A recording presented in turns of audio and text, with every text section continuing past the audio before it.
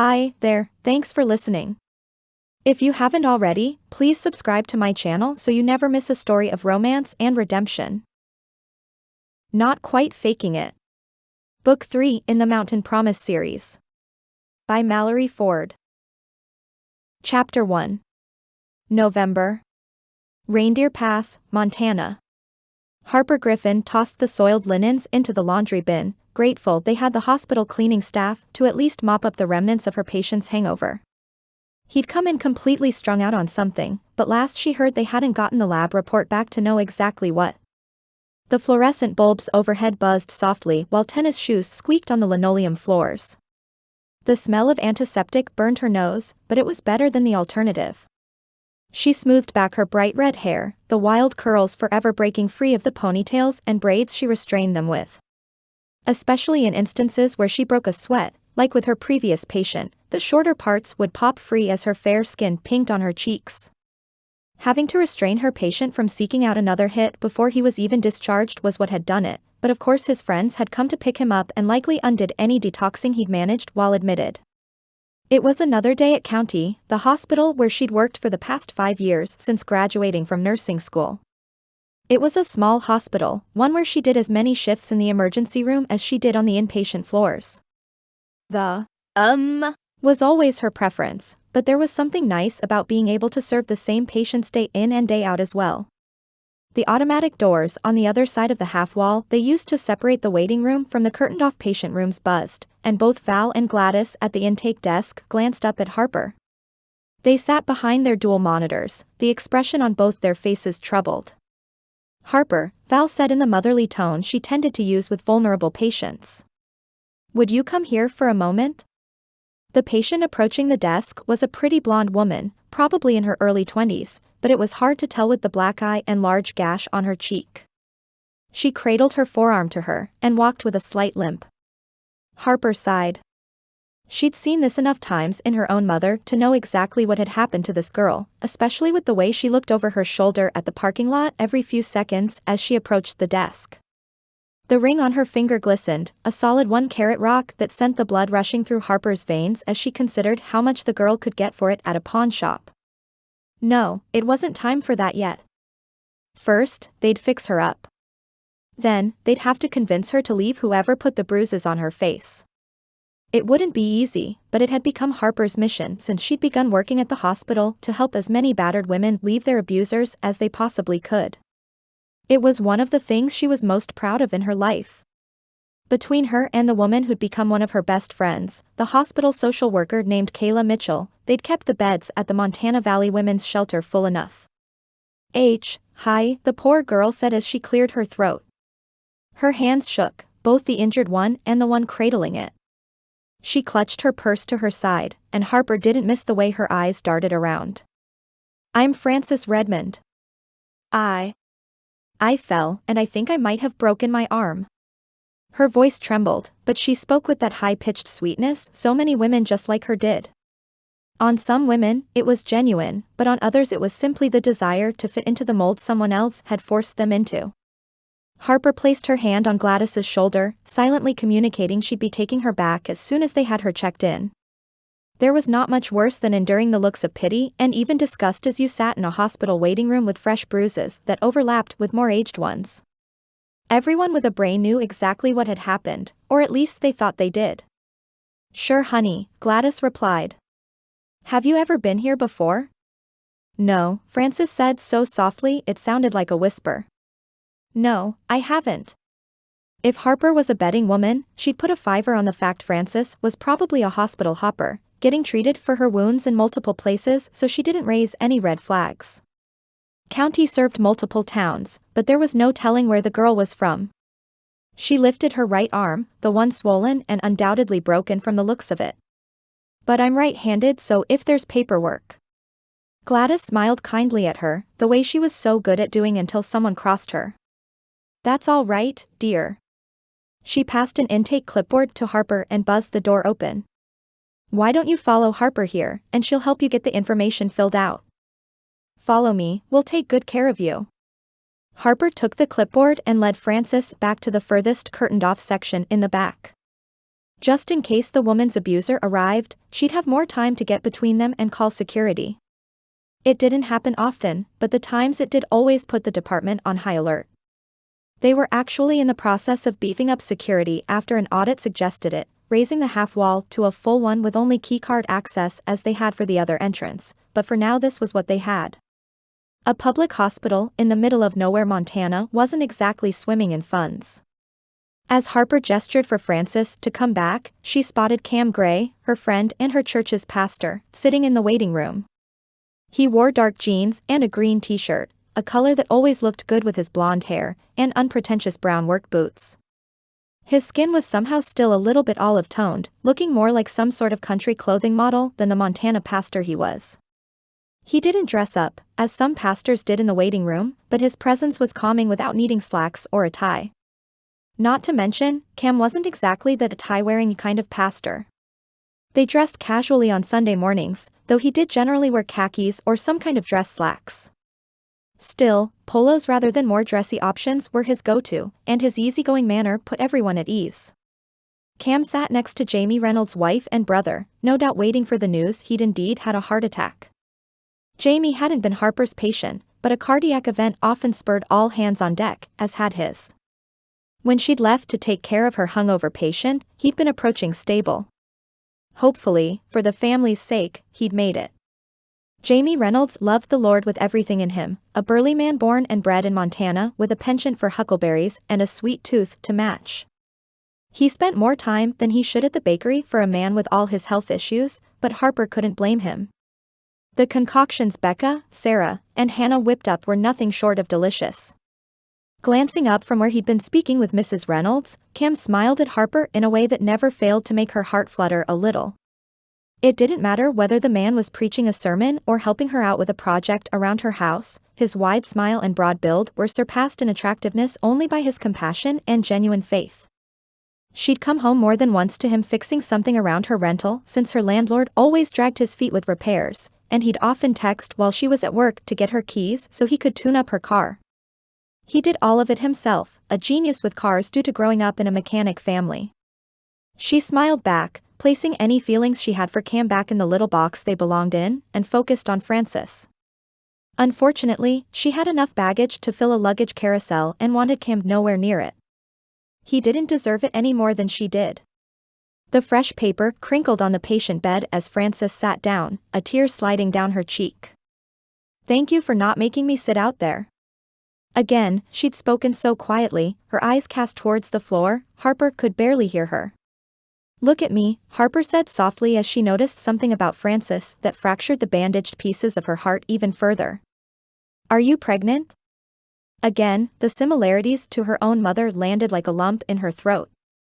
That was the thing about old wounds, they often left scars, and those scars had a tendency to break open again and again. All the things her mother had done since didn't matter, nor did the fact she was no longer with them. She never should have been the woman sitting in the emergency room with twin identical girls in her belly and a concussion. She never should have had to drop the girls with a neighbor to get her bones set later on, and those twin girls should have never had to spend at least 2 or 3 nights a year in different surrounding hospitals while their mother was stitched up and begged to leave. It's exactly what happened, and that would affect her forever. The tears on Frances's cheek picked up as she nodded. "Yes, I'm 6 months along." The poor girl was terrified, that much was abundantly clear. "Did he hurt your stomach in any way?"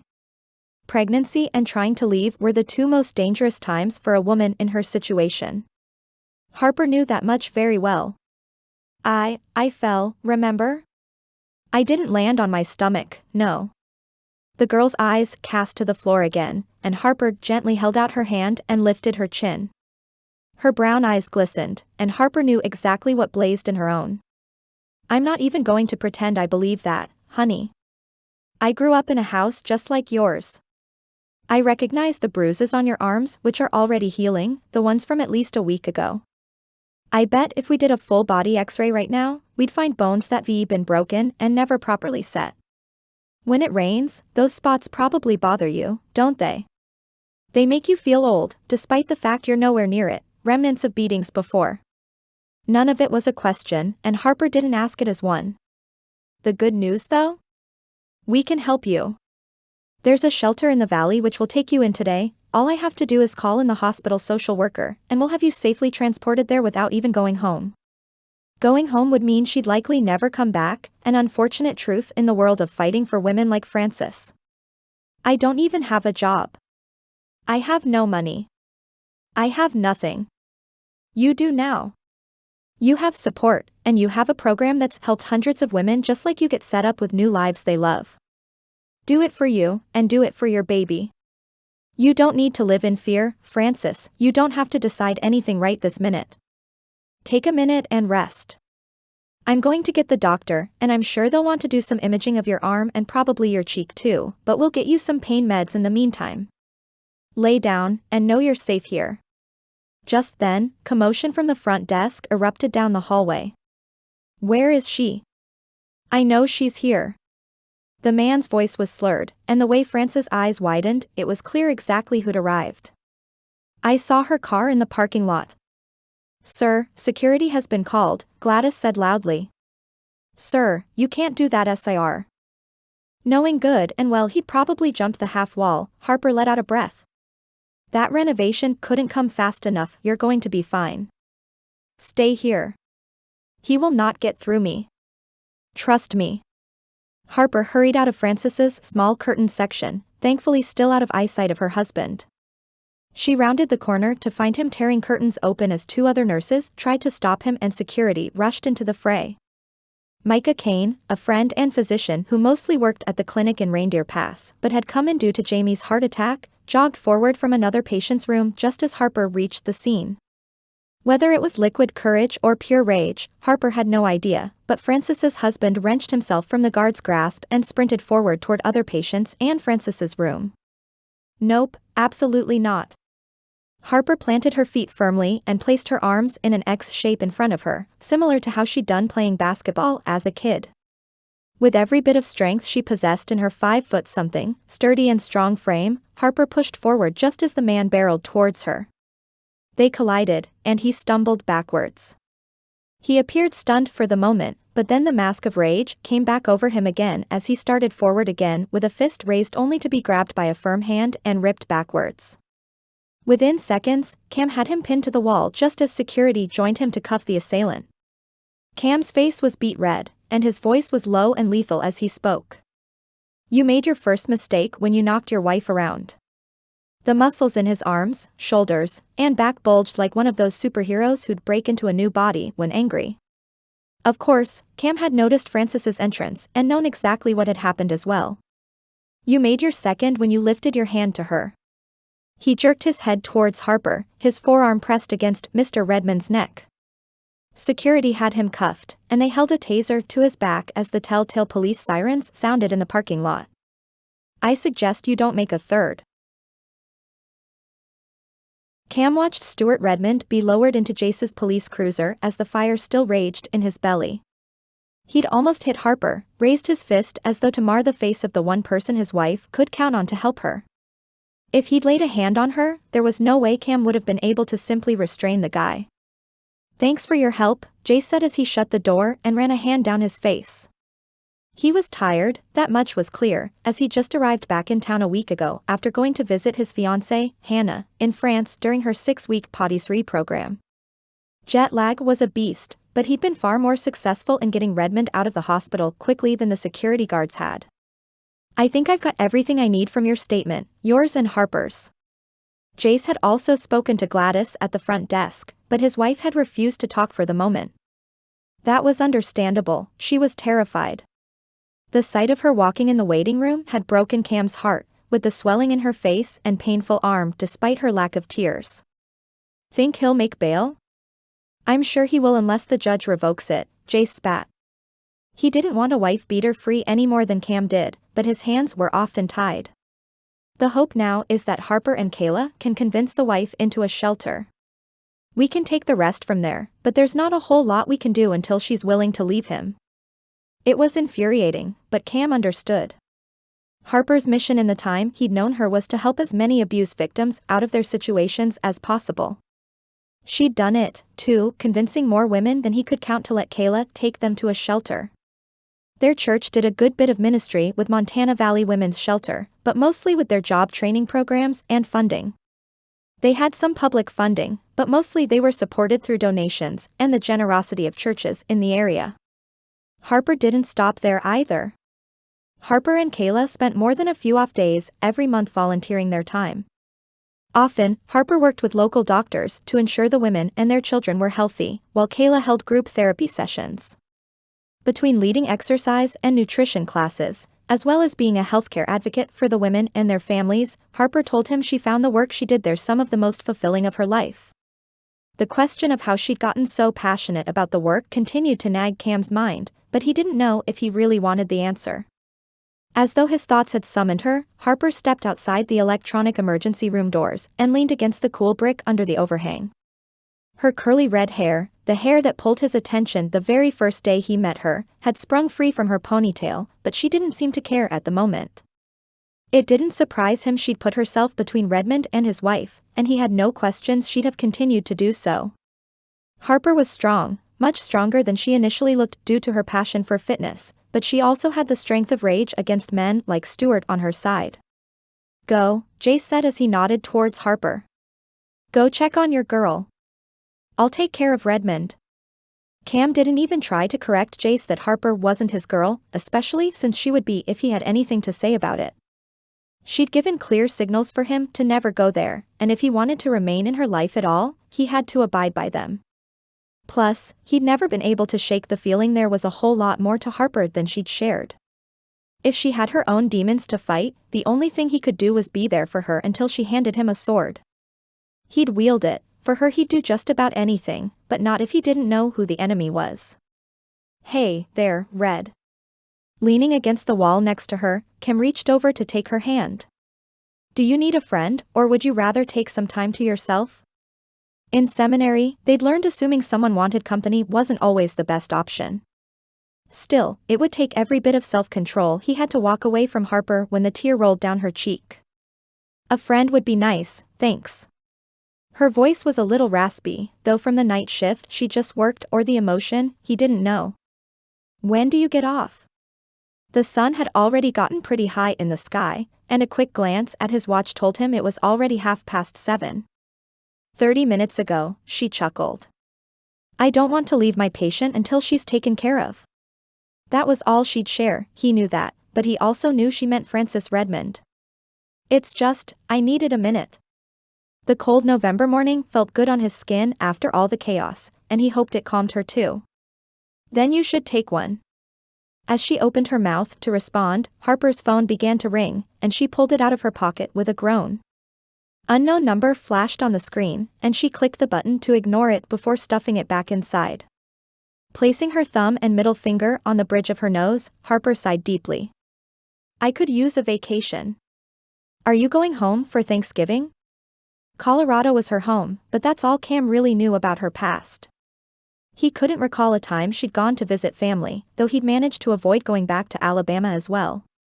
As much as he loved his family and the land that had been in it for generations, not to mention the garage that had taught him to love fixing cars, his last conversation with his father had been nothing short of brutal. "Nope, I'm working." With that, she straightened to her full height and turned to face him. "Thanks for stepping in today." "You didn't have to do that." There was more she wanted to say, he could tell, but he also sensed it was all she planned to for now. Reaching up to gently tug on a curl that had completely freed itself from the elastic, he pulled it straight before letting go and watching it spring back. "Always, Red. You can bet the farm on that." Chapter 2. Harper swallowed down her emotions as she and Kayla led Francis to Kayla's silver small SUV.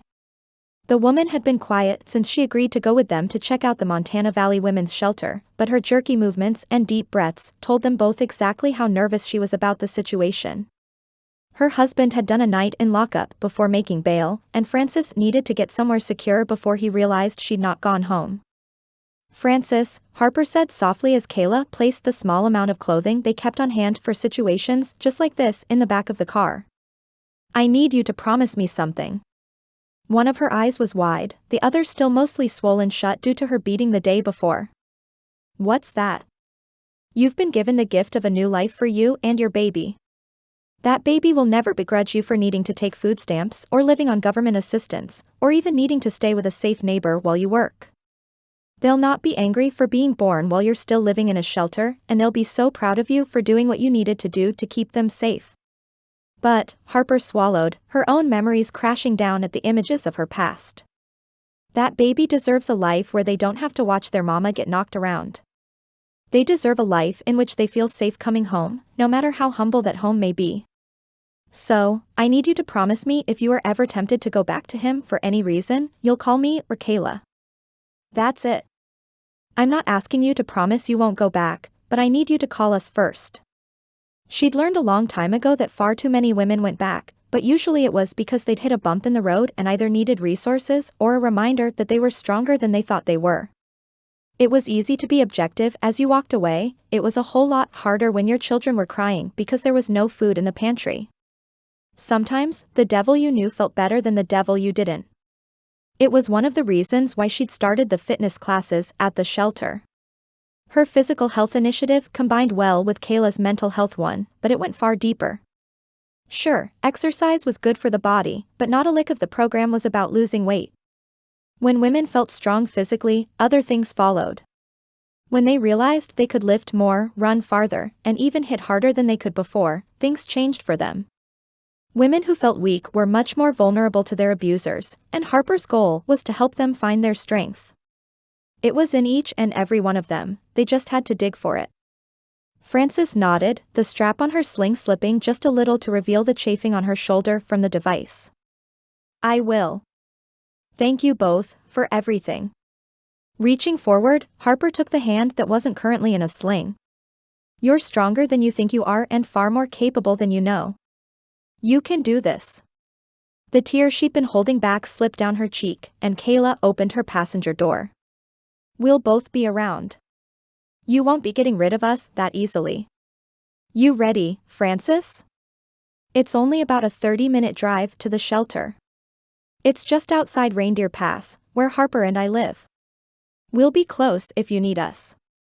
The county hospital wasn't actually in Reindeer Pass, but it only took Harper about 15 minutes to get there in the mornings from the small duplex she rented in town.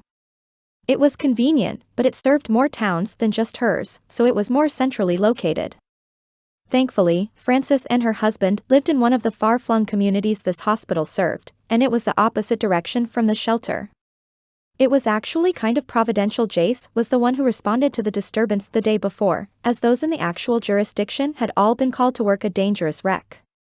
As soon as Jace had received word that morning the husband, Stuart, had made bail in the local jail, he'd called the hospital to let them know. The security guards who'd escorted them out just in case stood back by the doors, alert in the instance he came there first. What about my car? It's actually in my name since my parents bought it for me before I married Stuart. It's the only thing of value I own. We'll get it to the shelter, Kayla responded. You can either keep it or sell it later, but we'll make sure it comes to you. Birds flew by in AV overhead, heading south for the winter most likely. Enjoy your new life, Frances, Harper said as Kayla and the girl who fought so hard for every scrap of bravery in that moment climbed into the car. You deserve it. Harper watched the car as it pulled away, praying to God Frances would indeed find the new life she deserved rather than going back to Stuart. It was one of the hardest things about this line of work, but she had to relinquish control to the one who loved Frances more than she could ever imagine. Pulling out her phone, she found a couple of text messages from Micah, Sarah, and Felicity checking on her after yesterday, but it was Cam's which brought a smile to her face. She waved to the security guards that they could go inside as she pulled open her texts. Cam, hey Red, just checking in. No more angry husbands I need to take down today, are there?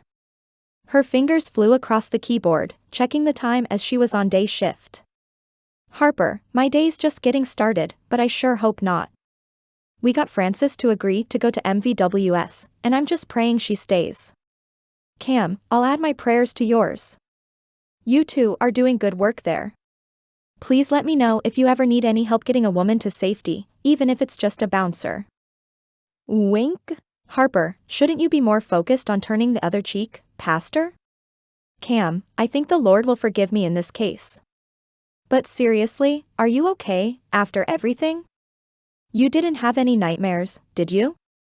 She'd made the mistake once of telling him about the nightmares she experienced from childhood, though she'd never actually shared the subject. Cam was kind, and he remembered everything people told them.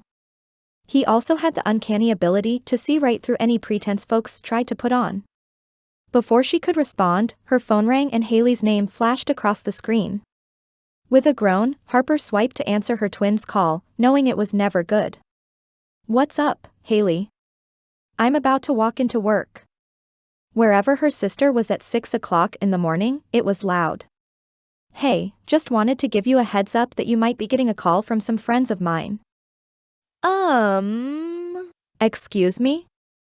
Haley had chosen a life about as polar opposite from Harper as she possibly could.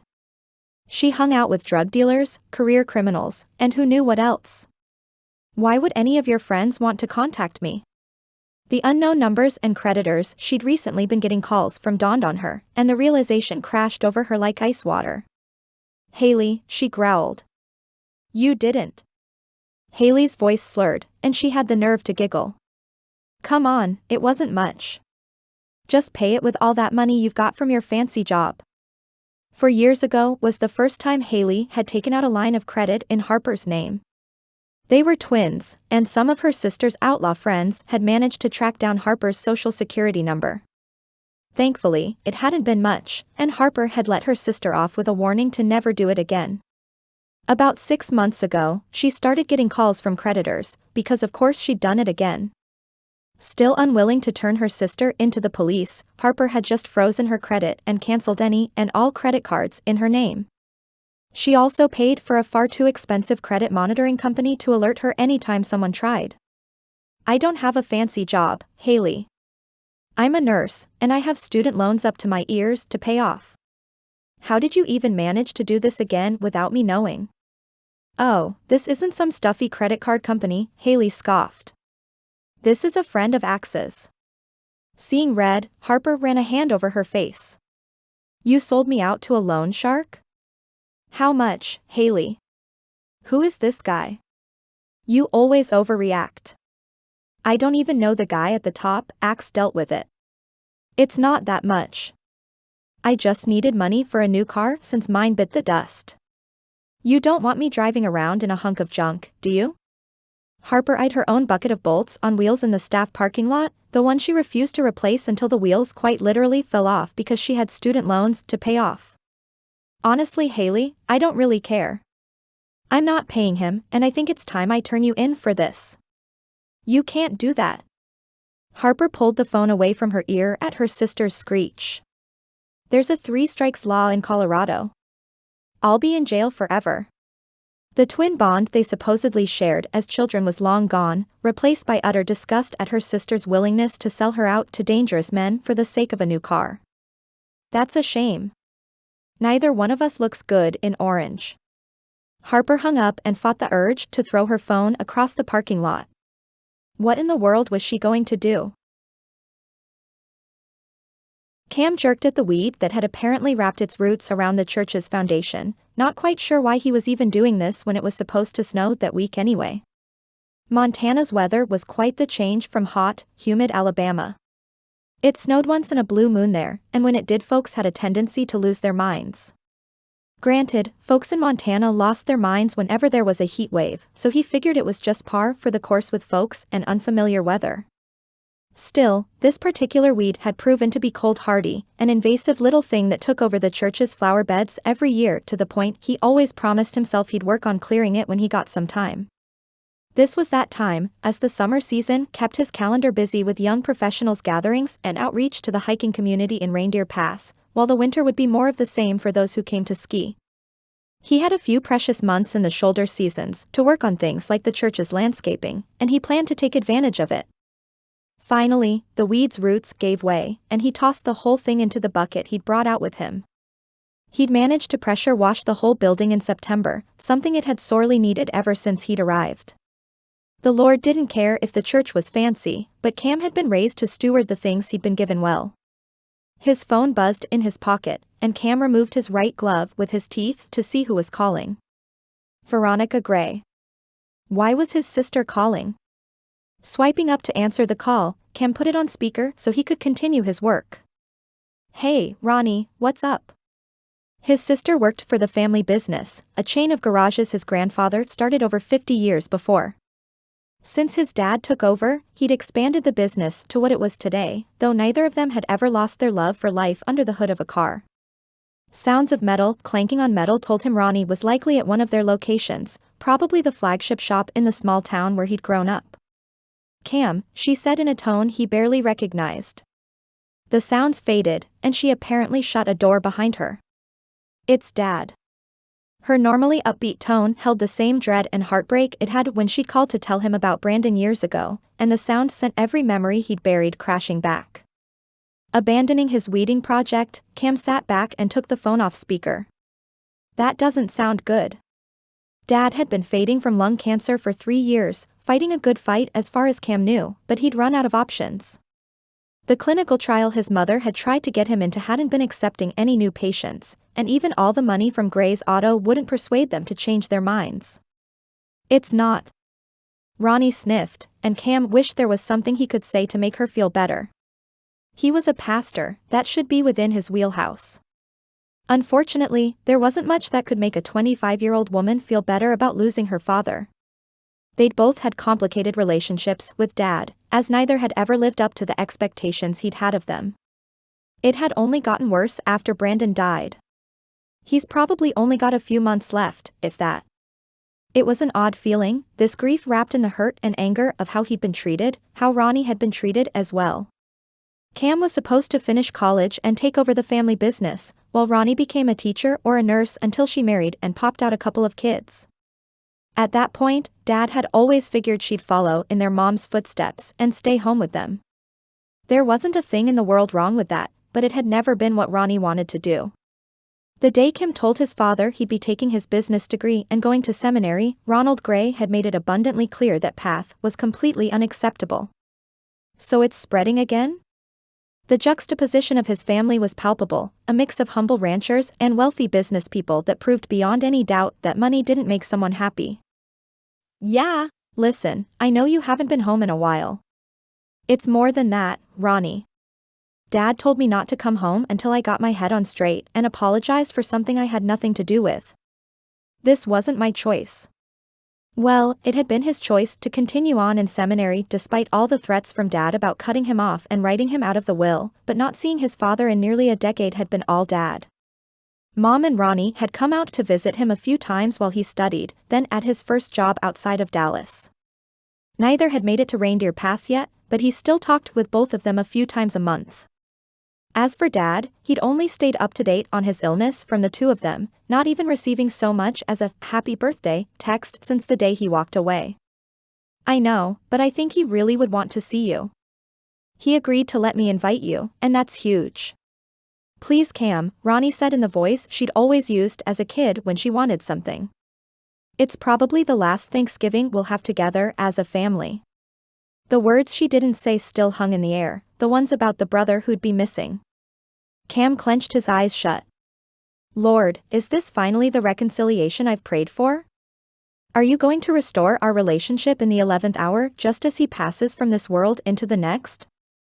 Cam didn't believe his father was even a Christian despite having raised them in church.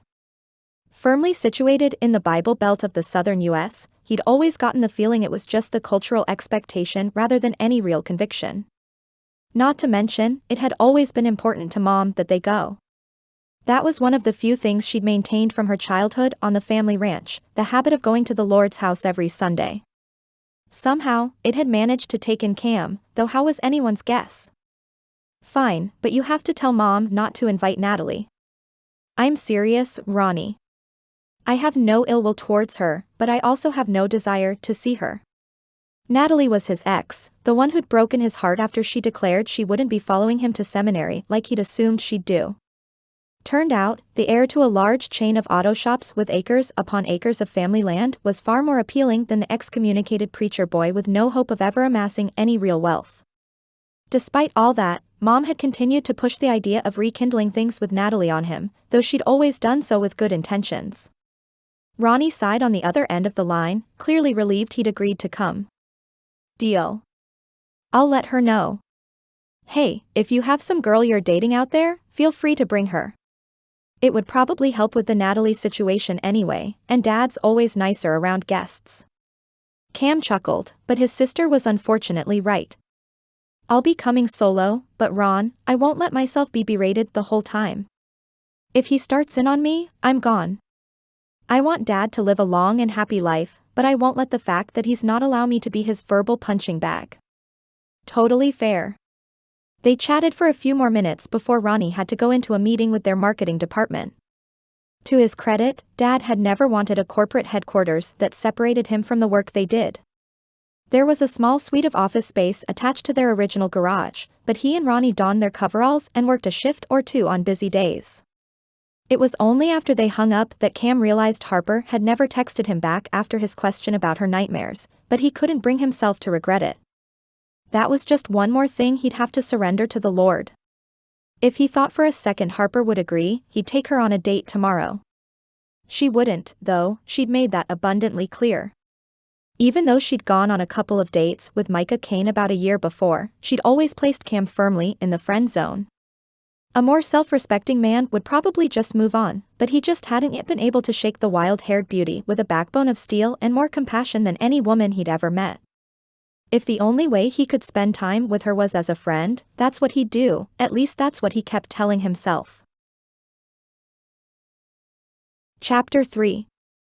Are you sure you don't want to go tonight? Harper had been all but begging Kayla to go to the young professionals' cookout all day. It was simple, burgers, bonfire, and good conversation. At some point, Cam would give a devotional as he often did, but it never lasted longer than a few minutes. Kayla shook her head, leaning back in the chair in her closet-sized office at the hospital. As the hospital social worker, her work was invaluable to what they did there, but she usually didn't act like it. It's been a long week, and I'd honestly just rather go home. There'd always been something about the young professionals gatherings Kayla avoided, but she was always at church unless she was working. She didn't come to the Sunday school class, preferring instead to teach the 4- and 5-year-olds during that hour. Harper tried not to push, especially because Kayla had grown up in Reindeer Pass and knew what was available, but it always bummed her out a little. Fine, Harper replied as she did her best to tame her thick mane of red curls into a messy bun. But I'm coming over after, and we're going to watch a few more episodes. If I don't, you're going to watch without me, and then I'd be forced to take drastic measures. Smirking, Kayla lifted her can of diet soda to her usually ruby red lips. The color went well with her so dark it's almost black hair and fair skin. Well, we wouldn't want that. Though, of the two of us, I'm the one who could probably off someone and make it look like an accident. The hours of true crime podcasts I listen to have assured me of that. Or they've lulled you into a false sense of security, Harper joked. Kayla would never hurt a fly. Anyone who knew her knew that, but it was always the quiet, brainy ones who fell down the rabbit hole of true crime podcasts and documentaries. Speaking of which, what was that podcast you were telling me about? Fighting something or other? Fighting for truth. Kayla's face lit up. Gwyn Calloway Jameson is more brilliant than folks initially gave her credit for. Not only did she crack the case on her sister's own murder, but she also broke the Charlie Edwards case wide open with the help of her incredibly handsome cop husband. Charlie Edwards had been a missing person from a tiny island in the south called Magnolia Island.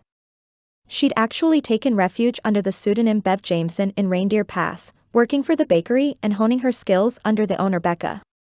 Thankfully, with the help of Gwyn and her then-fake boyfriend Levi Jameson, Charlie had gotten the life back she'd always wanted and gotten to marry the man of her dreams. The fact the man also happened to be Levi's brother was just a cherry on top. Of course, it was the town's claim to fame beyond their ski resort. They'd played a small part in one of the country's most notorious true crime stories, and Kayla ate up every bit of the case. Yeah, I think we all know your obsession with that case.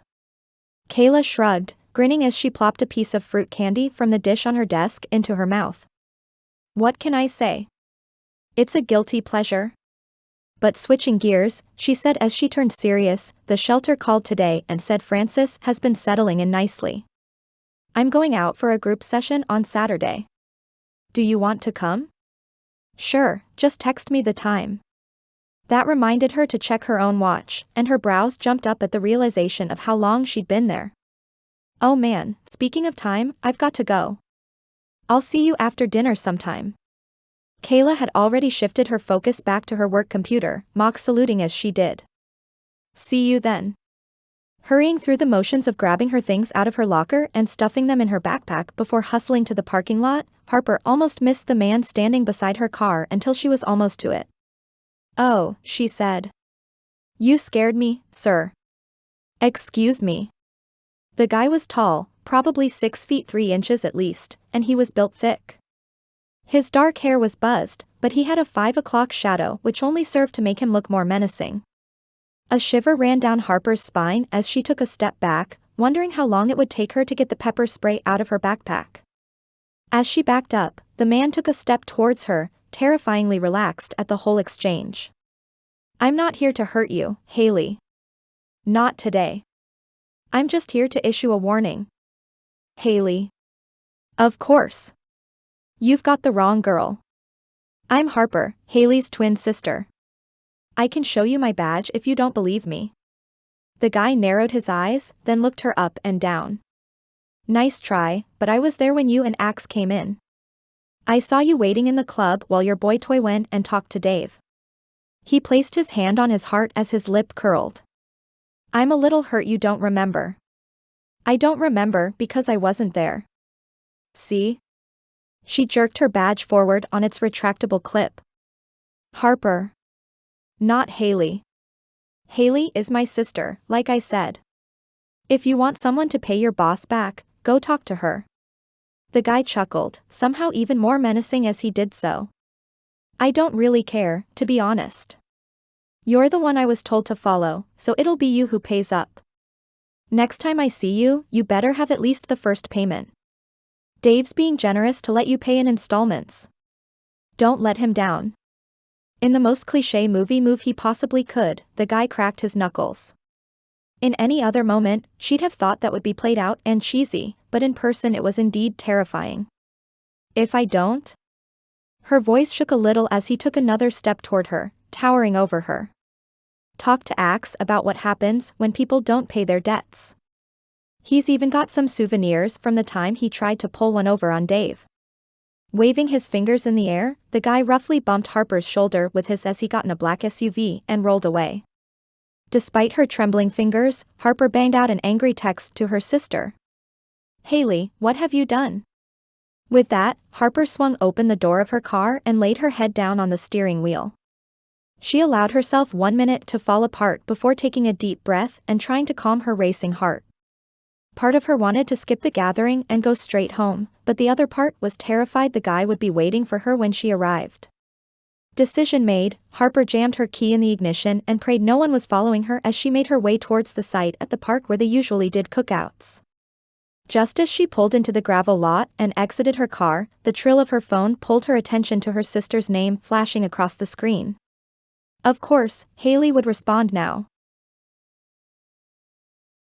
Cam sighed and walked towards the grill with the platter which would be overflowing with burgers as soon as Robert pulled them off the grill. He glanced back towards the parking lot where Harper paced back and forth, with her phone pressed to her ear. What's going on with Harper? Robert asked as Cam approached. She looks like she's about to cry. From their vantage point, Robert's assertion was true enough. The Fish and Wildlife officer might not be as tuned into Harper as he was to his girlfriend Felicity, but any fool could see her turmoil. She placed her hand on her forehead as she paused her pacing, her whole body radiating stress and anxiety. I don't know. She waved me away when I tried to find out. He knew his voice came out a little harsher than he'd meant it to, but he'd had just about enough of Harper's push and pull attitude towards him. They were friends, sure, and he was fine to stay that way until she was ready for more. There were times he thought they were moving in that direction only for her to shut the door in his face again with a cold shoulder and unreturned texts.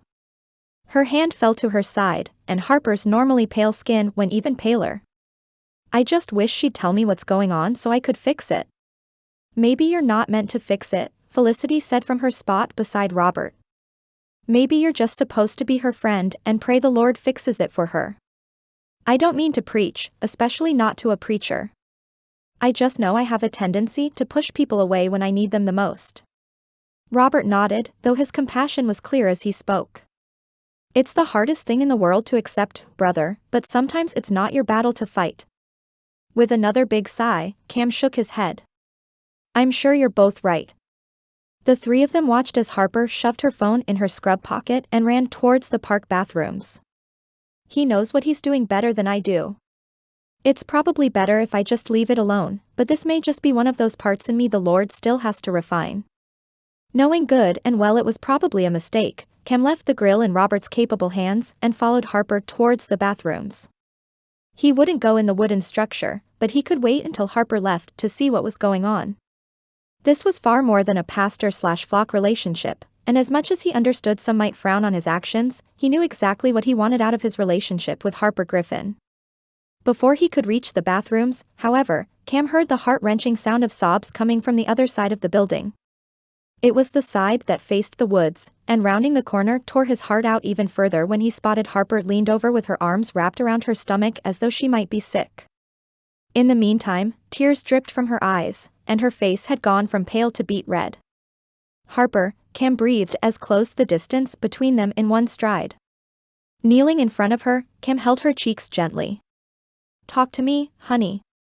What's going on? He had no right to call her honey, but it spilled out before he could think better of it. Her breath came in ragged sobs, and she shook her head just as her phone rang.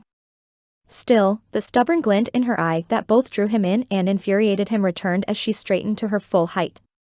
Pulling a tissue from her pocket, Harper wiped her eyes and seemed to will herself to stop crying.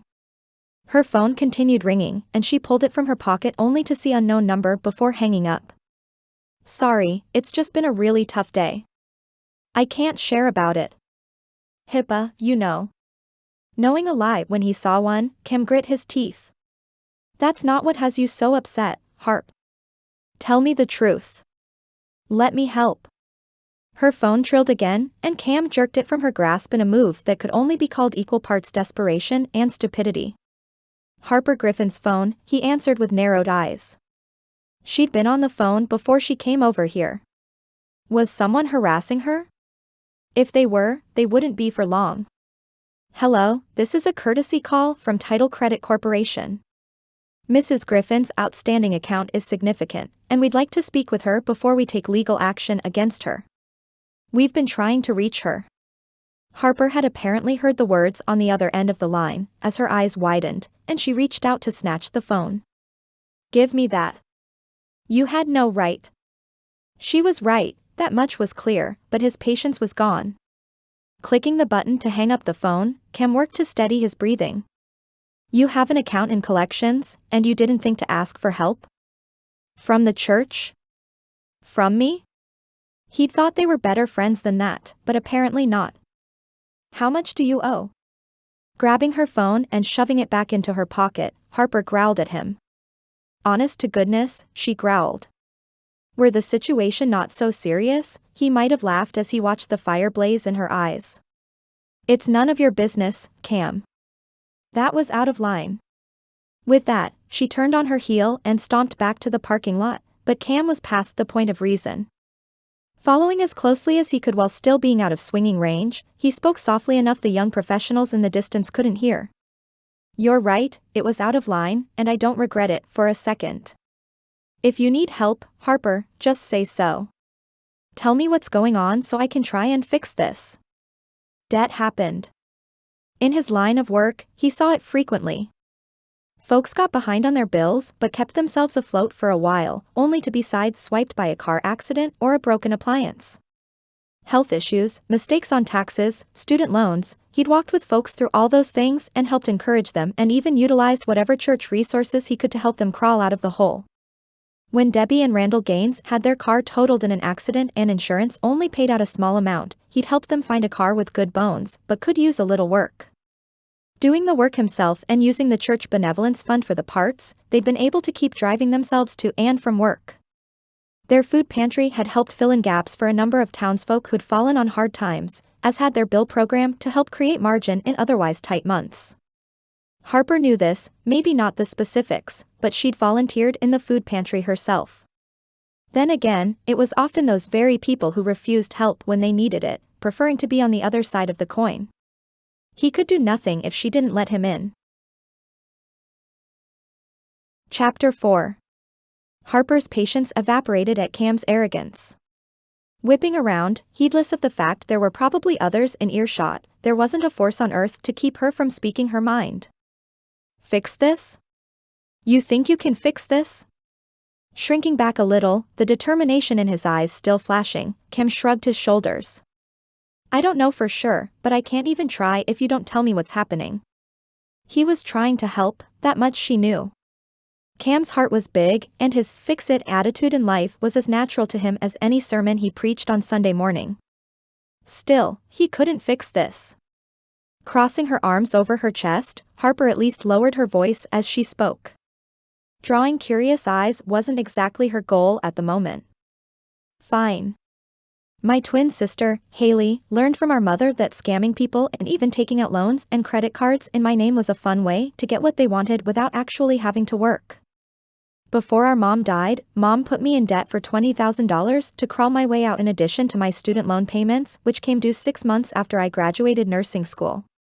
I worked 60 and 80-hour weeks until I got it paid off, because I didn't have the time or the energy to figure out how in the world I'd get the debt off my record, and I didn't want it to destroy my credit. Cam's eyes widened, but when he opened his mouth to respond, Harper held up a hand. Oh no. Pastor. We're not done. Now, my identical twin Haley has decided to do the same thing. I froze my credit after Haley did it a few years ago, and my lack of spine kept me from reporting her for her crimes. It was only $8,000 then, so it didn't take long to pay off. She didn't speak to me for 2 years when she realized I'd cut off her geyser of wealth. Recently, I've been getting those collection calls you answered, and I have no idea what debt they're talking about. Is it $10,000? Is it $100,000? I have no idea, and I've been too busy trying to get an abused wife settled in a shelter to dig into it. Plus, if I turn my sister in, she'll go to prison for a long time because she lives in Colorado and is on her 3rd strike. If possible, Cam's eyes got even wider, and his mouth dropped open. Harper, I am so sorry. I don't even know what to say. You're still not going to know what to say when I tell you I just found out she also gave my information to some loan shark her drug dealer boyfriend knows, and now one of his goons has come after me. They know where I work, and they cornered me in the parking lot today. Actually, releasing some of the information felt good. For the first time in days, she didn't feel like she was about to break down in tears. It was probably better anyway. Cam thought he had a crush on her, she'd known that for a while. Still, while she'd accepted his friendship and did her best not to lead him on, knowing all the mess she was dealing with would send him running for the hills. Somehow, it wasn't fear and surrender in Cam's eyes as he walked towards her on the outskirts of the park. The determination he'd had moments before was back, and a fierceness blazed as he placed his hands on her upper arms. If I hadn't taken your phone, would you have ever told me about any of this? Probably not, she answered honestly. His hands tightened momentarily on her arms, but they still didn't hurt. Instead, they slid down and forced her out of her crossed arm position until he took her hands in his. Looking up at him, Harper realized how intimidating the normally loquacious and fun-loving man could be when he wanted to be. You're not handling this alone. If I have to toss you over my shoulder and carry you down to the station to make a report, we'll do it. For that matter, I'll be talking to Jace about getting the security footage from the hospital to see who this loan shark could be. Something roared within Harper as laughter rose up from over beside the bonfire. Micah and Sarah glanced their way, but their gazes didn't linger. Micah wrapped his arm around Sarah, placing a kiss to the top of her head just as Cam squeezed Harper's hands lightly. You know, your southern accent gets stronger when you're mad. Why she'd said that, she had no idea, but it at least lifted the corner of Cam's mouth a tiny bit. Sweetheart, you ain't seen nothing yet. Especially because you're going to come home to Alabama with me for Thanksgiving and my dad's birthday. We'll be staying on a ranch locked down tighter than Fort Knox, and in the meantime, we're going to give Jace everything we know about your situation so he can be working on it while we're gone. Maybe it was the lack of being protected her entire life, having to be on her own since she was 17, but the idea of not being an island in the raging waters felt better than she could have imagined. Harper's eyes met Cam's blue ones, his strong jaw tight with what she had to imagine was anticipation of her argument. Is any of this a request? I don't like being ordered around, Cameron. She occasionally used his full first name when he needed to be brought down a peg or two, but it always made him smirk. This time was no different, but it was short-lived as something else she couldn't identify flashed in those blue eyes as he lifted one hand and took her chin. I'll never force you to do anything you absolutely don't want to do, Harp, but I'm also not letting you face a loan shark by yourself while I fly off to Alabama for a week or two. So, unless you agree, I guess we're at an impasse. I'm not leaving town without you, and my dad is dying of lung cancer back home. This is quite possibly his last Thanksgiving. So, you can come with me, or you can deny a dying man one last visit with his son. Harper let out a long breath. That was a low blow. Had to go for the kill shot. Did it work? He let go of her chin, as well as her hand as he let his arms fall to his sides. Can I tell my mama it'll be one more for Thanksgiving?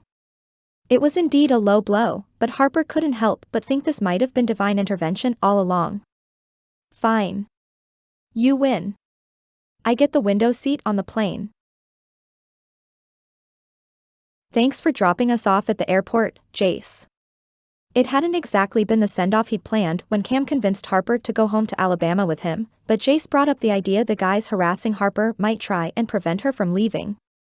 If nothing else, being in the police SUV was an experience to hopefully send a message. As much as Cam knew they were safe, he'd honestly relish the opportunity to have a chat with whoever the guy was who approached her outside the hospital. He wasn't law enforcement like Jace, but there wasn't a thing in the world to prevent him from protecting Harper if the situation arose. That was the thing about his family back in Alabama, for better or worse, they grew them tough when they needed to be. No worries, Jace replied as he handed Cam his bag. I'll let you know what I find about your sister, okay, Harper? You said you think she's in Colorado? His furrowed brow told Cam the chief of police had his doubts, but Harper nodded. Yeah, she mentioned the 3 strikes law they had. Why would she care if she wasn't there? That's a good point. Anyway, you've given me all the information you have, but do your best to record any phone conversations you have with them. You got the app one told you about downloaded? The app was genius, created by some young gun Rhode Island Institute of Technology genius named Milo whose sister had a true crime podcast. According to Jace, you could record any call you wanted to while it was in progress with just the click of a button, but you could also triple tap the volume up button in your pocket to immediately alert the team you needed help.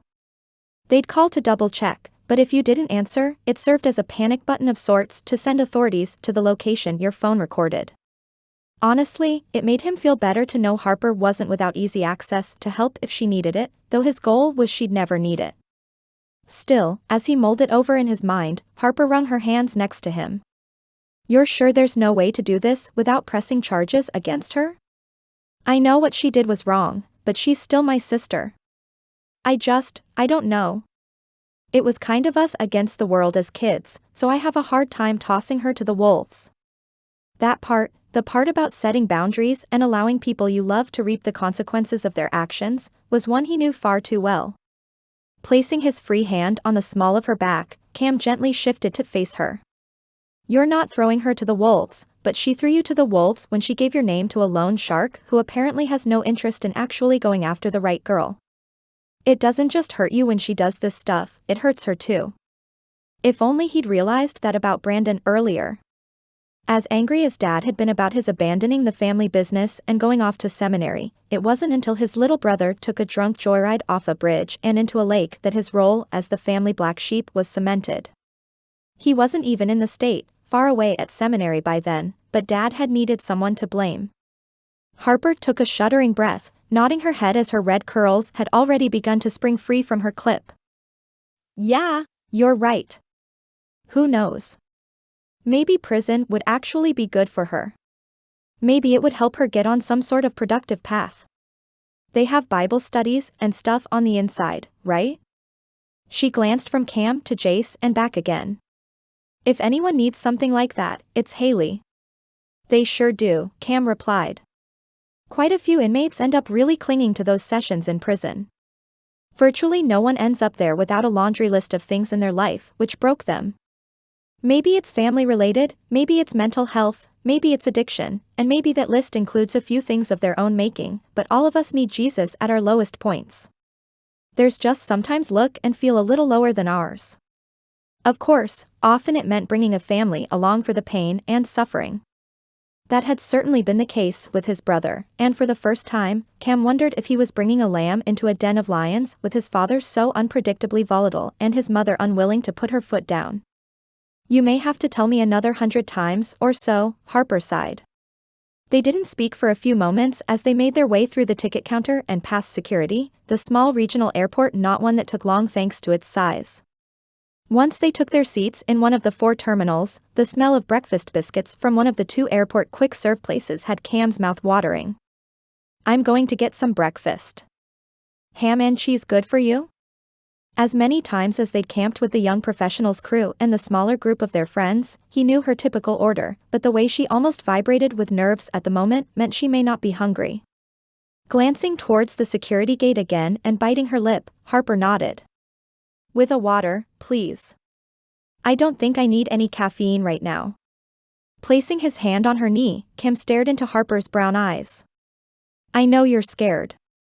You have every right to be, but you're safe with me. They have no idea where you're going, and even if they did show up in Alabama, we know how to defend our own. He winked, relieved when she cracked the tiniest bit of a smile.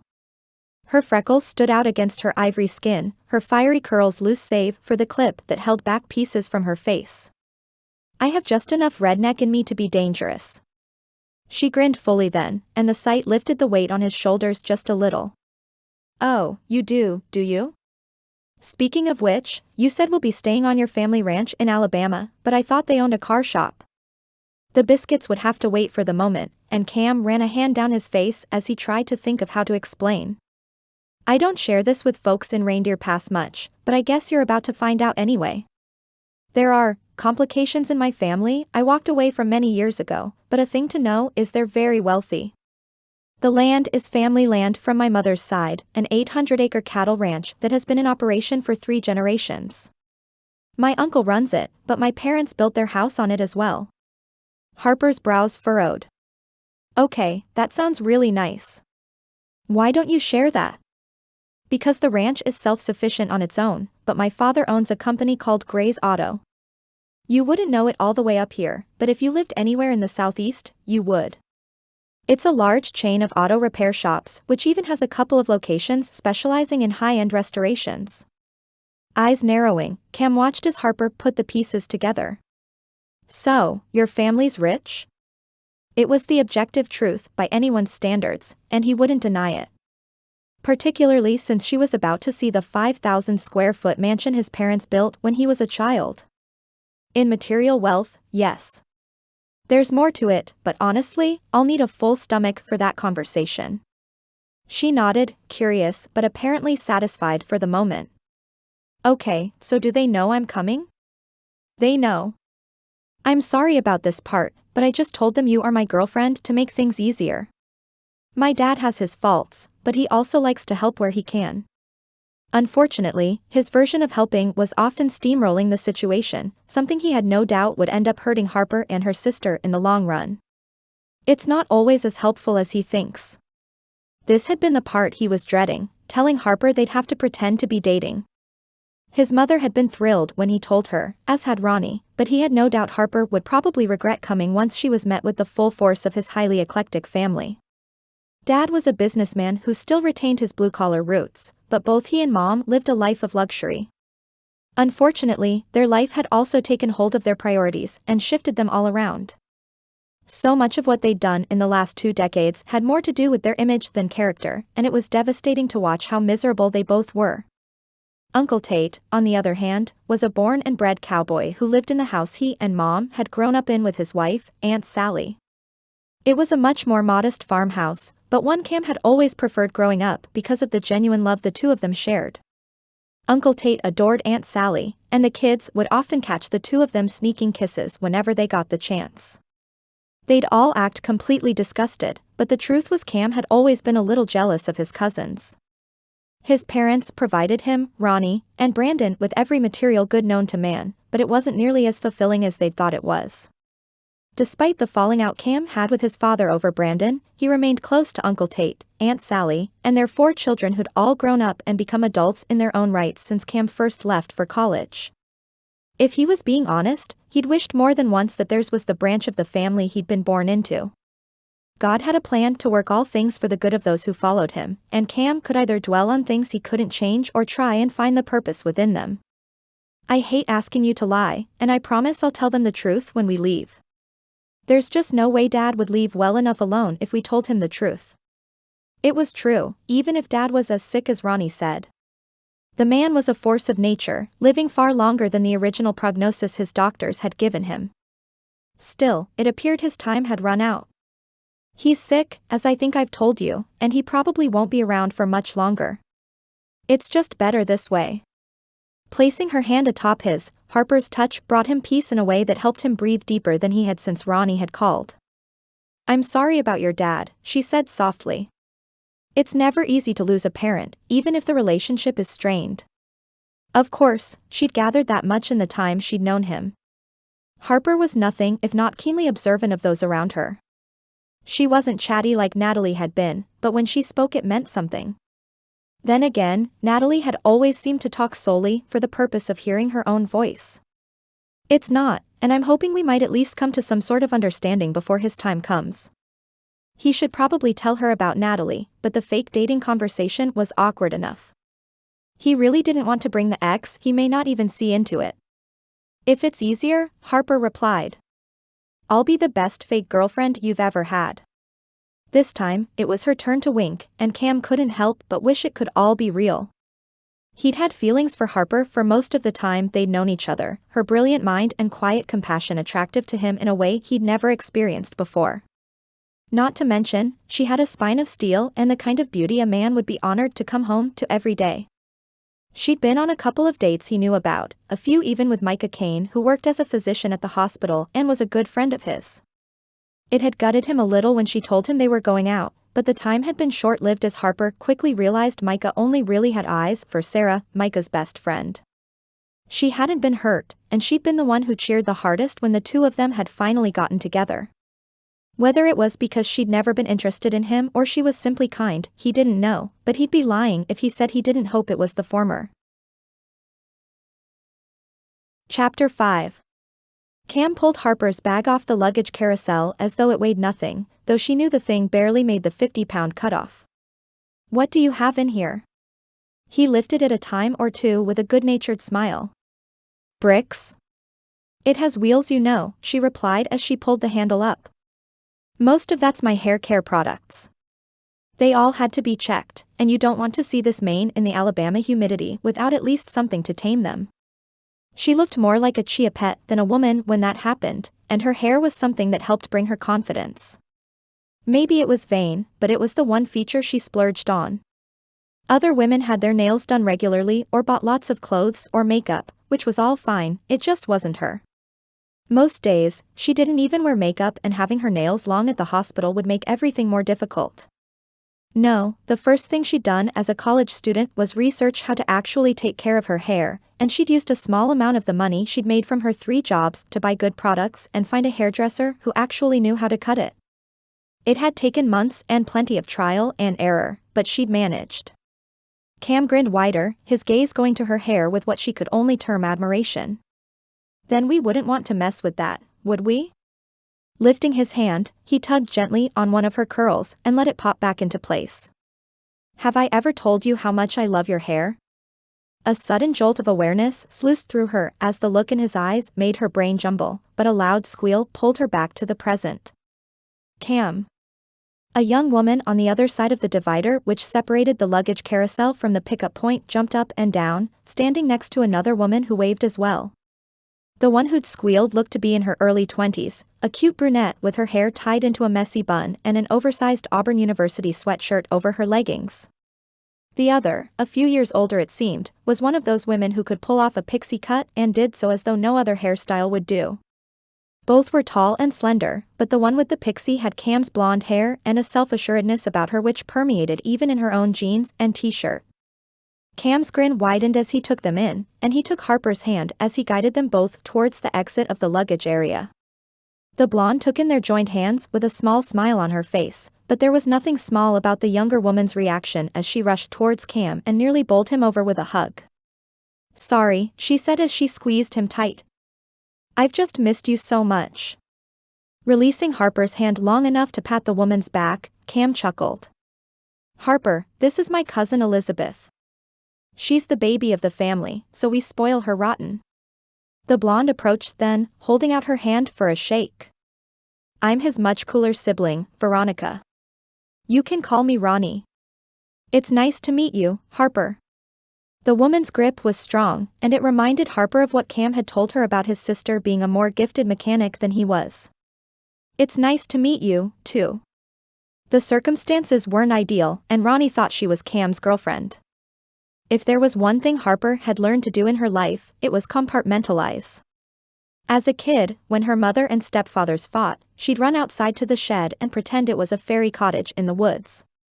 When they'd had to go to the hospital to get her mother patched up, Harper had gotten to the point she could almost convince herself they were there for another reason. When her mother and Haley had both started taking out lines of credit in her name, she'd actually managed to maintain a relationship with them until Haley did it a second time. Compartmentalization had been key to her survival, and now it would be key to somehow making it through this trip with Cam without embarrassing him or herself. Ronnie eyed her curiously for a second, her wheels clearly turning under the pixie cut, but her smile was kind as she turned to her brother. "Welcome home, brother. It's good to have you here." "I'm happy to see you, sis." Cam pulled her into a hug, but Harper noticed he didn't say it was good to be home. After he'd shared a little bit over the years about his relationship with his father, the anxiety in his eyes made sense. Once Ronnie pulled back, Cam grabbed both Harper's suitcase and his own. "Let's get on the road, shall we?" Still a little in awe of the largest airport she'd ever seen, Harper didn't even fight Cam on carrying her bag as well. Getting from the terminal to baggage pickup had been a maze of its own, and now they'd need to take another shuttle to get to where Ronnie and Elizabeth had parked their car. Walking outside was a shock in and of itself. At this point in the mountains of Montana, the weather was cold enough to snow even if none had fallen yet when they left. As soon as the automatic doors opened into Atlanta, Georgia, the heat shocked Harper to the point she stopped in her tracks. Wait, is this weather normal for this time of year? She knew it was warmer here, and she knew parts of Florida didn't really ever get that cold, but she hadn't realized it would be the case here. Cam chuckled, waving down one of the shuttles in the hand with Harper's bag. November in the South can be a wild one. One day, it'll be 75 degrees and sunny, then a cold front comes through and drops the temps like a rock. You just never know what you're going to get. Normally, though, we don't cool down too much until late December and even into January. "Yeah," Elizabeth said as she bounced forward to stand next to Harper. "We will it to cool down with our wardrobes." She gestured to her sweatshirt and leggings. "That means we sweat due to being overdressed for a month or so, but eventually it works." Ronnie rolled her eyes, opening the back of the shuttle which pulled to the curb for them. "Some of us do. Others have come to terms with the fact the weather will do what it wants." She grinned, nudging her cousin as she moved out of the way to let Kim toss their bags in the back. "Shorts one day and coats the next are just part of living down here." Feeling the warmth on her skin, Harper relished in the sunshine on her face before hopping into the car. The air felt thicker down here as well, but she knew that was due to the humidity. It wasn't bad, at least not at this time of year, but it was certainly more humid than in Reindeer Pass. "I'm sure it takes some getting used to, but it's definitely nice after we've already had freezing temperatures for weeks back home." The drive to the Gray home in Alabama would take a little over 2 hours, and Harper found she enjoyed it more than she'd thought she might. She'd never been one to fall into easy rhythm with people, and it took her a long time to trust them. Both Ronnie and Elizabeth carried the conversation well enough she didn't feel the need to talk too much. They were curious about her, about hers and Cam's relationship. She let Cam answer those questions since this was his scheme in the first place. At some point in the ride, her nerves over getting out of Montana safely finally relaxed to the point she could sleep. By the time they began bumping down a dirt and gravel road in Alabama, Harper realized she'd slept through most of the drive. More than that, she'd fallen asleep on Cam's shoulder, and he'd wrapped his arm around her to help support her. "Oh," she said as she popped her head up from his gray t-shirt. "I'm sorry, I didn't realize I'd fallen asleep on you." Cam grinned, not looking like he minded in the slightest despite the small but highly embarrassing drool spot on his shoulder. "It's fine. Did you get a good nap?" Realizing just how safe she felt in his presence regardless of their location, Harper nodded.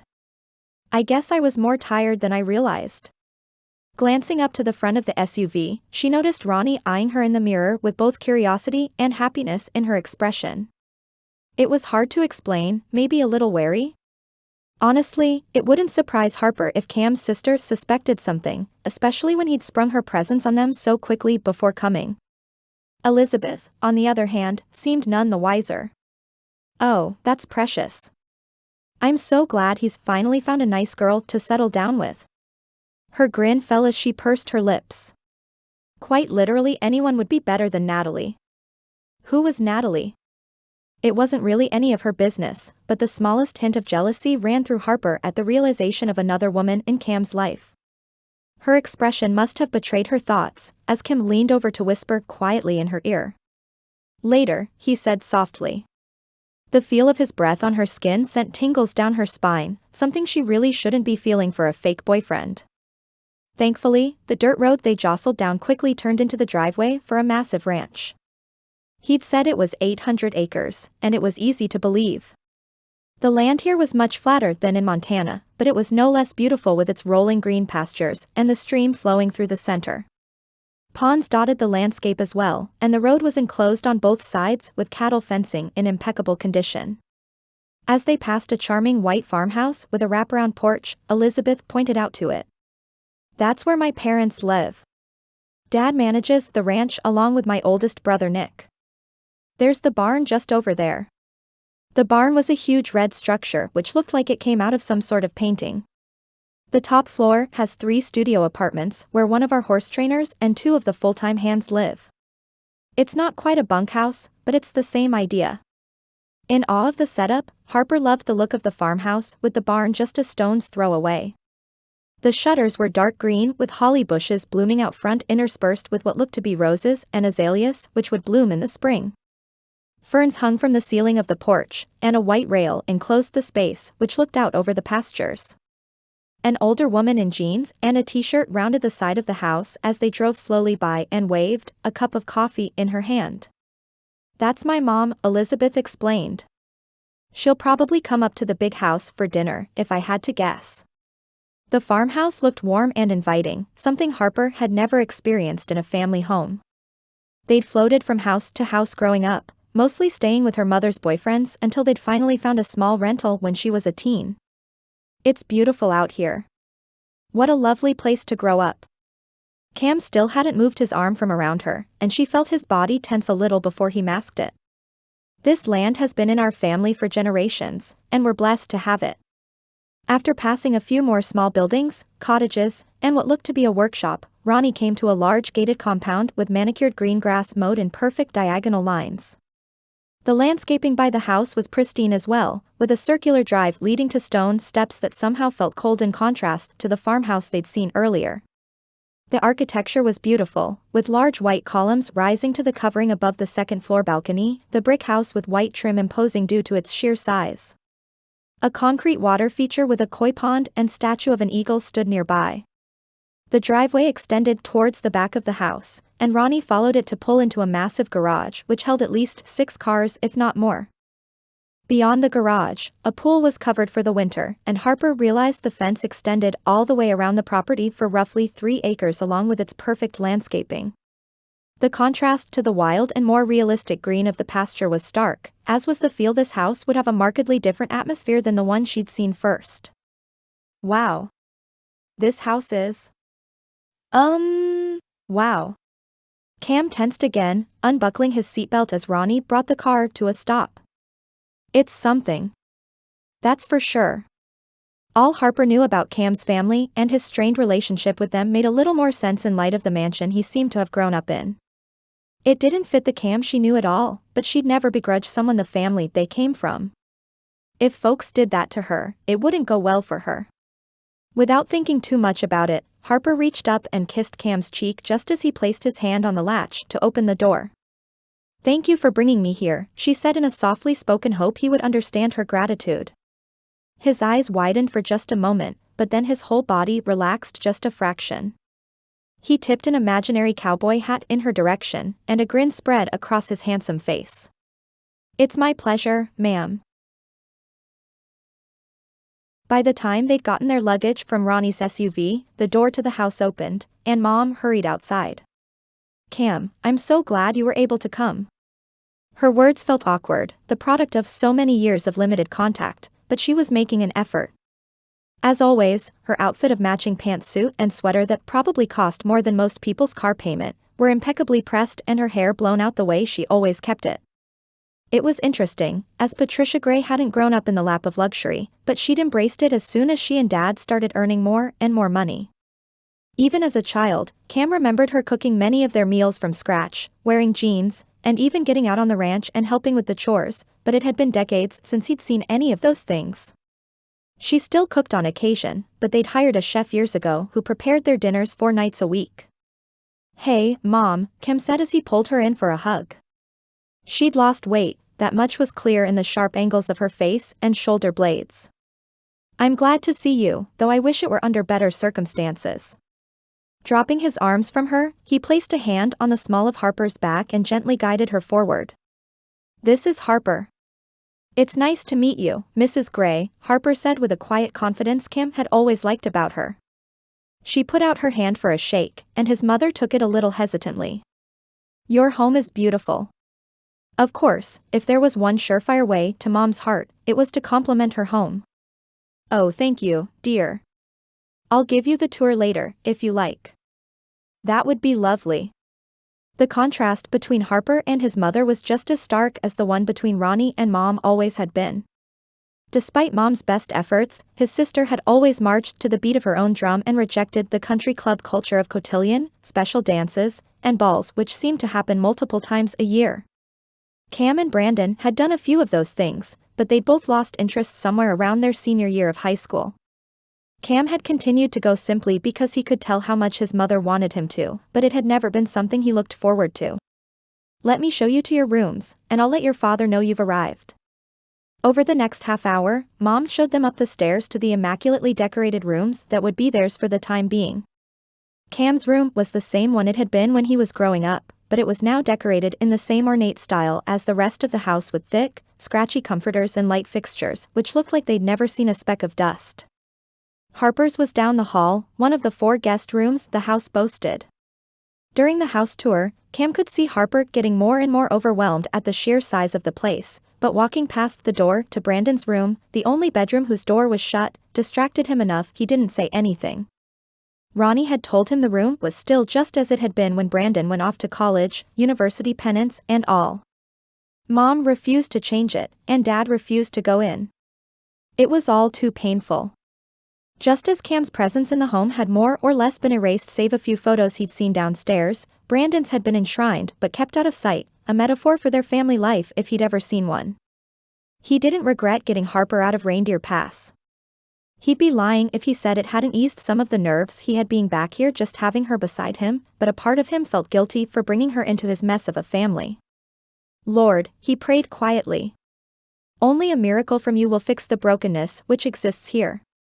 No matter what happens on this trip, I just ask for your peace for myself and Harper as she navigates her own issues with her family." That was the difference since the last time he'd been here, but it was something the Lord would have to remind him of as old patterns and bitterness tried to surface. He wasn't the same man he'd been when he left after college to attend seminary. At the time, it had been clear that was his path, but he still had so much growing to do in his understanding of the Word, the Lord, and people. He still had plenty of growing to do, and he would for his entire life. It was much easier to see his family for who they were with the training he had and the things the Lord had taught him in ministry. They were broken people whose priorities along the way had gotten shifted to a place of climbing the ladder of wealth and status. So much of their pride had been wrapped up in the family business and having successful children who fit into the boxes they laid out for them. Then, when the unthinkable happened and Brandon got behind the wheel after drinking himself into oblivion, the house of cards they'd built came crashing down. The foundation had been a shaky one at best, sand instead of the rock of the Word of God. And when it all crumbled, they'd only pushed further into the things that would never heal their broken hearts. Could anyone ever truly get over the death of a child? No, he didn't think so. They could heal through finding purpose in the pain and asking the Lord alone for help. Would they ever be truly healed until they reached heaven? That was a question he couldn't answer, but he knew there was so much more hope and victory to be found in Christ than there was in the shiny things of the world and control over the people around you. Well, Mom said as she met them both back in the hallway after they dropped off their things. Ronnie and Elizabeth had both made themselves scarce, though that didn't surprise him. If you have everything you need, I suppose it's time to have dinner. Chapter 6. As Harper sat next to him in the ornate dining room of the fanciest home she'd ever seen during dinner, the tension rolling off Cam was palpable.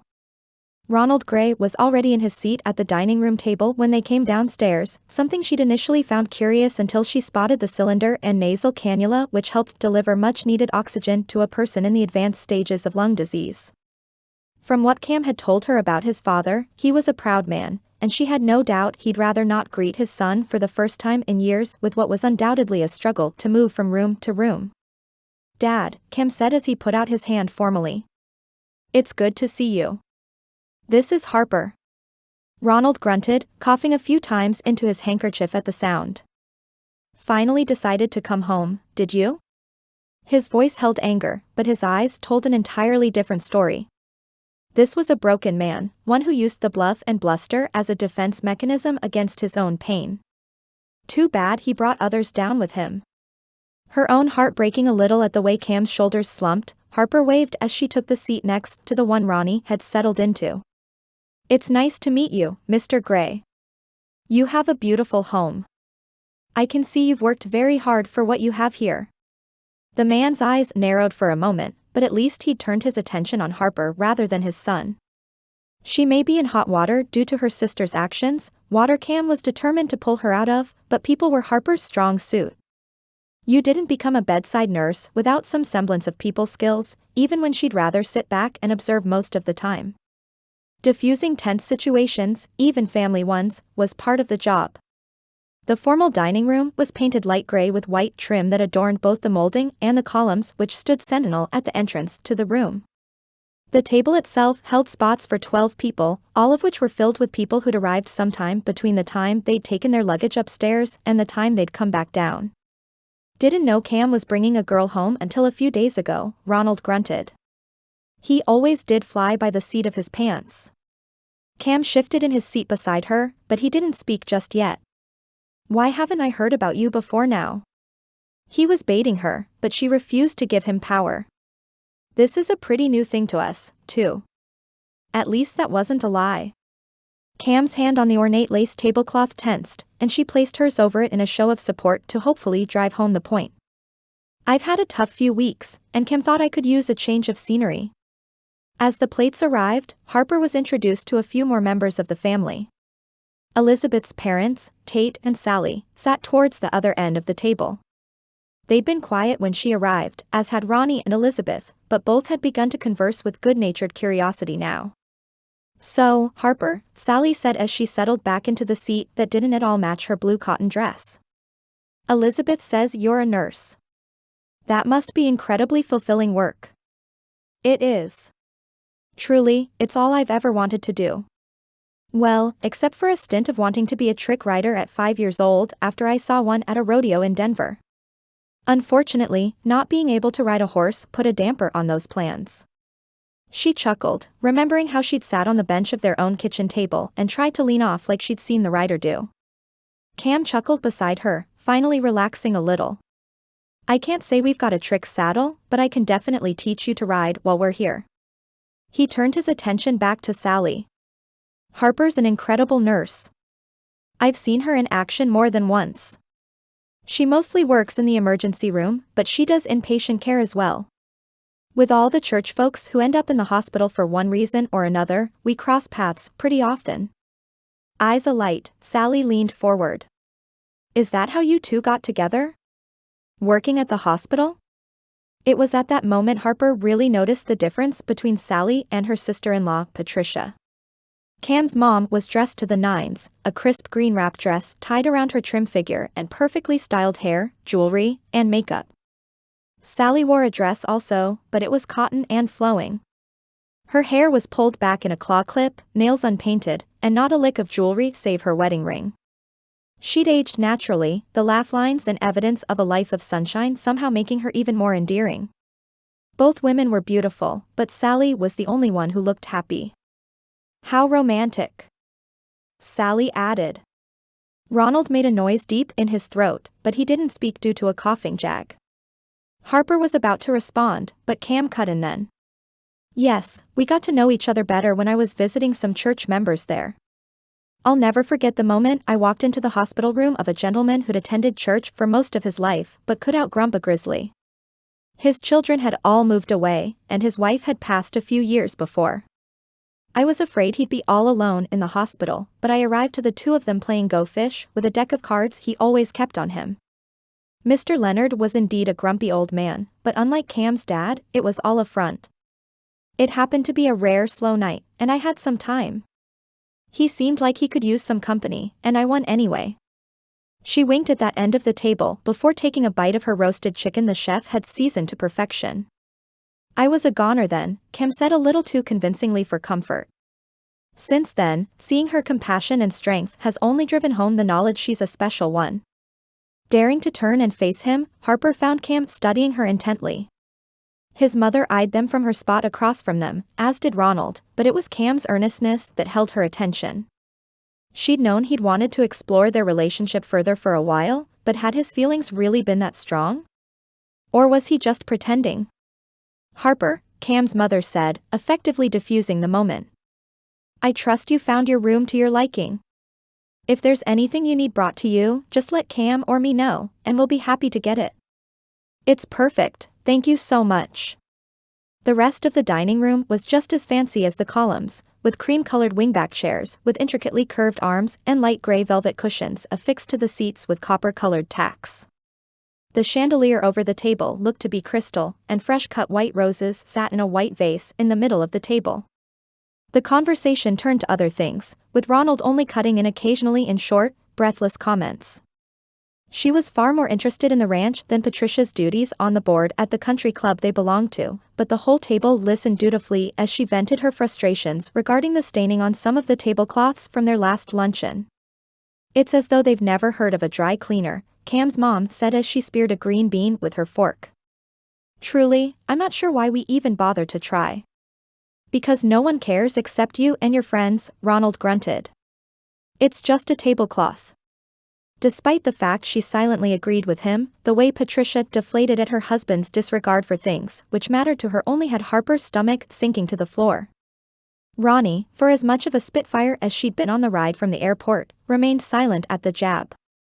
Cam, on the other hand, waded into the awkward silence. Mom, while we're here, would you mind taking Harper and me to see the art exhibit you've been curating for the museum? Ronnie tells me it's brilliant. Patricia's eyes lit up once more, and Harper was reminded of what a wonderful pastor Cam was. Oh yes, I'd love to. It's been a real hit, and we're working to establish a children's program there this summer as well. Mom's been on the board at the art museum for years, Cam explained. She's also a talented sculptor in her own right, but she's helped curate collections for them on a volunteer basis since I was a child. They've offered her the job more than once, but she says she likes to do it on her own schedule. Tate, the cowboy at the other end of the table who looked like he was about to jump out of his skin in his collared shirt and tie, finally spoke. You oughta show her your studio too, Patty. Harper here seems like a gal who won't mind getting her hands in the clay. Patricia smiled at her brother, the difference between them just as stark as the one between her and Sally. I haven't been in there in ages, but I suppose I could fire up the kiln. Turning to Harper, she smiled softly, clearly bolstered after her husband's rudeness. If you'd like to try it, that is. I'd love to. I can't guarantee anything I make won't look like a 5-year-old made it, but I'll give it a shot. Chapter 7. The next morning, Cam sat in a chair on the front porch and looked out over the ranch with a sigh. It was just as beautiful as he remembered, but the whole place was haunted with memories of days gone by and angry words spoken by his father. Dinner had gone about as well as could be expected, thanks in large part to Harper being her normal, friendly self with an uncanny ability to read people and know what to say. He'd learned much of that while in seminary. He'd read books on body language and nonverbal communication since, but it seemed to come naturally to her. Everyone had retired early the night before, but he had an idea for that morning they'd both enjoy. Cam, hey, you interested in taking a tour of the ranch? As uncomfortable as he felt in his childhood home, the ranch was where he felt the most secure in the world. It was the place he'd first learned the truth of his faith, riding for hours with Uncle Tate while he shared the gospel in his own quiet assurance. In fact, it had been Uncle Tate who led him to the Lord out on the ranch, reminding him of the first chapter of Romans and all of creation bears testimony to the existence of God. Later, when his world fell apart at the seams, it had been nature that had brought him back to his center. Brandon was gone, but no one knew what had happened in his final moments on Earth. Dad may never have taken the time to help his sons understand Scripture, nor did he take it to heart himself, but Brandon had been around Uncle Tate too. It had been through tears and tough conversations with the Lord on wooded trails and isolated campsites that had given Cam back the peace he'd been promised in Scripture. His phone buzzed, and he found himself grinning as he pulled it from his pocket. Harper, sure, what's this I hear about a waterfall? Cam, been talking to Ronnie, I guess? Harper, Elizabeth, actually. She said I should break up with you if you didn't take me down there while we're here. She also suggested we go swimming since we're acclimated to the cold and all, but I declined that invitation. Cam, probably smart. I'm not really mentally prepared for a polar plunge today, but I'll be happy to take you out there. Harper, awesome. Give me 15 minutes? He gave a thumbs up and settled back into the stiff but aesthetically pleasing white iron seat Mom kept on the front porch for who knew what reason. She never sat in it, and Dad surely didn't. It had been a spot he came to as a child when he didn't have time to run out into the pasture or over to the farmhouse. Since he had some time, Cam scrolled on his phone until he found Jace's name and hit call. The police chief answered on the third ring. Hey, Cam, I assume you two got there okay yesterday? Yep. No issues on the flight or after. Harper hasn't gotten any calls I know of, but I'm going to double check with her when she comes down this morning. The sound of computer keys clacking in the background told Cam Jace was likely at work at his desk. Good. I've gotten hold of the hospital security cameras, but the guy who approached Harper outside the hospital was careful to park out of view. Of course. Yep. It doesn't surprise me. If he's an official enforcer, he knows his stuff. I have double-checked and Harper's credit is still frozen with the bureaus and filed the report with the credit card companies hounding her. She shouldn't get any more calls from them, at least. We don't have a location on Haley yet, but we're working on it. At least that was something. Good. Does that app Milo made track location too, or just record the calls? The kid was a genius, and his connection with Charlie's friend Gwen had been huge in helping them get access. Charlie Edwards hadn't been someone Cam knew well, and he actually knew her by her alias Bev Jameson. She had left to go back to Magnolia Island about 8 months after Cam arrived in town. She'd always been a little standoffish with him, and knowing her past, he understood why. Unfortunately, she'd been a witness to a massive drug ring her parents were unwittingly involved in, and it had cost her a decade of her life by being on the run. Thankfully, she'd settled in Reindeer Pass working at the bakery with Becca and Sarah, but she'd never quite settled in the small mountain town. Turned out, it had been because her heart was back in Magnolia Island, the little southern island where she'd grown up, and with the man she'd left behind in order to keep him and his family safe. Jace made a noise which sounded like an affirmative grunt. It's supposed to record location too, but it's still in beta testing. Milo says it works about 80% of the time. He's still in development until he can get it higher, but I'm glad we have access to it now. There's actually more the app can do than I initially told Harper, mostly because I didn't want to make her more nervous than she already is. What do you mean? The whole thing made Cam more than nervous, but he had to keep his head or Harper would end up paying the price. What else does it do? A chair squeaked on the other end of the line, and Cam pictured Jace leaning back in the chair behind his desk. If it works correctly, it works similar to one of those viruses which can hack into your computer when you open a spam attachment. It steals your information? Jace hesitated. What I'm about to tell you isn't strictly permissible in court, and I'll be honest, I don't feel overly comfortable about using the application for this reason. That said, Harper's in danger, and sometimes you have to bend the rules to keep someone safe. Just spit it out, Jace. It doesn't just track your location while you're on the call.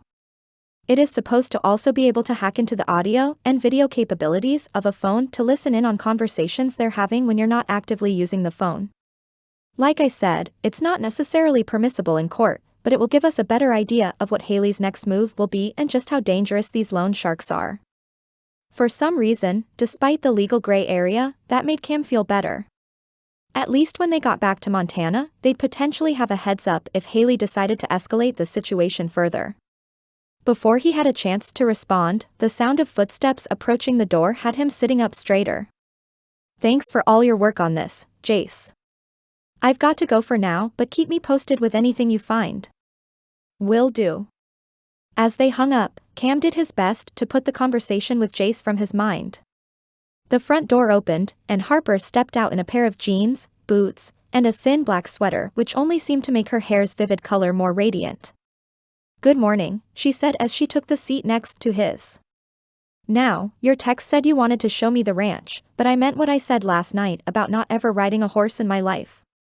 She grinned, and once again he realized he'd bend over backwards for the rest of his life to see her smile. The circumstances might be awful, but he'd be lying if he said he wasn't happy to have Harper with him, especially after dinner the night before. It might be selfish, dragging Harper into the dysfunction of his family, but she was here now. He could show her a little of his world, the part he didn't want to forget, and maybe pretend their relationship was real for a while. I believe you, he replied as he stood and held out a hand. I do plan to teach you to ride while we're here, but today is more of an ATV situation. His simple red long-sleeve t-shirt and jeans showcased his muscular frame, shorter than Jace and Micah but broader with its bulk. He still had probably 4 inches on Harper's 5'6", but she'd never realized quite how strong he was until he'd taken down Frances's husband in a single move at the hospital that day. She took his hand, realizing just how calloused it was in hers, and didn't rush to pull away as they moved down the ornate porch steps and onto the perfectly pebbled driveway that looked as though it had never seen a vehicle in its life. As though he'd read her thoughts from earlier, Cam pushed the button to exit the gray portion of the compound and stepped out onto the decidedly less expensive dirt driveway with tall grass lining the sides. Have you heard from Kayla since you've been here? How's Frances? Ironically, she just had a phone call that morning about it, one in which she'd finally come clean about everything going on with Kayla. Her friend had suspected there was more to it than just needing to get out of town, but she'd allowed Harper the space to tell her in her own time. Actually, she's doing really well. She's settling in nicely at the shelter, and Kayla said they've made some real progress in the few sessions they've had. Apparently, she grew up in a household similar to mine, and she didn't realize just how unacceptable Stuart's behavior was until now. Realizing that was the first time she'd ever shared any real details of her past with him, Harper wasn't surprised when his body tensed. You experienced abuse as well? His voice was low, similar to how it had been with Stuart that day at the hospital, and his teeth clenched to a point she worried a little for his jaw. They reached the ATV he'd already pulled up from the barn, and Harper took the passenger side. My mom was unfortunately a victim of her own bad decisions. She first left our father when he landed her in the hospital while pregnant, but she dropped out of high school a few years before and had no real recourse. No job would hire her as pregnant as she was, and at least my father could put a roof over her head. Cam placed the key in the ignition, and the ATV roared to life. He nodded as the tension continued to roll from him. So she went back to him? It was a tale as old as time, one she saw play out time and again with the girls they'd not managed to convince to stay at the shelter. Unfortunately, but not long after, he drank himself to death. Liver failure was the official diagnosis, but virtually every system he had shut down. After that, Mom was right back to square one, but now she had 2 tiny babies to care for. She went to work at a bar near where we lived, and the next 2 decades were basically a string of one boyfriend after another. Some were kind enough, some just ignored us, but more than one of them knocked Mom around. Cam's fists tightened on the steering wheel. Did any of them lay a hand on you or Haley? The veins in his neck popped, and she could see the barely concealed rage behind his soft-spoken question as they rumbled over the rolling hills towards a pond in the distance. That was the one boundary Mom managed to keep. The moment one of them even raised their voice at us, he was gone. It meant we spent more than one night in her car and in homeless shelters, but she never let them touch us. Relaxing ever so slightly, Cam took a deep breath. She still stole from you, right? Yep. I do think in the beginning, she fully intended to pay back the money. Unfortunately, things like that always take you down a road you don't plan to go, and it became easier and easier to just take out credit in our name than it was to fully start over on her own. By the time I realized what was going on, I was 2 years into nursing school with debt of my own from student loans. I honestly didn't know what to do, and I had some misplaced loyalty to her that kept me from reporting it. The same loyalty kept you from reporting Haley the first time she did it. Yep, Harper answered ruefully. There was no path evident as Cam drove the ATV over lush greenery still present even in early November. Trees still held their leaves for the most part, though some of them had begun to change and fall. Cattle grazed in the distance, hundreds of them scattered all over the distant pasture. I suppose it sounds pretty ridiculous. Removing one hand from the steering wheel, Cam reached over and placed his over hers in the same way she'd done the night before at dinner. It's not ridiculous. Your heart is one of the best things about you. You see the potential in people rather than just their actions, and it was you, your mother, and your sister against the world for years. Trauma does one of 2 things to families. It either bonds them so tightly it's difficult to break, or it drives them apart. For yours, it gave you an intense loyalty to the women who didn't necessarily deserve it. That's not something to feel ashamed of. He came to a stop in front of the pond a few minutes later, and they sat in silence staring out at the landscape around them. To see it now, one wouldn't think it had any neighbors for miles, as the land seemed to exist in an oasis away from normal life. What happened to your family, Cam? I know you've been distant from your family for a long time, but you've never told me why. Cam tensed again, and Harper immediately regretted asking. It's complicated. I'm sorry. I shouldn't have been so nosy. You don't dash.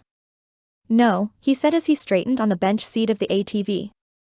I don't mind telling you. You deserve to know anyway, being here with me in the belly of the beast. He chuckled, but it held no joy or happiness. I guess it began back when I chose to follow God's calling to go to seminary rather than come back home after college and apprentice under Dad to take over Gray Auto.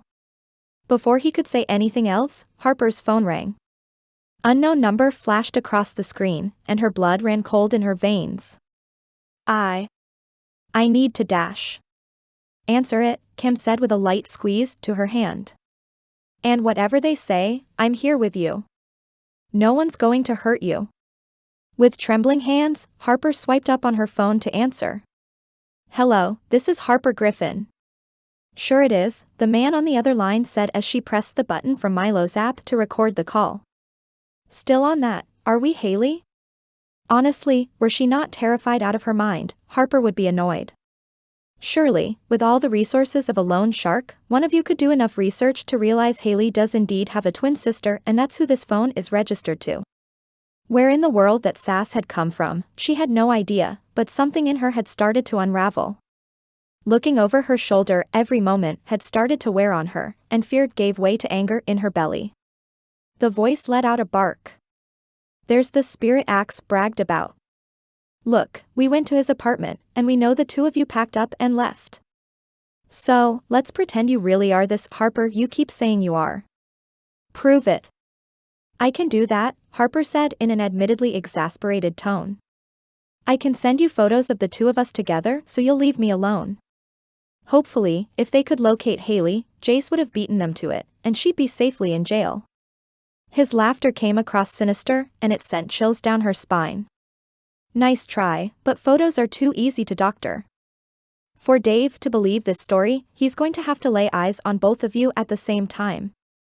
Harper's eyes met Cam's as he looked up from where his fingers flew across the keys of his phone. Probably texting Jace as they spoke. It'll be okay, he mouthed, bringing the tiniest bit of calm to Harper despite nothing about her situation warranting it. So let me get this straight. You're going to continue harassing me until my sister shows up to see you and video calls me or something. She sure wasn't stepping foot in the state of Colorado right now, and there was no way she'd be going in the same room as them. Sure, he said as though bored beyond belief. Anyway, your time is ticking, Haley, and you missed your first installment. Unless you want your boyfriend to lose a few more fingers and to follow suit, I suggest you don't miss another. The line went dead, and Harper leaned forward as her eyes filled with tears. Cam's strong arms came around her as he pulled her close. He stroked her hair, and she could have sworn she felt him press a kiss to her head as they sat there for who knew how long. It was a while before he spoke, but his voice was much more measured than it had been earlier. Lord, he said softly as she continued to cry. We don't know what to do here. Scripture is full of your people facing down giants they didn't create, wrongful accusations, and battles they'd rather not fight. Be with us now, and give Harper the peace of knowing you're forever with her. And Lord, if it comes down to it, remind her I will defend her with everything I have. Guide us, Lord. As he finished, raindrops began to softly trickle from the sky despite there only being a few white, fluffy clouds overhead. What in the world? Despite the blurriness of her own sight and the fuzz in her mind from the tears, she couldn't help but notice the beauty of the light shower that seemed to bring slightly cooler temperatures as it rolled in. Spontaneous rainfall from blue skies, Cam said as his lip quirked up a little at the corner. He still had his arm around her sitting in the ATV, and her head still rested on his shoulder. The raindrops formed little rivulets on the windshield and dotted the pond as they fell. It's a southern staple. Happens more often in the summer, but we get it on occasion year-round. There are all sorts of sayings for it, but when I was little, Uncle Tate told me it was a reminder that despite our circumstances we're never alone. He reminded me about the rainbow from Noah's Ark, how it would forever show us God keeps his promises. As I've gotten older, rain itself has been a reminder to me that things used for destruction could also be used for good. God destroyed the earth once with rain because evil had infiltrated it, but a good rainfall during a long, hot summer is good for the plants, the animals, and the people. Harper felt another light kiss on her head, and she allowed herself to dream of what it would feel like for this fake relationship to be as real as it felt in the moment. No one was around, and she knew the way they held each other was due to her breakdown a moment before, but basking in it a moment longer couldn't be wrong, right? Do you think he'll do the same for me? Her voice croaked a little, and she didn't even want to imagine how bad her mascara had run as Cam lifted her chin to pull back and look her in the eye. The intensity in his brown eyes seemed to see into her very soul. I know he will.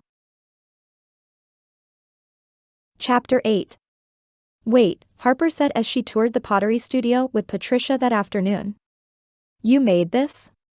The beautiful urn was more than just a hobby pottery piece. Its formation was perfect in the way it gently sloped upward until the lip curled out, but it was the paint that made it truly extraordinary. Vines appeared to leap off the piece as they snaked their way up the urn, looking both incredibly realistic and enchantingly beautiful. A blush crept up Patricia's neck next to her, but she smiled softly as she studied it as well.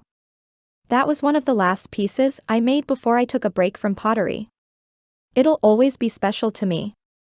There was so much more behind her words, more Cam hadn't shared with her yet. Maybe he never would, and Harper tried not to be hurt by his avoidance of sharing his life the way she'd shared hers. Then again, she'd been backed into a corner and forced to share. It wouldn't have been her choice, and she wouldn't even be here in Alabama had Haley not sold her out to dangerous men. When they'd returned from their tour of the ranch, Cam had gotten on the phone with Jace to make sure he'd gotten everything he needed from the conversation. Honestly, she didn't know or care about everything they talked about. The whole thing had exhausted her to the point she wanted to crawl into a hole and wave her white flag, but it was yet another thing she couldn't do. Studying Patricia as they moved down the tall shelving with her creations, it was clear she wasn't the only one who'd prefer to avoid her problems. Harper ran a hand down a framed canvas with dried flowers pressed into its background.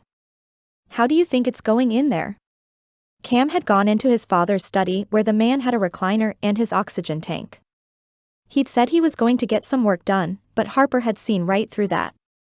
He didn't want his family to see his decline, but Cam had come to attempt to reconcile with his father. He couldn't do that if the man kept hiding from him. With a deep sigh, Patricia shrugged. I can't even begin to guess. Depending on the day, Ronald can be a tough but fair version of his old self. He works harder than any man I know, but he loved his family deeply in his own way. She shook her head. When everything fell apart, it absolutely crushed him. He doesn't deal with grief the way you or I do. It spurs him to want to control things, and he turns to anger when he can't. A tear slipped down the woman's cheek, and Harper placed a hand on her shoulder.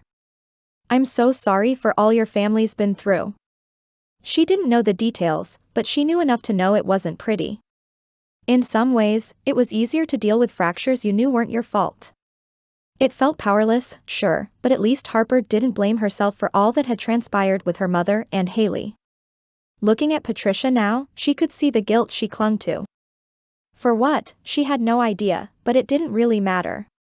All that did was the fact it would continue to tear her wound open any time it tried to heal. Patricia continued to speak, but she moved further down the shelving to a spot where the broken pieces of an intricate red bowl lay carefully placed as though begging to be put back together. Tears fell onto Patricia's cheeks now, and she wiped them with the back of her hand. That's the last project I completed before Brandon's accident. He'd come in while I was making it and laughed because I was so focused on getting the details right. He'd teased me about being a perfectionist. Harper got the sense this was something Cam's mother didn't share often, so she simply listened. When Ronald got the call, I just finished painting it. He came to the studio to tell me what had happened, and I dropped it to the ground. Her shoulders shook, and Harper pulled Patricia in close to her the same way she would a patient.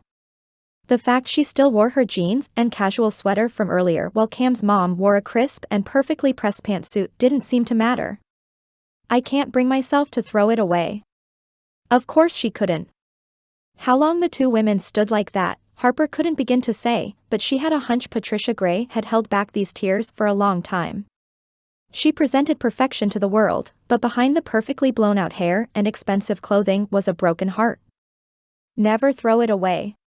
She allowed the woman to cry, to let all the poison out of the wound as best she could.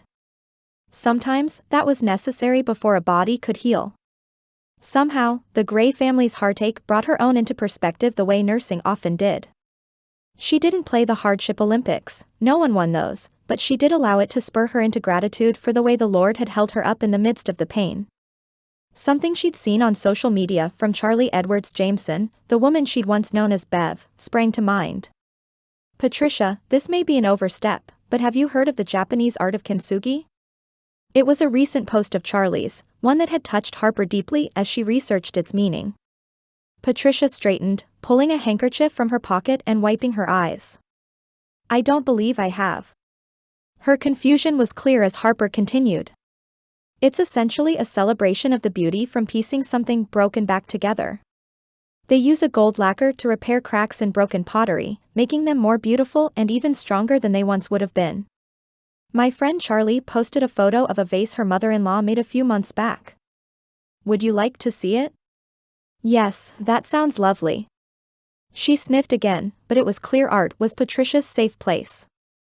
Harper pulled out her phone and scrolled Charlie's profile to show the photo she'd originally posted. She explained the concept and then quoted Isaiah 61 verse 3. He will give a crown of beauty for ashes, a joyous blessing. Instead of mourning, festive praise instead of despair. In their righteousness, they will be like great oaks that the Lord has planted for his glory. That's breathtaking, Patricia said softly as she studied the photo and caption. I don't know if I'm ready to do something like that with this piece, but maybe one day I could be. The hope in her voice broke Harper's heart a little, but hope was vital. Her husband was in the final days of his life, her son Brandon had died in a manner Harper still didn't know the details of, and what remained of her family was fractured seemingly beyond repair. Aware she may still be sticking her nose where it didn't belong, Harper couldn't help but follow the Lord's leading as she spoke. The Lord puts broken things back together, Patricia. We can't make decisions for other people, but we can pray the Lord will change hearts. She'd prayed endlessly that her sister would come to know the Lord, and the guilt over not trying more with her mother had threatened to eat her alive for years.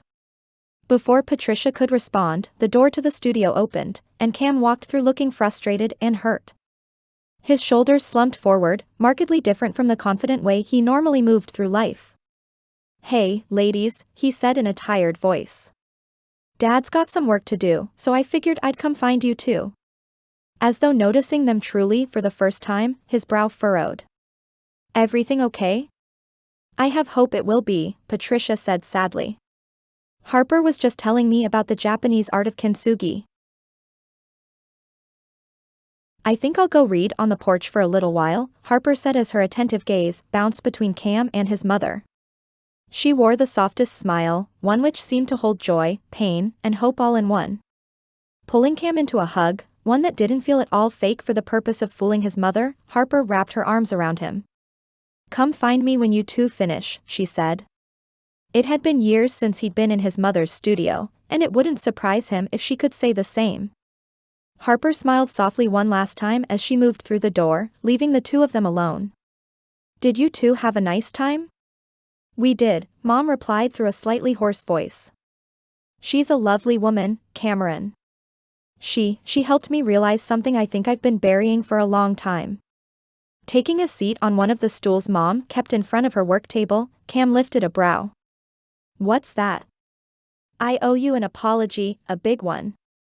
I won't speak negatively about your father, but I will say I should have tried harder to mend the rift between the two of you.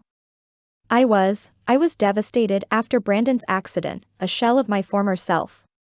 I blamed my own role in the situation, and I couldn't pull my head above water long enough to realize your father had misplaced the blame onto you." Cam stared at the floor, the one place on his parents' part of the ranch that was anything but pristine. Paint and clay spots dotted the cement floor, relics of projects past. "Why would you blame yourself? He'd gone to a party, chosen to drink, and chosen to drive. None of that was anyone's fault but Brandon's. I'd known his drinking was getting out of hand the entire semester before it happened. His grades had gone off a cliff, and I'd call him at 10 or 11 in the morning only to have him answer with a barely concealed hangover. He'd come home for fall break the week before, and he'd finally seemed like himself again there for a bit. I knew I needed to bring it up to him, to your father, but I didn't know how to toe the line of a mother to an adult child." "You were still paying his bills, though," Cam replied. "You had every right to speak up. Still, it's not your fault, Mom. It's no one else's." That had been the hardest pill to swallow, as everything in Cam had wished there was something he could have done. Mom crossed her arms, almost as if she held herself together as she took a seat on the stool next to his. Products and procedures kept her face mostly clear of wrinkles, but they couldn't mask the remnants of heartbreak carried in her eyes. "Still, I'm sorry I allowed you to take the blame. I lost one son, and I allowed another to be driven away. I want you to know, despite everything, I'm so proud of you." Hearing that after the fruitless conversation with his father, the one where they awkwardly discussed the weather differences between Montana and Alabama, meant more than she could ever know. Cam had tried to bring up everything he thought might draw his father out of his shell, but nothing did. Not the business. Not Auburn football. Not the ranch. Not even the finance section of the New York Times Cam had been sure to peruse that morning before he knocked on the study door. "Thank you." He swallowed down the lump that threatened, not really knowing where to go from there.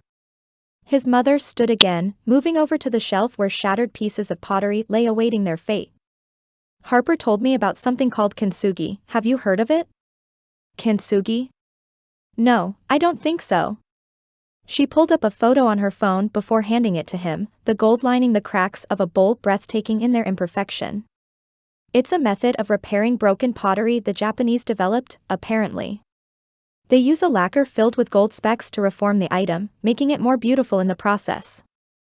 Before he could respond, a loud crash from near the barn sounded, followed by shouts. The studio stood close to the barn, on the other side of the corral his cousin Tucker trained the horses in. Hustling towards the door, Cam froze in his tracks momentarily as he spotted Uncle Tate on the ground outside the corral with what appeared to be an angry bronco bucking and stomping mere steps away. His mother gasped beside him, breaking him free from his stupor. He took off running towards the scene as he spotted Harper doing the same from the front porch of his parents' home. "Harper! Stay there!" She knew nothing about horses, but a bucking bronco was nothing to be messed with. She kept running, climbing over his parents' fence rather than waiting for the gate to slowly open. "You and the cowboys get the horse away from him," she shouted. She wore the same expression she wore that day as she stood in front of Stuart Redmond at the hospital, legs pumping faster than he would have thought possible as she closed the distance to Uncle Tate and the bucking bronco. She was ready to stand between her patient and the threat, no matter whether it was human or not. Cam reached the space just as Tucker came flying out of the barn with his younger brother Paul and 2 cowhands behind him. Tucker, Paul, and both cowhands held ropes ready to lasso the beast's neck. Grabbing the first aid kit off a hook at the entrance to the barn, Cam made his way towards Uncle Tate. "All right, Tate," Harper said as she dropped to her knees next to his uncle. "I need you to tell me where it hurts." "What happened?" The bronc continued to buck and kick, but at least Tucker had gotten the first rope around his neck. They'd hopefully be able to get him in the corral, though how he'd gotten out in the first place was the mystery. Uncle Tate coughed, but his voice was strong as he spoke. "A board broke in the loft as I was moving around the hay. I got off balance and knocked one of the toolboxes out the chute opening. I guess it spooked Pegasus because 1 second he was calm as could be in the corral, and the next thing I know he's going buck wild and kicking open the corral gate." Harper studied Uncle Tate, brow furrowed. "So you didn't actually fall out of the loft then?" "Nope, and I'd appreciate it if you didn't tell Sally how I ended up on the ground." Tate's voice was gruff, clearly frustrated with himself. "When I was a young man, I used to hop out of the loft and onto the haystacks with no problem." Cam chuckled softly, remembering it was indeed Uncle Tate who'd taught him, Tucker, and Paul how to do the same thing. "He's right. It's a rite of passage for a farm kid." "Well, it ain't a rite of passage for an old man who misjudged his jump and turned an ankle when he hit the ground," Uncle Tate groused. "By the time I got my wits about me, y'all had all come running." Harper studied Uncle Tate's eyes, shading them from the sun before removing her hand. "Did you hit your head at all?" "I don't think so, but I did land on my shoulder when I fell. I'm not seeing any signs of a concussion, but let's get your boot off to see if you need to go to the hospital." Knowing exactly how that would go over, Cam wasn't the least bit surprised when his uncle pushed to a sitting position despite the wince from using his shoulder and shook his head vigorously. "No hospitals, and don't cut my boot." Chapter 9. "Well," Cam said as he and Harper walked slowly back to the house that evening. Harper wasn't the least bit tired, more wired from the adrenaline of everything that happened with Tate. "I guess that was a little more excitement than you bargained for on vacation."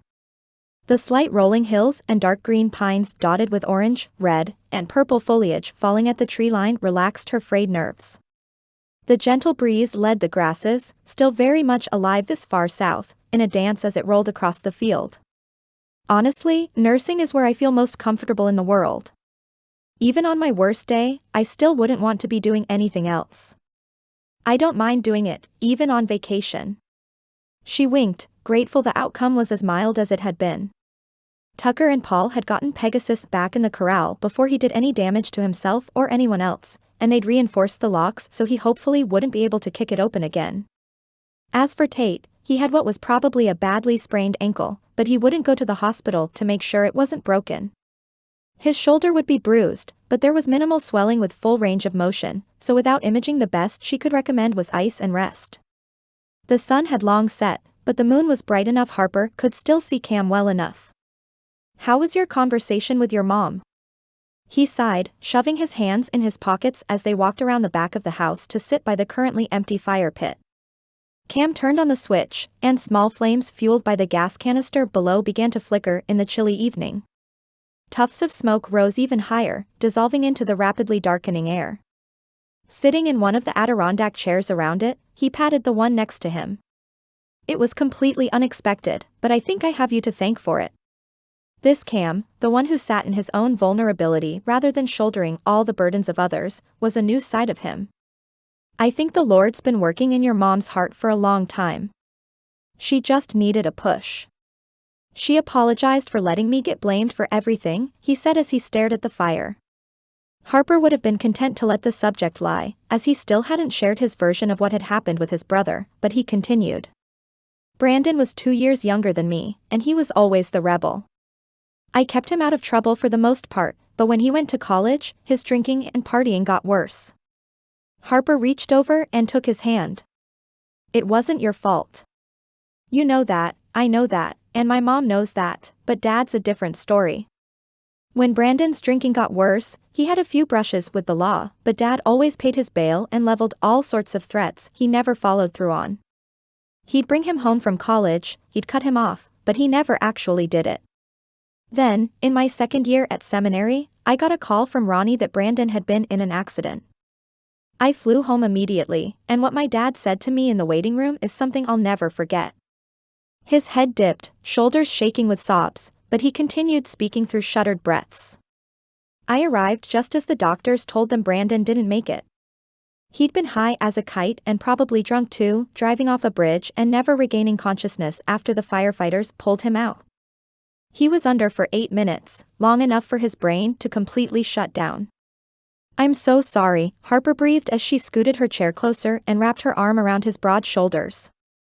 I am so sorry. She didn't know what else to say. Nothing would help, and it was far enough in the past he had the perspective only time could give.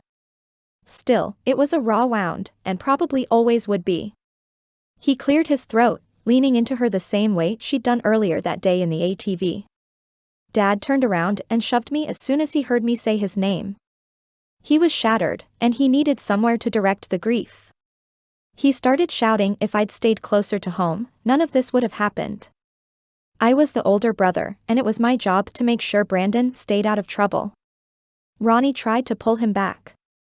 Mom collapsed there on the hospital floor, and I just stood there and took it. He was wrong. I know you know that, but I need to say it. With all her own family issues, the idea of a man blaming one son for the death of another when he'd had absolutely nothing to do with it was horrifying. I know, but it doesn't hurt to hear it again. He paused, lifting his head and studying Harper intently. Ever since, it's like his pride won't let him renege on what he said. He forbade me from coming to the house. He removed my name from my trust fund even though I'd never even tried to access it, and he said he'd lost 2 sons that day. Mom and Ronnie tried to stay in contact to some degree, but there was only so much they could do once Dad dug in his heels. At least, there was until he got diagnosed with cancer. What are you hoping for now? If anyone knew what it meant to want apologies you might never get from your family, it was Harper. Are you hoping he realizes how wrong he was? As sad as it was, the little she'd seen of Ronald, it felt unlikely. Cam didn't deserve any more hurt than he'd already experienced. No. It would be nice, but I can't let my own peace rest on a man who I'm not even convinced knows the Lord. Mostly, I want to know I did the best I could to make amends, and let the chips fall from there. His hand reached up, softly tugging on a curl which had broken loose from her clip earlier. As it popped back into place, he rested his hand on her cheek. Thank you for being here, Harper. Not just for this, but for helping Uncle Tate too. It could have been a lot worse than it was, and you jumped right into the fray to help. His lips closed the distance between them, and Harper sucked in a breath. He was about to kiss her. All this time, and she was going to know what the feel of Cam's lips was like on hers. He rested his forehead on hers, their breath dancing in the cool air as it met. If you don't want me to kiss you, I need you to tell me now. The ringing of her phone startled her enough to pull back, and the name on the screen succeeded in shattering the moment further. It's Haley. Answer it, he said as he pulled out his own phone to presumably text Jace. I'm right here. Pressing the button to run Milo's app, Harper pressed the phone to her ear. Haley. She couldn't keep the anger and frustration from her voice if she tried, but the sobs on Haley's end of the line threatened her resolve. Harper, they tracked down Axe and... They're furious I lied to them. She sucked in a breath, and Harper couldn't decide if she was more terrified for her sister or relieved they might actually leave her alone. "They're going to kill me, and they said you know too much now." Cam paced back and forth on freshly manicured grass the next morning, feeling the blood pumping in his veins as he waited for Jace to call him back. "Cam," Harper said softly from the same chair she'd been in the night before when Haley had called with news to set off every alarm in his body. "Cam, come sit down. Your face is red, and the more you pace, the more you're stressing me out. I really don't want to have to take you to the hospital because you have a stroke. Why hasn't Jace called us yet?" After Haley hung up the night before, they'd immediately called Jace. He told them to sit tight. He'd get with Milo to trace the call, and he'd call them back in the morning. Harper patted the chair next to her again, reminding him of what he'd done last night. She wore a pair of black leggings and a gray sweatshirt that morning, thick wool tube socks stretching out of her well-worn tennis shoes. Probably because it's only 8 o'clock in the morning, and he and Milo are in completely different time zones. "He has no news for us yet, and I'm safe here in Alabama with you." Cam finally sank into the chair next to her, his head pounding. "How are you so calm about this?" "Well, for starters, when I got to my room last night, I spent 45 minutes working off my extra stress and adrenaline with a workout. Then, after I showered and got in my pajamas, I pulled out my Bible and asked the Lord for his peace despite my circumstances." Conviction washed over him as he ran a hand down his face. I could have benefited from both those things. Instead, he'd stayed up stewing over the call, sending Jace probably 20 text messages with every errant thought and worry, and even popping his head in Harper's room twice while she was fast asleep to make sure some unknown enforcer hadn't taken her in her sleep. As much as I preach giving our worries to God, you'd think it would come more naturally. "Maybe that's why you preach it so much," Harper said with a soft grin. In the morning sun, her lack of makeup, and messy bun, Cam didn't think she'd ever looked prettier. "Maybe it's what the Lord is trying to teach you, so it's what he gives for your sermons. I highly doubt you're the only one." With a wink, she stood to her feet. "Come on. Ronnie told me there's a great breakfast place in town, and you wearing a hole in the patio isn't going to make Jace call any faster. Show me more of where you grew up." She was right. The likelihood of anyone reaching them in Briar Cove, Alabama, was slim to none, and the town was special to him despite some of the issues he'd had growing up. "Sure, let me tell Mom we're going, and I'll ask to borrow a car." Dad had at least 4 at all times, though he couldn't drive anymore due to his health decline. Harper waited outside on the patio while he grabbed the keys to his grandfather's old, rusty Chevy C10. It was loud and ugly, but it ran perfectly thanks to Dad never allowing it to die. He'd replaced the engine in it at least twice, and sometimes Cam wondered if the floorboards were ever going to rust out of the bottom, but it was the most special car they owned. Sure, there were far newer ones that cost more than some people's homes, but this was the one he wanted. Approaching it, memories cascaded like the rain they'd gotten caught in the day before. Was that really just yesterday? It's this one, he said as he shook the key ring and pointed Harper to the garage's last bay. A wide grin spread across her face. This is not the car I was expecting you to want to drive. I'm actually a little surprised they have it. It belonged to Gramps. He built Gray Auto from the ground up, and Dad drove this truck to work more often than not when he could still drive. Wrenching open the heavy door, Cam let Harper get settled in the seat before shutting it and going around to the driver's side. It was a stick shift, of course, 3 on the tree. When I was a kid, Dad said he'd replace every part in this thing before he'd allow it to die. It was my classroom, the car he taught me to love mechanics on, and it was the one Brandon and I drove often when we went into town. Ronnie had been a few years younger than Brandon, the tag-along little sister who eventually turned into a friend. Harper ran a hand over the dash. What was your dad like back then? It seems like there's 2 sides to him, and I'm having a hard time reconciling them. Dad was raised dirt poor. Gramps did his best with the garage, but it took years for him to pay back the loan he took out to open it in the first place. Dad told me about all the times they'd gone to bed without dinner and taped their shoes on their feet as they walked to school. I think he worked so hard at first because he never wanted us to experience that, but along the way, his priorities shifted. He became less of the blue-collar, salt-of-the-earth type of man and started going to the businessmen's luncheons at the country club. How old were you then? Around 7 or 8, I guess. Back then, we lived in a trailer on the same plot of land we own now, but we were happy. We were right down the road from Uncle Tate and Aunt Sally, and we spent the whole summer playing with all the cousins and getting into stuff. One night, Dad came home and said one of the men at the club wanted to invest in a second location of Gray's Auto. He became Dad's business partner. To his credit, Dave did grow the business further than any of us ever would have dreamed, but it meant Dad worked 80-hour weeks and was so stressed he never wanted to play when he did come home. They pulled off the dirt and gravel drive onto the road towards town. It wasn't a long trek, and Cam could already see the county courthouse and town square in front of it with the United States and Alabama flags waving in the breeze. Harper gazed out the window at the houses as they passed, the front porches decorated for fall until after Thanksgiving. And your mom? I get the feeling she wasn't always so concerned with the country club's tablecloths. No, he chuckled. No, she wasn't. She's always wanted to volunteer with the museum because she's always been a talented artist. It was actually her major in college, but she and Dad married before she graduated. I guess when Dad started making enough money she had more time on her hands, she started going with him to the club.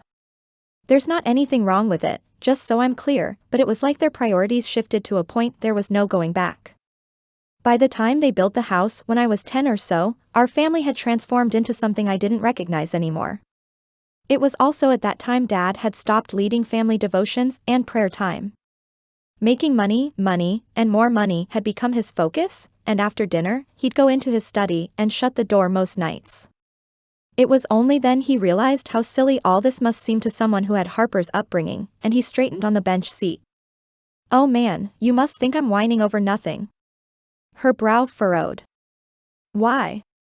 Because of my home life? Aren't you the one who says we don't play the hardship Olympics? No one wins those. You had a hard time, and so did I. One doesn't invalidate the other. Pulling into the slanted spot in front of the Gravy Train Cafe, Cam put the truck in park. Seriously, I think you might be the one in the pastoral role today. Just throwing your own words back at ya, preacher man. Now, I hear the South makes the best biscuits and gravy known to man, and I'm going to need you to prove it to me. Chapter 10. I still don't quite understand the love for sweet tea, Harper said as she lifted her glass to her lips one more time. It was too sweet, a few steps away from maple syrup in her opinion. The biscuits and sausage gravy are a 10 out of 10. She'd finished every bite on her plate, along with the eggs, and barely restrained herself from licking up the extra gravy. We're going to need to come here again while we're in town. Cam grinned, finally successfully distracted from her conversation with her sister the night before. He still had bags under his eyes from his lack of sleep, but at least now, he smiled freely and didn't seem to carry the weight of the world. It was odd, as Harper had never been one to like folks looking out for her. It made her uncomfortable, but with Cam it was different somehow.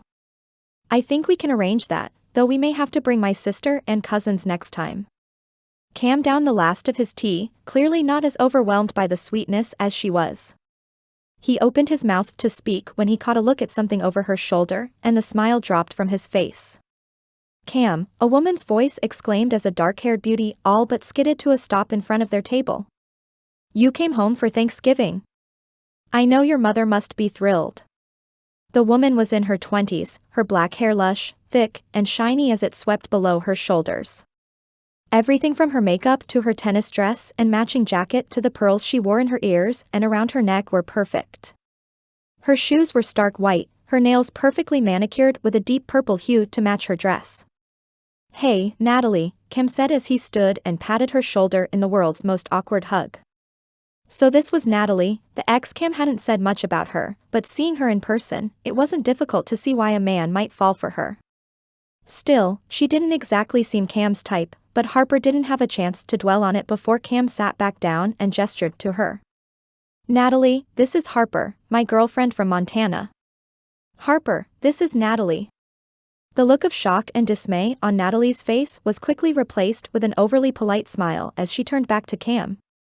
I didn't know you'd settled down out there. Your mother didn't mention anything about it when I saw her a few weeks ago at church. Her lips pursed, she held out a hand to Harper while barely glancing her way. Nice to meet you, Hannah. It's Harper, she replied with a firm handshake. It's nice to meet you, Natalie. Been playing tennis this morning? She gestured to the woman's outfit, though it was a little chilly to do so outside. It didn't hold a candle to Montana, but that morning had hit the upper 40s if her weather app was to be believed. Brows knit in confusion, realization dawned in the woman's expression before she spoke. Oh, no. Mom and I have been shopping for Thanksgiving decor this morning since we'll be hosting this year. Again, she addressed Cam as though Harper wasn't the one who'd asked the question. Honestly, despite the fact she didn't have on a stitch of makeup, her sweatshirt had a hole in the armpit with a sausage gravy stain on the sleeve, she couldn't find it in her to feel inferior to this woman. Natalie was gorgeous, sure, but if Cam still wanted to be with her then he would be. The grimace on his face told her plain as day what he felt about that.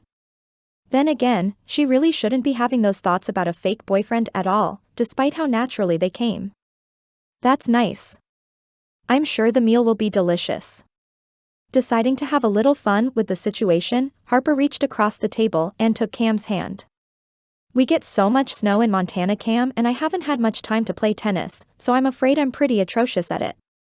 Fly fishing and skiing though, those I've mastered. Mastery was generous, as she hadn't really grown up doing either of those things. She'd been fishing enough with Cam and Robert to learn the basics, and skiing was something she'd found she had a knack for since she'd moved to Reindeer Pass. It helped that she'd always kept in shape, naturally athletic to a degree, but she was definitely looking forward to ski season on the mountain. Cam laughed, clearly remembering the time she'd rolled head over skis down the mountain last year, but he took the bait. Yep. Now, this winter, I'm definitely getting you out on a snowmobile. It's basically a four-wheeler, and I grew up driving those. For just a moment, Harper wished a snowmobile ride through the national parks and up the mountains could actually be in their future, but the reminder of Haley's call from earlier brought her back to earth. Cam's family had their own problems, but they were states away and wouldn't affect his safety or reputation as a minister. Hers, on the other hand. Well, Natalie cleared her throat. It's been a pleasure. I'm sure I'll see you around town. She'd barely glanced at Harper before directing her attention back to Cam, but his gaze was firmly fixed on Harper. It sent a warm tingle down her spine, and she remembered how close they'd come to sharing a kiss the night before. Natalie hustled away from the table just as Cam and Harper dissolved into what she could only describe as giggles. Okay, Cam said as he raised his glass to his mouth for one last sip before they paid the ticket and left. That was fun. By the time they'd gotten back to the ranch, Harper realized it was nearly 10 o'clock in the morning. Ronnie's car was parked in one of the garage bays, but that wasn't surprising. She'd told them on the way home she'd been working from her parents' house more often than at the shop in case her father needed something. The truck's door shut with a loud bang, and Cam took Harper's hand as he moved to her side. Thanks for this morning, he said. You put things back into perspective for me, and I needed it. The Lord is in control, I just have to trust that. The idea of something happening to you or even your sister is tough. He swallowed thickly. I get it. You've lost a sibling, and you don't want anyone you care about to go through that. Haley was her twin. They'd shared a bond as children no one could break. She was finally starting to understand it was Haley's choices and Haley's choices alone had put them in the situation they were in. We're doing everything we can to keep her safe, but I know it brings things up for you. Before he could respond, the door from the house to the garage flung open only to be slammed shut as Ronnie barreled through it. Stubborn man. She still hadn't noticed them, and she stood with her back against the brick wall and groaned loudly as tears began to flow softly down her cheeks. Ronnie, Cam said as he made their presence known and crossed the distance to his sister. What's wrong? Her eyes widened momentarily before she shook her head. He doesn't agree with some of the decisions I've been making on the marketing front, and he made that known this morning. Cam scrunched his nose upwards. Did he try to steamroll? He called off 2 large campaigns I had been running because he feels they're too progressive simply because they're playing off some social media trends.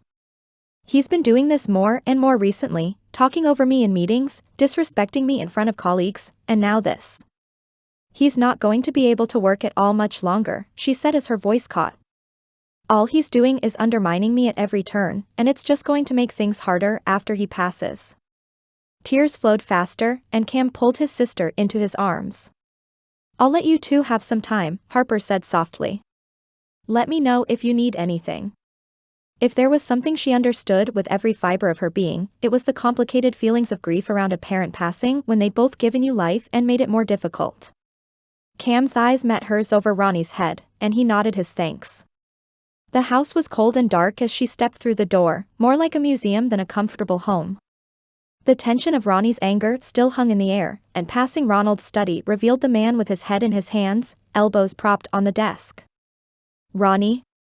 His voice was just as shuttered as his daughter's had been, the slight glimmer in his eyes as he raised his head betraying just how broken he was. Oh, sorry Harper. Did you pass Ronnie on the way out? I did. An inexplicable pull to talk to the family patriarch settled in her spirit, one she recognized well as a leading from the Lord. Stepping slowly through the door, Harper noted the books, awards, and photos which lined the man's walls. Most of the photos were of him shaking hands with important people or breaking ground on new stores, but one in the center showed him, Patricia, and all three kids when they were still young. She and Cam are in the garage.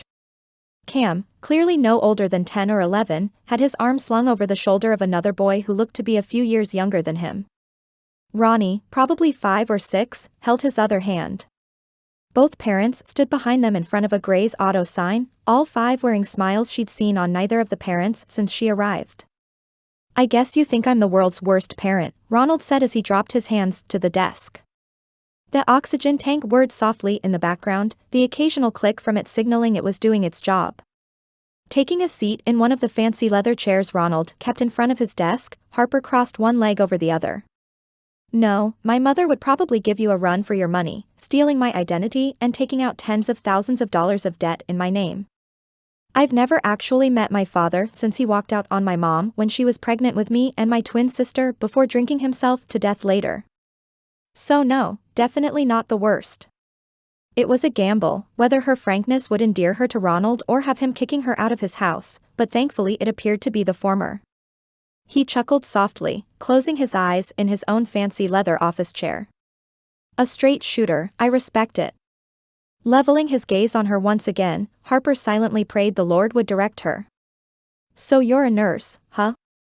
What made you want to do that? She could give the canned answer she normally gave, she loved helping people. It was true, but it wasn't the whole story. We spent more than our fair share of time in hospitals growing up because my mother's boyfriends often had anger issues. Ronald's brow furrowed, and she could see where Cam got his protectiveness if the man's clenched fists were any indication. She never let us become the punching bags, but seeing your mother get stitched up yet again makes an impression on a child. We saw a lot of nurses over the years, some of whom were really wonderful. Others, not so much. I work in the primarily so I can help women like my mother get out of what feels like their only option. He didn't speak for a moment, and Harper didn't feel the need to fill the silence. That was something else she'd learned nursing so long. Sometimes, end-of-life situations just made someone think. I bet you're good at that. Your mother, whatever happened to her? She died a few years ago from injuries sustained in a car accident. As I'm sure you can imagine, we had a strained relationship. She called a few hours before she died, actually, but I was working and missed the call. She apologized and said she hoped I could somehow forgive her. Ronald's face had hardened the moment she'd mentioned the car crash, but he still spoke. Did you? Forgive her, I mean. I did, but she never knew it. By the time I got the voicemail, she'd passed already. If I had to guess, I'd say her biggest regret in all of it was probably not making amends with me. Sensing it was probably time to go, Harper stood to her feet in the dark study. The curtain was open only enough to give low lighting, and Ronald's computer glowed from the desk. I know you're working, so I'll leave you alone now. If you need anything, let me know. The corner of the man's lip quirked upward, and it hit her then how many of his mannerisms had been passed on to Cam. You nurses are all the same, aren't you? Not quite, but we do like to help where we can. Chapter 11. Cameron Gray, Patricia scolded as he entered the kitchen for at least the 10th time that morning.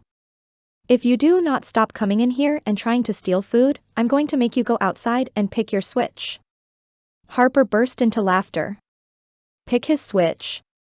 Grabbing a yeast roll before dodging a swat from his mother's wooden spoon, Cam grinned. When I was a kid, she'd always threaten to make me go out and pick a stick to get a spanking. I don't know if she ever actually did it, or if she just threatened it. Your brother had to do it a time or two, Patricia said as she stirred the giblet gravy on the stovetop. He just couldn't quit poking until I blew up. She smiled sadly, but there was more peace in her gaze than Harper had seen in the week she'd been staying there. After they'd talked a few days before in the art studio, it was as though a burden had been lifted from her shoulders that she'd been carrying around for years. Now, on Thanksgiving morning, the house felt even lighter than it had since. Maybe it was the knowledge all four of Tate and Sally's kids would be home to celebrate, or maybe it was the simple gratitude both Tate and the horse were both fine after what could have been an absolute disaster. Even Ronald, still stoic and clearly in decline, had seemed to make the smallest effort not to completely alienate his son. They'd watched a football game together with Ronnie that morning while Harper helped Patricia cook, something she enjoyed far more than football. Even now, with the mention of Brandon, Cam still wrapped his arm around his mother and pulled her to his side. Come on, admit it, you don't mind me stealing food that much. I'm a growing boy, after all. Patricia elbowed him in the side, her stern expression not at all convincing.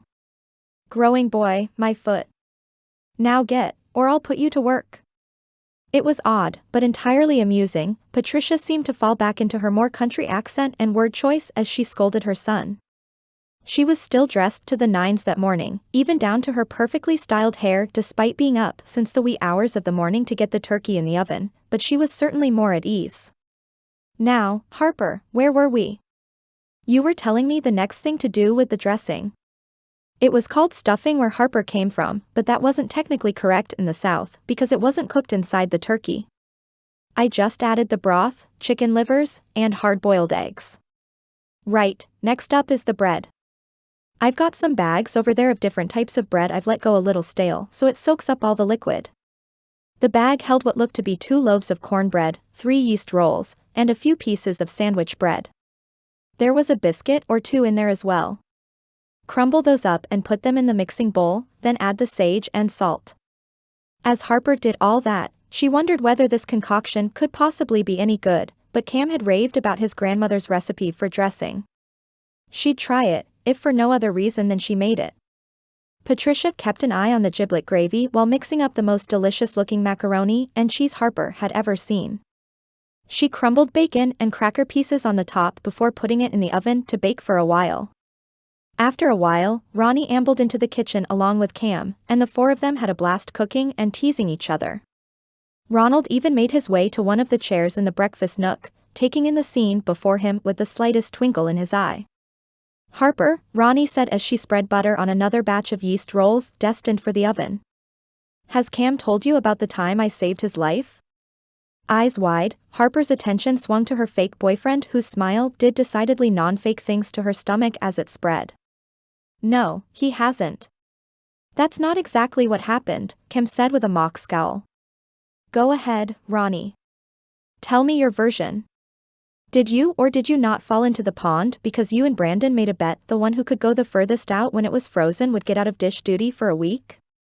She snorted as Cam nodded sheepishly. Did I or did I not tie a rope around a tree and pull the 2 of you to safety? Cam popped a grape from the charcuterie board into his mouth. You did tie the rope, but the pond is 3 feet deep max. It's not like we wouldn't have been able to get out ourselves. Talk of him drowning had Harper's eyes flitting to Ronald from his spot at the breakfast nook. His fist clenched at his side, but no one else seemed to notice. I bet you've got some embarrassing photos of little Cam, Harper said to Patricia. Maybe she could shift the subject to lighter topics without being obvious. Oh, she does, Ronnie chuckled. There's one of the boys dressed up in suits after they ripped the heads off one of my dolls. At that point, I thought I wanted to take ballet because our cousin Kira was taking it, so they had to do whatever I wanted for 2 hours as their punishment. I picked dancing. Creative, Harper chuckled. I'd love to see that. Ronnie hopped off her stool. I can go get the album. At that, Ronald had apparently had enough. No, they're all in Brandon's room, and we don't go in there. You know that, Veronica. He stood, shaking as he sucked in breath. All of you should be ashamed of yourselves, acting as though we aren't missing a huge piece of our family today and will for the rest of our lives. Dad, Cam cut in. We can still keep Brandon's memory alive through sharing stories about him. He wouldn't want this for us. How would you know what he wanted? Ronald's words were cold and mean, intended to cut straight to the core. You were gone for the last few years of his life, flittering away to become a preacher like you didn't have responsibilities to this family. Cam opened his mouth to speak, but Patricia cut him off. Ronald, that's enough. Brandon's death is not Cam's fault. Cam was gone.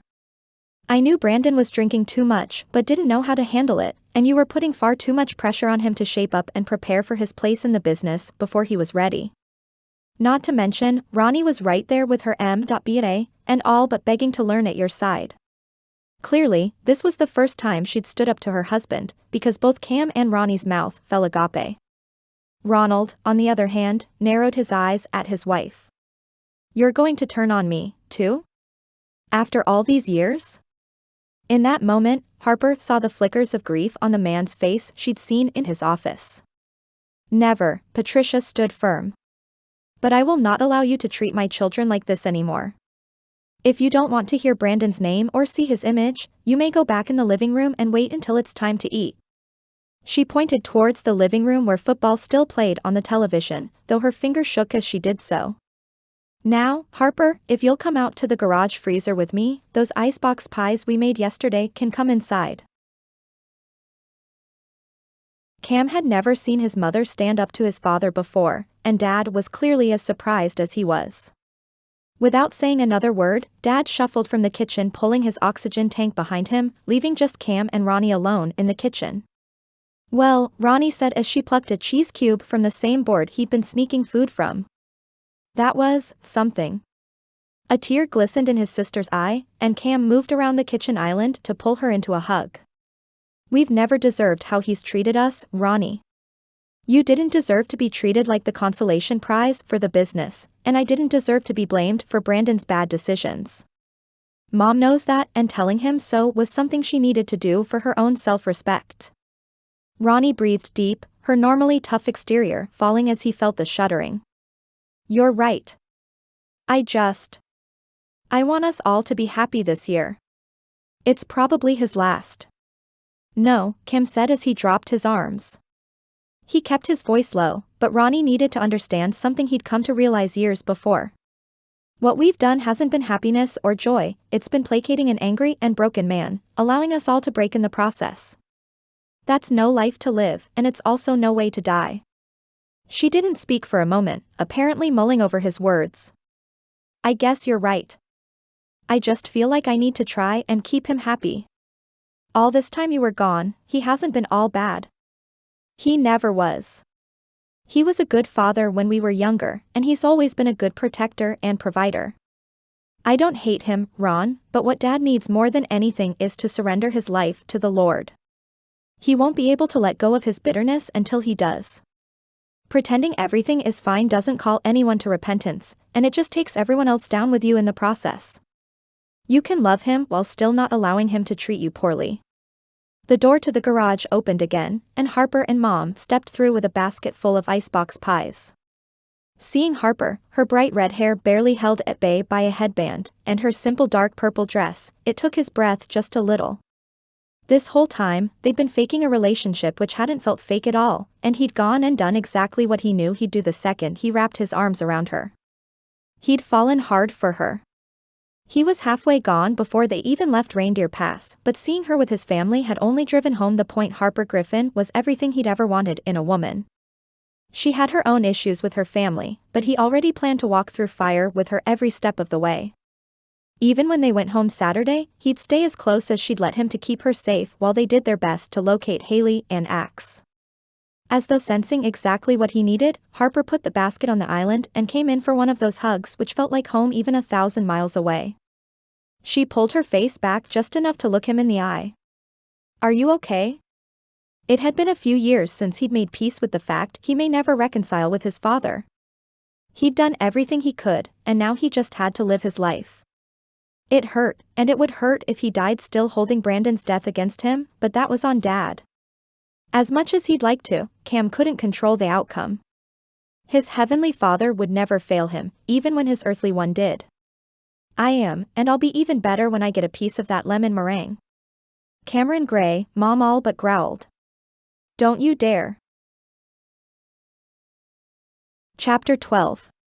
"You can't possibly believe that," Cam's cousin, Tucker, said as he took another yeast roll from the basket in the middle of the table. "There's no way Auburn's going to win the Iron Bowl this year." From what Harper had learned since she'd been in Alabama, the two main football teams were from the University of Alabama and Auburn University. Tate and Sally's family were Alabama fans despite Elizabeth attending Auburn, while Ronald and Patricia had both gone to Auburn. All their children had as well, so the good-natured bias was clear. "Maybe not," Cam replied from his spot next to Harper. He wrapped his arm around her, clearly playing up the relationship for the benefit of his family, while she tried not to think how safe she felt under his arm. "You never know on Iron Bowl Saturday. Miracles happen." He smirked, and it was obvious he enjoyed picking at his cousins, Tucker and Paul. Apparently, they'd play each other Saturday, though Cam and Harper would already be back in Montana by then. Elizabeth rolled her eyes from her spot next to her sister Kira, the babbling 1-year-old Reese in her lap. Reese was Kira's only child so far with her husband Gage, though she was 6 months along with another precious little one. Reese held his hand out towards the yeast rolls in his uncle's hand, and Elizabeth reached over and plucked it from her brother to give to the baby. "Can we change the subject now?" Football, I'd rather talk about quite literally anything else." "Hey," Tucker said as his eyes flitted back and forth from his empty hand to the roll in Reese's gummy mouth. "You took my roll." Grabbing another one from the basket, his brother, Paul, chunked one at Tucker's head. "There. You'll be fine, I promise." "Boys," Sally admonished. "This isn't the barn, and you weren't raised in one. We don't throw food at your Aunt Patricia's table." "Sorry, Aunt Pat," both grown men muttered. Cam chuckled beside her, and Harper realized Patricia's eyes sparkled with mirth as everyone enjoyed the meal they'd made. She'd told Harper during the cooking process she always cooked for big gatherings. It was a way to honor her mother and grandmother who'd passed on their recipes to her. Ronald didn't speak much during the meal, but at least he was present after the blow-up that morning when Patricia had finally stood up to him regarding their children. He disappeared for an hour or so, but he'd come back later to watch more football and didn't seem any grumpier than usual. As for Cam and Ronnie, they'd both been a little subdued for a bit until the cousins had arrived at 2 o'clock to visit and eat an early supper. From what Cam told her, they'd play a game of touch football in the yard after they finished. "So Harper," Kira said as she handed Reese's sippy cup to Elizabeth. "I realize I'm behind on learning about you since I don't live here, but catch me up. You guys met at church, right?" "We did," she replied. "Cam's a wonderful pastor, and our church is lucky to have him." She'd lived there for a while before he took over the church, and the difference was palpable in the way he ran things. "I can't think of anyone in town who has a problem with him." Cam snorted. "Janice Peabody isn't too fond of me after I allowed Jeff Bloom to join the praise band on the drums of all things." He clutched his invisible pearls.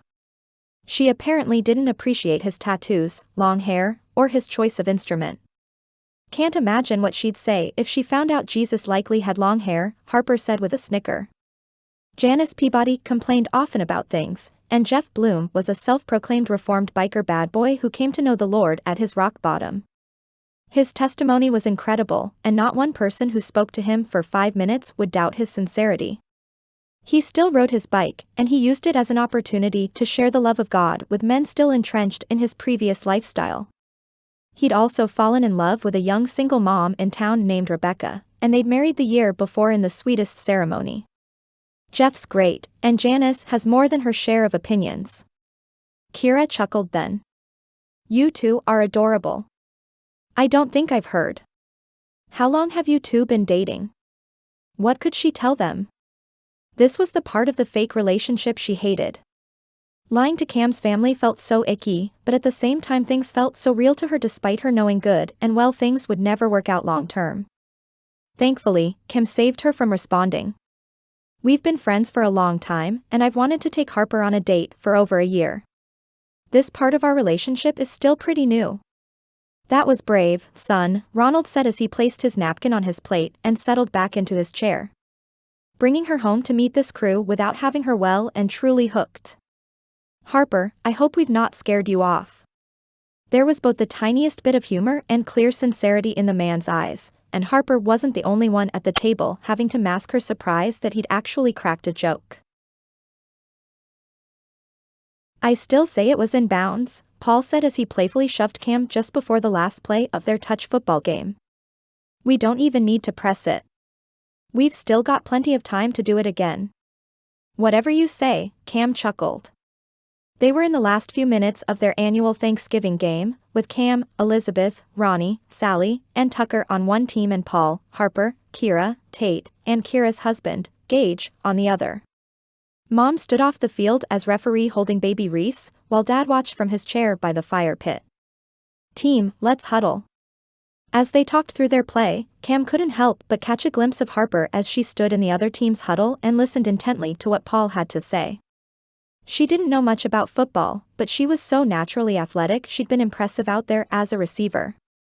She was fast, and she had better hands than he'd have thought for someone who didn't grow up playing the sport.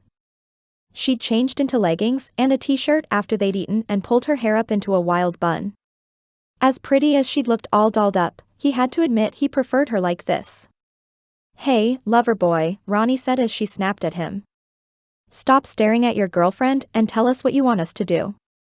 The whole team snickered, but Cam couldn't find it in himself to be the slightest bit embarrassed. Yeah. Ronnie, throw it to me, and I'll do my best to run it in. Don't hesitate and give them a chance to get to you. The rest of you, block her so she has time to get set up. That was Ronnie's one problem as a quarterback.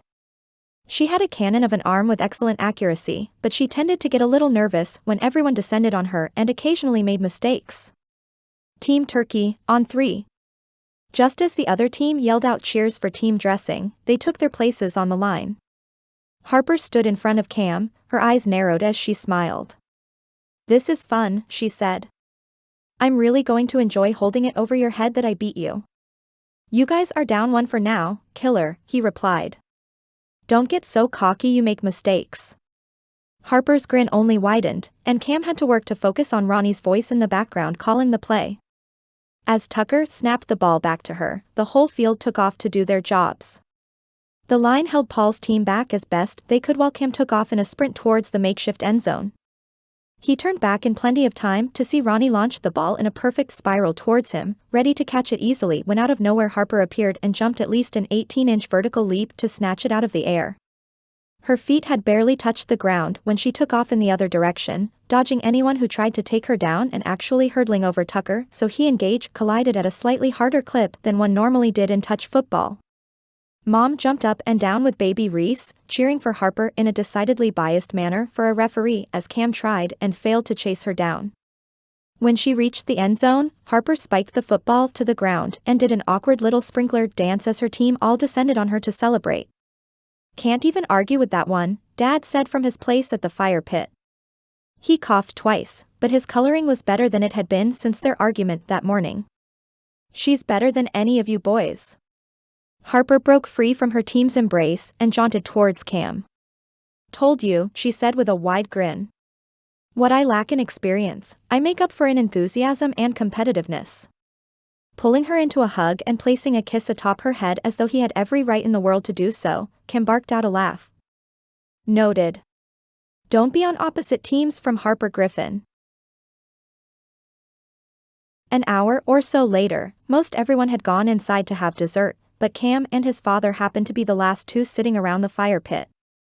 They watched the sunset as it dipped low over the trees in the distance, the fire dancing in the soft breeze. They sat in silence for a while, until Dad surprised him by speaking first. "I like Harper. I think she's good for you."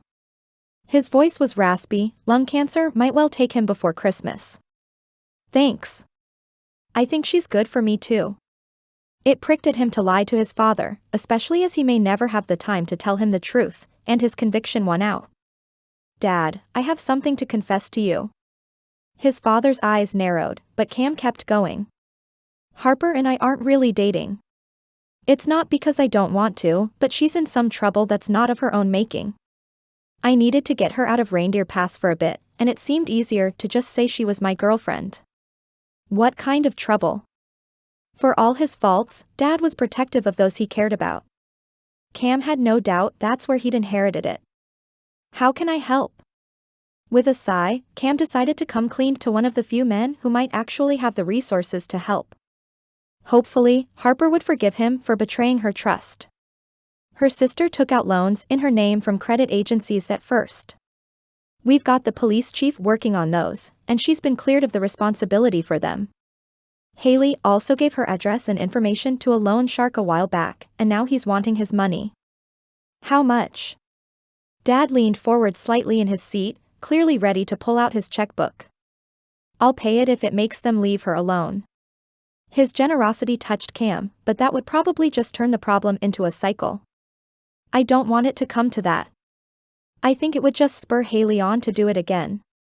The fear in Harper's sister's voice when she called a few days before rang in his mind. "If it comes down to it, I'll let you know." Dad nodded, settling back before being overcome with a deep, hacking cough. When he finished, he wheezed a little but still spoke. "Cam, I've made a lot of mistakes in my life, and one of those was blaming you for Brandon's death." Sucking in a breath, Cam wondered where this was going. Grief makes people do things they wouldn't normally do. "It does, but I need you to know this before I go." Dad coughed again, this time struggling for breath after he finished. "You're a good man. I know you're a good pastor, and he broke off again as he sucked in as much oxygen as he could. "I'm proud of you." At that point, Dad struggled to stand, waving Cam away as he tried to help, and shuffled back towards the house. Initially, he'd been too stunned to speak, but Dad hadn't seemed like he wanted a response anyway. It wasn't an apology necessarily, but it was more than he ever imagined he'd get. "Lord," he prayed softly. "Thank you." A tear rolled down his cheek as he repeated his thanks over and over again, only now realizing how much he'd needed his father's words. "Thank you." Chapter 13. Patricia pulled Harper into a hug just before she climbed into Ronnie's SUV to head back to the airport. "Thank you," she said softly. Tears glistened in her eyes as she studied Ronald standing slowly from his wheelchair to shake Cam's hand. "I can't tell you how much." "I'm not responsible for that," she said through a lump in her own throat. That was them and the Lord. It was true.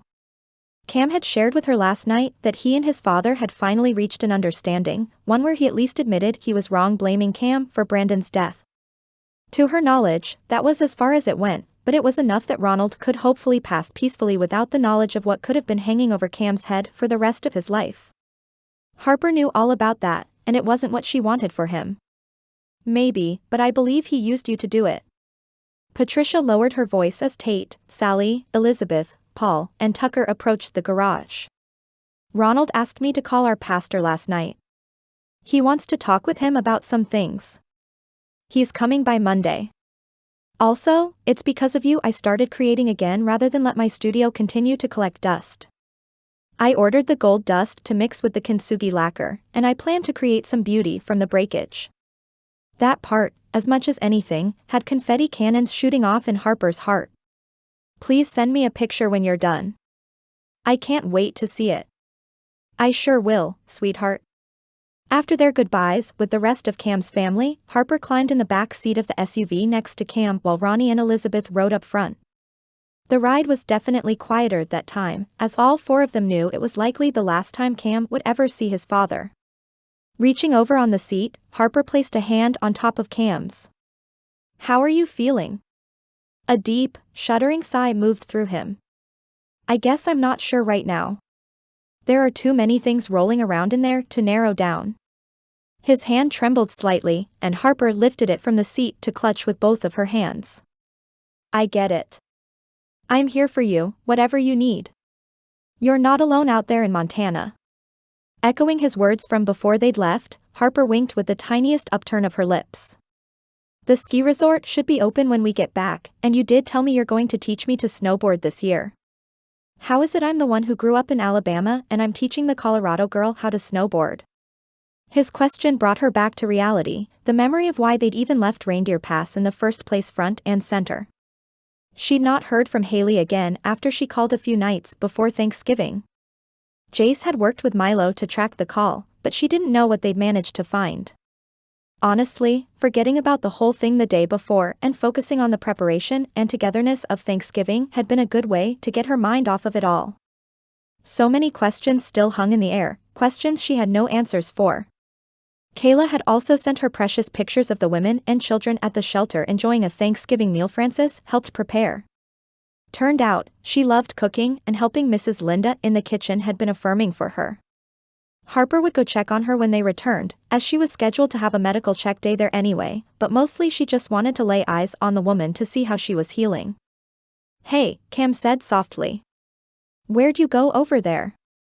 Oops, got lost in my thoughts. I was just thinking about Colorado, and then I got to thinking about Frances and all the women at the shelter. Plus, she said as she lowered her voice slightly. I have to admit I'm worried about Haley and even Axe, though I've never met him. You've got a good heart, Kim said as he switched back into his normal caring role. You care for him as a human being and as someone your sister clearly cares about.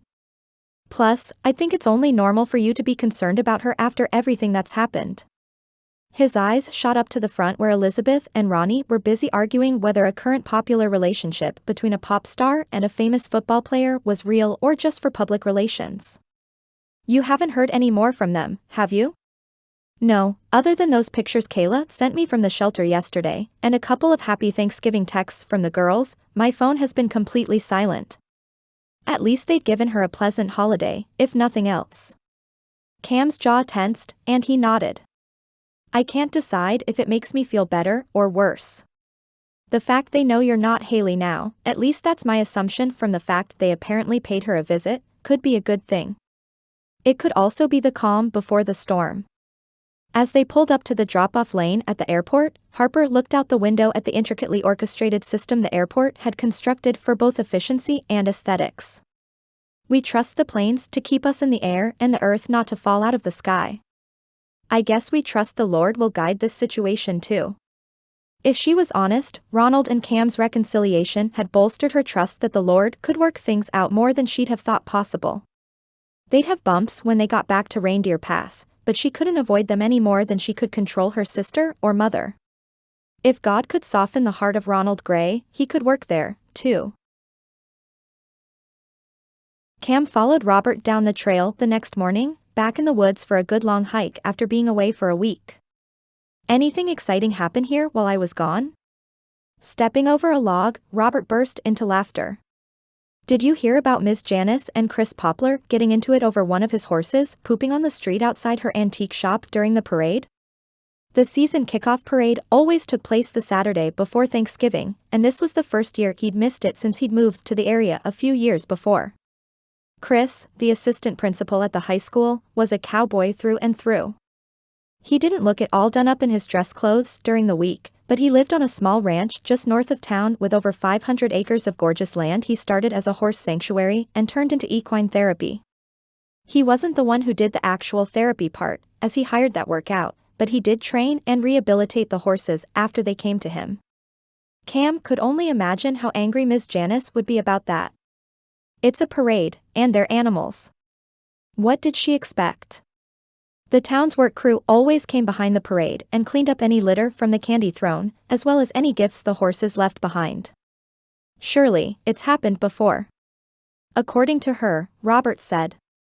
He had Fireball do that on purpose because she's been having trouble with some of the students from the high school racing their cars down the main strip of town. Which, to be fair, is really dangerous for them and pedestrians, but what can Chris do about it if they're not on school property? He wasn't wrong. I assume no one can convince Janice of that? She's called him 3 nights a week on his personal cell phone for the last month about it, as though he can just come back into town and make them stop. He keeps telling her to call Jace, but she's still mad at Jace over the gargoyle sweater incident last Christmas. The Christmas before, when they'd had a national baking competition in town, a group of fans who also happened to enjoy knitting began yarn bombing structures in town. They knitted custom tacky Christmas sweaters for the 2 statues outside Mrs. Janice's antique shop, the ones that were beyond creepy, and the sweaters far improved the look of. Jace refused to call it vandalism since the sweaters were removable. Due to that, Mrs. Janice had decided to forego calling him about anything, something Jace undoubtedly considered a win. Speaking of Jace, Robert said as they continued their trek up the mountain. He told me about what's been going on with Harper in case her sister or one of the loan sharks guys turn up in the woods somewhere. Robert was the head of fish and wildlife, law enforcement in his own right, and Cam was glad Jace had looped him in. How's she doing with everything? Honestly, a whole lot better than I thought. Taking her to Alabama did seem to help, but maybe it was just the opportunity to focus on my family's dysfunction for a while. Cam let out a small chuckle as he scaled a small boulder behind Robert. She's so strong. It's kind of amazing to me some of the things these women can overcome. I look at Felicity at times and wonder how she's still standing, but there she is. She's an amazing mom, a great teacher, and she's falling back into life here so well. Robert's girlfriend Felicity had a 4-year-old daughter Annie, and after years apart, she and Robert had finally managed to rekindle the romance they'd had as teenagers. Were you able to patch things up with your dad? Over the next 2 hours of their hike, Cam filled him in on the trip before they settled into a comfortable silence, but it was only as they reached the parking lot to head back to Robert's truck his friend finally asked the question Cam had been waiting for. So, I know Jace said the 2 of you were faking your relationship for your family, but you've liked her for years now. Anything new to report there? Cam sighed as he fastened his seatbelt and leaned his head against the seat. No, at least not yet. Before he could say anything else, the dispatcher's voice echoed over Robert's radio. Attempted intruder and assault reported at the Montana Valley Women's Shelter, squad cars en route. Heart in his stomach, suddenly every bit of peace he'd had out in the woods melted away. Harper's at the shelter today, he ground out. The desperation to get to her, to make sure she was okay, washed over him like a wave hitting the seashore. Go now. Without a single question, Robert whipped his truck in reverse and peeled out of the parking lot to head towards the women's shelter.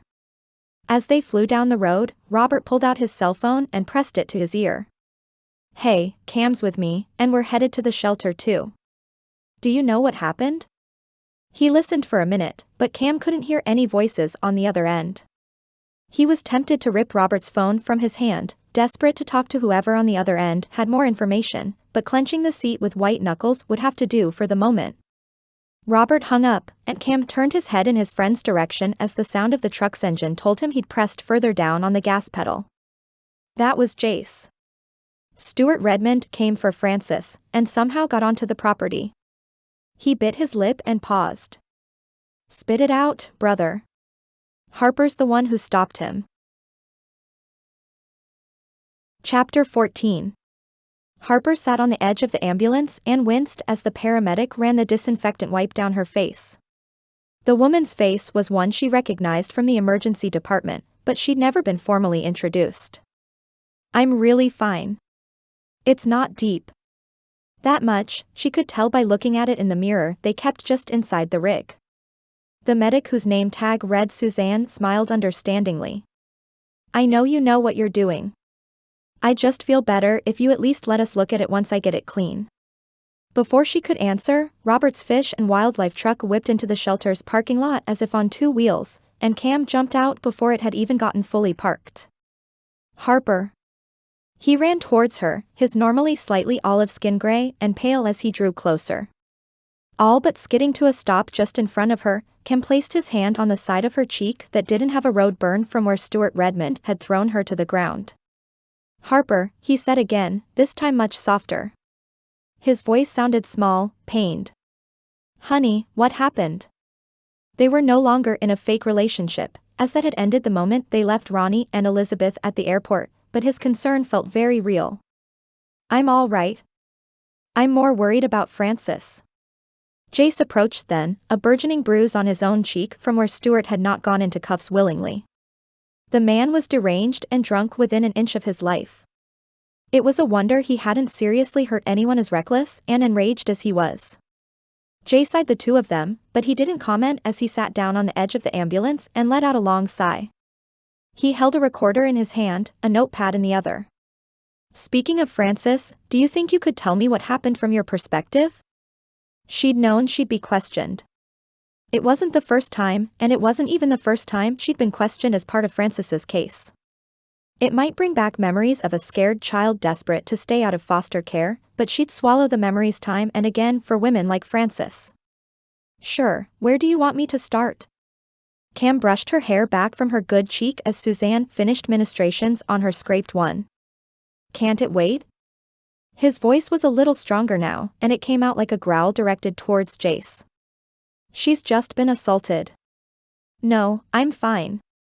You're welcome to stay here and listen, but if it's too much you can go wait with Robert," she said kindly. She appreciated the care he showed, but this was important. Jaw clenching, Cam shook his head. "I'm not leaving your side." Jace looked down at his knees beside her, and Harper could have sworn she saw the ghost of a grin on his face as he met her gaze. "Why don't you start with what you and Kayla were doing here today, and we can go from there?" "You got it." Over the next few minutes, Harper detailed the work she and Kayla did at least a few times a month at the clinic. Harper taught nutrition, women's health, and exercise classes, as well as conducted medical checks for more minor things before transporting the women to Micah's clinic when needed. Kayla taught group therapy sessions for the women and conducted play therapy for the children. I'd actually just finished up with a nutrition class Francis attended when she asked if she could talk with me. Jace jotted something down on his notepad and turned his attention on her again. "You don't have to go into details on what she needed to speak with you about unless it's relevant to the assault." By then, Cam had taken her hand, and the tension running through him was so thick you could cut it with a knife. "She just wanted to thank me and talk to me about her plans for the future. We encouraged them to dream a little, to practice imagining a life outside of the one they were often trapped in, and she wanted to share it with me. She wants to open a cut flower shop here in town, a place where people could come and experience the beauty of the flowers she loves so much and give them to their loved ones." "You came to walk outside?" Jace's question wasn't accusatory. The grounds were beautiful, as the shelter sat on 10 acres of cleared land that looked pure and lovely after their recent snowfall.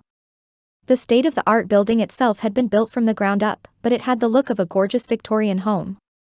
"You and Francis?"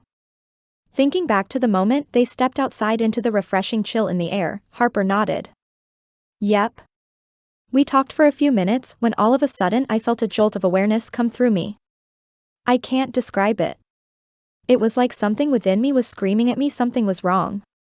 "It was your intuition," Jace said encouragingly. "That, and probably a touch of the Holy Spirit warning you." Maybe it had been. The way the hair on the back of her neck had stood up, her entire body had screamed at her to run. I turned around to see Stuart sprinting towards us, and I pushed Francis behind me. I told her to run for help, but I didn't focus on her after that. I was focused on Stuart and making sure he didn't get anywhere near her. Cam's body tightened even more, an impossible feat somehow managed in his rage. "I'm going to kill him." Whether he meant to speak the words aloud or not, Harper didn't know. "Cam," Jay said in what his fiancée Hannah called his a cop voice. "I know you're wired right now, but you've got to hold it together or I'll toss you in the cell beside Redmond. Toss me in the cell with Redmond, and you'll solve both our problems." Cam's eyes slammed shut then, and he let in a few shuddering breaths. "I'm sorry. That's not helpful to anyone. Not to mention nothing a pastor should say. I'll be quiet." Unable to hold back anymore, Harper stood and wrapped her arms around the man who'd been kind to her from the moment he met her. He was one of the few men she trusted implicitly, and somehow even muttered threats to Stuart Redmond didn't sway her. "I really am fine," she said. He didn't respond at first, just held her as Jace patiently waited for her to finish her testimony, and Harper felt him press a soft kiss to her head. "You're gonna have to keep telling me that, Red." She allowed him to hold her for another moment before pulling back and tucking herself into Cam's side. "So, when Stuart came running towards Francis, I went after him and tackled him to the ground. That's how he got a goose egg on his head, by the way." Jace chuckled, nodding for her to go on. "We both scrambled to our feet, and he swung a fist at me which I managed to duck. The motion got me off balance, and he threw me onto the recently cleared walkway." She pointed to her face, acknowledging the source of the injury. Cam's body brought back some more of the tension he'd released when she'd hugged him, but she forged ahead. "I grabbed his foot when he tried to follow Francis and got to my feet just as the security guard came running. Apparently, one of the maintenance guys had left the gate unlocked, and that's how he got onto the property." "He's been thoroughly reprimanded," Jace assured both her and Cam. "I think that's everything I need for now, especially because security cameras will corroborate everything you just told me." Plus, he gestured behind Cam to what seemed like every woman in the shelter had gathered with worried faces. "I think your fan club is waiting on you." Harper pulled out of Cam's hold and headed towards the group of women and children. Tears streamed down Francis's face as she clutched her belly. "I'm so sorry. It wasn't your fault, Francis. I put myself between you, and I'd do it again and again." Placing her hand on Francis's stomach, she smiled sadly. "This baby deserves to be safe, and I aim to make that happen." The tiny twin tornadoes, Ella and Gracie, slammed into her from either side and plastered themselves to her hips. The girls were 8, their mother Keely having brought them to the shelter about 6 months before. For obvious reasons, Harper had grown fond of the girls, identical in every way down to the smattering of freckles that matched their honey-colored hair. Seeing them, seeing what could have been for her and Haley, it was both a little bit heartbreaking and a little bit redemptive. Keely approached quickly and pried her girls off Harper. "Girls," she scolded. "We don't know if she's got other injuries. Be gentle." The girls immediately loosened their holds and looked up at Harper with wide eyes. "We didn't hurt you, did we, Miss Harper?" Placing kisses on both their heads, Harper smiled. "Not a bit. Hey, you two know what I could use?" The girls' eyes widened even further, but it was Ella who spoke. "What's that?" "I would love a cup of hot chocolate from the kitchen. Do you girls think you could get me one?" She taught them where the packets were and how to use the single-serve coffee machine to make them the month before, and they'd grown quite proficient at it in the weeks since. "With extra marshmallows? Is there any other way?" Harper winked, and the girls took off towards the house as Kayla approached with the shelter director Rhonda. Compassion written all over her face, Rhonda wrapped an arm around Francis. The children had started to disperse and go back inside, save for the tiniest ones, but most of the women still wore concerned expressions. "I know you're all worried about what happened today," Rhonda said as she gave Francis a squeeze.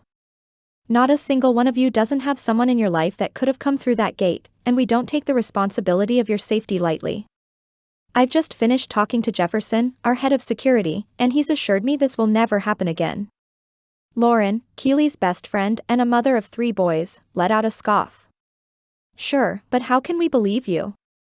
Thankfully, what some might have seen as disrespect, Rhonda saw for what it was. Each of these women were terrified for themselves and their children, and that manifested in different ways for different women. "Because we're going to prove it to you," Jefferson said as he stepped up from where he'd been talking to Jace by the ambulance. "We're going to be reworking our security routes and schedules so we have men patrolling the perimeter at all times. We've always been in the guard shack, but we'll be out and moving around the grounds as well. I'm going to hire 2 more men to make this happen, and we will earn back your trust." He stared at Lauren, and Harper wondered for a moment if there was more to the story than she knew. Jefferson was in his early 40s, in the ballpark of Lauren's 34, and he'd been employed as the head of security for as long as Harper had been volunteering. "Thank you, Jeff," Rhonda said as she released Francis. "We'll brief everyone on updated security protocols once we have them in place, but for now, let's all get inside and get warm." "Harper," she said with glistening eyes. "Thank you. You're nothing short of a hero." Squirming a little with the praise, Harper shrugged. Nothing you wouldn't have done. As the girls ran back out with Harper's hot chocolate, they giggled and arrived with red faces from laughter and chill. Here you go, Miss Harper. Extra marshmallows and a peppermint stick. Harper took the cup and hugged each girl individually. Thank you both. I think the students have surpassed the teacher. Snorting, Keely placed a hand on each of their shoulders. They make it often enough, it shouldn't surprise you. She winked at Harper and steered both girls back inside. As the group dispersed, Cam placed his arm around Harper once more. She's right, you know. The hot chocolate was perfect. Just the right combination of mint and marshmallows on her tongue, warming her to her bones. Who? About what? You are a hero. Cam shoved his free hand in his pocket and shifted from one foot to the other. For the first time, he looked a little unsure of how to proceed. Listen, I know you've not wanted to take this past friendship, but I want you to know pretending to be your boyfriend this past week made it one of the best weeks of my life. He turned to face her, the color having returned to his complexion after his initial worry. I'm not asking you to marry me today or anything, but would you be willing to try and take this thing from friendship to something more? I'm planning to take you snowboarding tomorrow after church at the resort. Let's just call it our first official date. Somehow, the past week had put everything in perspective, as had the knowledge of Stuart Redmond getting through the gate. Whether it was the Holy Spirit's lead or evidence of her own healing, she searched within herself to give an answer based in faith rather than fear. Their problems weren't solved, though his relationship with his father now had some closure. Loan sharks may still knock on her door, and Haley was quite possibly in danger at that very moment, but somehow those things no longer felt like things she needed to shield Cam from. He was a grown man, a man who followed the Lord's leading. If he was willing to pursue her, mess and all, who was she to shut him down for that reason alone? Only if you take me to the bakery after. I still think you sabotaged me, Harper said as she elbowed Cam in the side. I cannot possibly be that awful at snowboarding after being able to ski well. Cam took her elbow lest it flail again and used it to pull her in close as they walked down the hill from the resort to the Reindeer Pass bakery. She had indeed been awful at snowboarding, but it was mostly because she was trying to force it when she needed to relax into the movement. She'd get it, but he certainly wouldn't mind a few more lessons. You did fine for your first time. The first time I tried, I ran smack into a metal trash can and almost ended up bored overhead inside it. Did I mention a girl had just thrown away a massive plate of nachos in there? Melted cheese got all over my goggles and helmet. Why in the world would anyone throw away the resort's nachos? That stuff should be licked off the plate until not a speck of the nectar from heaven remains. Harper let out a huff. Some people have never had to create their own macaroni and cheese from weird, expired noodles in the pantry and slightly moldy cheese slices from the month before, and it shows. The more tidbits he got from her childhood, the more in awe Cam was at the woman beside him. That's my girl. Speaking of which, have you thought about what you're going to get for dinner?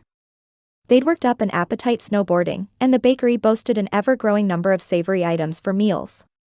He was partial to the Reuben panini they'd introduced in October, but nothing he'd ever had there had been bad. I'm really craving their chicken and pesto panini. It's delicious, and Sarah puts extra mozzarella on it for me when she's working. Harper winked, and Cam fought the urge to kiss her. They'd only decided to take this thing from fake to exploratory, and he didn't want to scare her off. That sounds delicious. As they approached the bakery, a solid group of friends their age dotted tables inside. Looks like we may have missed a party. To someone else, it might have seemed like he was upset at having missed out, but Cam and Harper had always been just a little bit removed from the rest of them. They hadn't grown up in Reindeer Pass, and both of them enjoyed quiet evenings after long, heavy days at work. Harper's eyes widened as she spotted Hannah, apparently back from France after her 6-week patisserie class. Hannah. When did you get home? This morning, grinned the strawberry blonde woman with Jace's arm wrapped around her in such a way Cam imagined the normally all-business police chief would be glued to her side for hours. Jace brought me straight here from the airport. She studied Harper's cheek, infuriatingly red and angry from the tumble she'd taken at the hands of Stuart Redmond, but she didn't comment. She wouldn't let me take her back to her apartment to rest, Jace grumbled. I'm trying to help you avoid jet lag. Hannah rolled her eyes at him. Jet lag is a benign and temporary condition that disrupts the body's circadian rhythm due to crossing multiple time zones.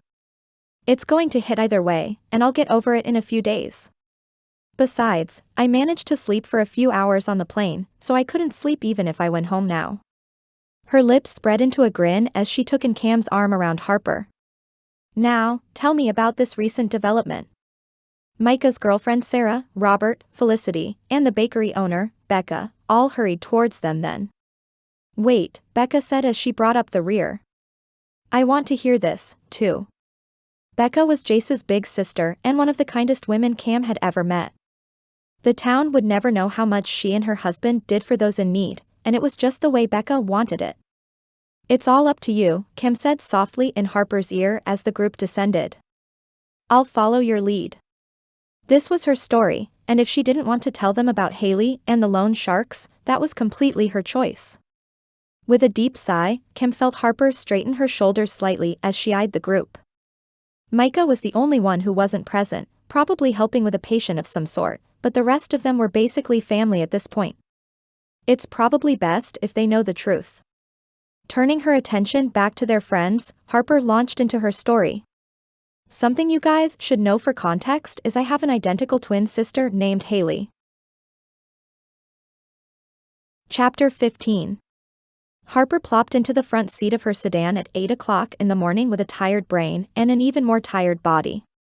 She'd worked an hour and a half of overtime because her relief had overslept her alarm, and that was after a long night with 2 patients strung out on who knew what, 1 cardiac event, and a whole host of other accidents and maladies which had her running from room to room her entire shift. The energy bar she'd eaten as her lunch around midnight was long gone from her belly, and it growled as she turned the key in the ignition. At least I'm off for a few days now. If she was lucky, maybe the scratch from where she'd hit the sidewalk outside the shelter would be gone before she had to go back. Explaining to patient after patient the sterilized version of what had happened had been exhausting in and of itself, and it reminded her of all the stories her mother had concocted to cover up the abuse she'd suffered. The long and straight county road which led to Reindeer Pass calmed her, as the early December snow had already blanketed the farmland and ranchland surrounding the mountain town in a gorgeous cover of pure white. Just as she'd finally released some of the tension she'd been holding in her shoulders, her phone rang as the screen flashed unknown number once again. Tension immediately back, Harper pressed the button for Milo's app and answered the call. Hello, this is Harper. Hi there, Harper, the familiar voice on the other end of the line said in a voice that reminded her of the sound gravel made when someone moved across it in heavy boots. I paid your sister a visit this morning. Her eyes narrowed even as her hand holding the phone shook. At least the road before her was completely straight, as she didn't think she could navigate turns safely at the moment. So you believe me? You believe I'm not Haley? Why are you calling, then? It was a gamble, as Haley had told her she knew too much, but that didn't mean she hadn't made it up to scare Harper into paying up anyway. The man she knew in her heart was the same one who'd followed her outside the hospital, chuckled darkly. Because your sister still owes Dave money, and you're now a loose end. She and Axe went dark again, but we'll find them just like we did last time. If you speak to her before we do, just let her know we're enjoying this game of cat and mouse. The line went dead, and both anger and fear warred within her like fire and water doing their best to quench the other. Lord, she prayed as tears rolled down her cheeks. Help me. She continued her pleas as she rode the rest of the way into town, intent on calling Cam as soon as she got back to her house. He was probably out running at this time of the morning, as the man was one of those annoying early morning people who woke up ready to face the day. Still, she needed his reassurance that things would be okay. As she pulled into the driveway, another car already sat there with Colorado plates. She just lifted her phone to text Jace and Cam when Haley's bright red hair caught her attention from just behind the porch rail. She was kneeling on the ground, which was why Harper hadn't initially noticed her, her shoulders shaking. Haley's hair was wild like Harper's, but years of drug use and lack of taking care of herself had rendered it a frizzy, matted mess. Launching herself out of her car and up to the porch to take in a bloody man lying there by Haley, Harper realized she wasn't alone. What dash? Launching herself at Harper, Haley pulled her into what was probably supposed to be a sisterly hug. All Harper noticed were the lines on Haley's face that weren't in Harper's and the fact she was pure skin and bones. "Haley, what are you doing here? Is that Axe?" The bloody man grunted, just as thin and haggard-looking as Haley, with tracks up his forearm. Where was his coat? He had to be cold. Haley sniffed and rushed back to the man on the ground. "Yes, this is my boyfriend Axe. You have to help him." "What are you talking about?" "He needs a hospital." "Has he been shot?" Harper rushed forward and took in the sight. No, he might not have a bullet wound, but he'd definitely been beaten to within an inch of his life. His pinky and right ring finger were both gone at the knuckle, and while the pinky looked long-healed, the ring finger was fresh. Despite her training and empty stomach, Harper had to breathe through her mouth to control the nausea at the sight. Haley shook her head, her eyes as wild as her hair. "No, but Dave's guys beat him up. You can't take him to the hospital, though.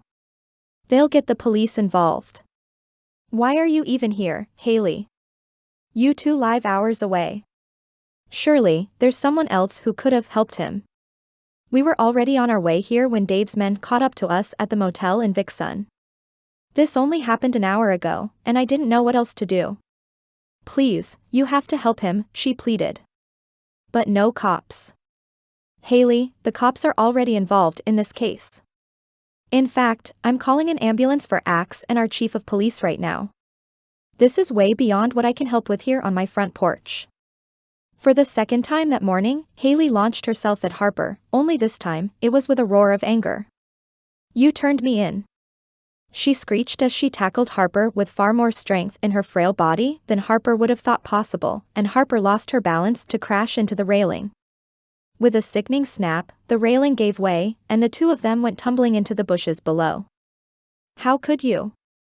Haley grabbed Harper's hair, a favorite move of hers since they fought as children, but it was then Harper's strength and self-defense lessons kicked in.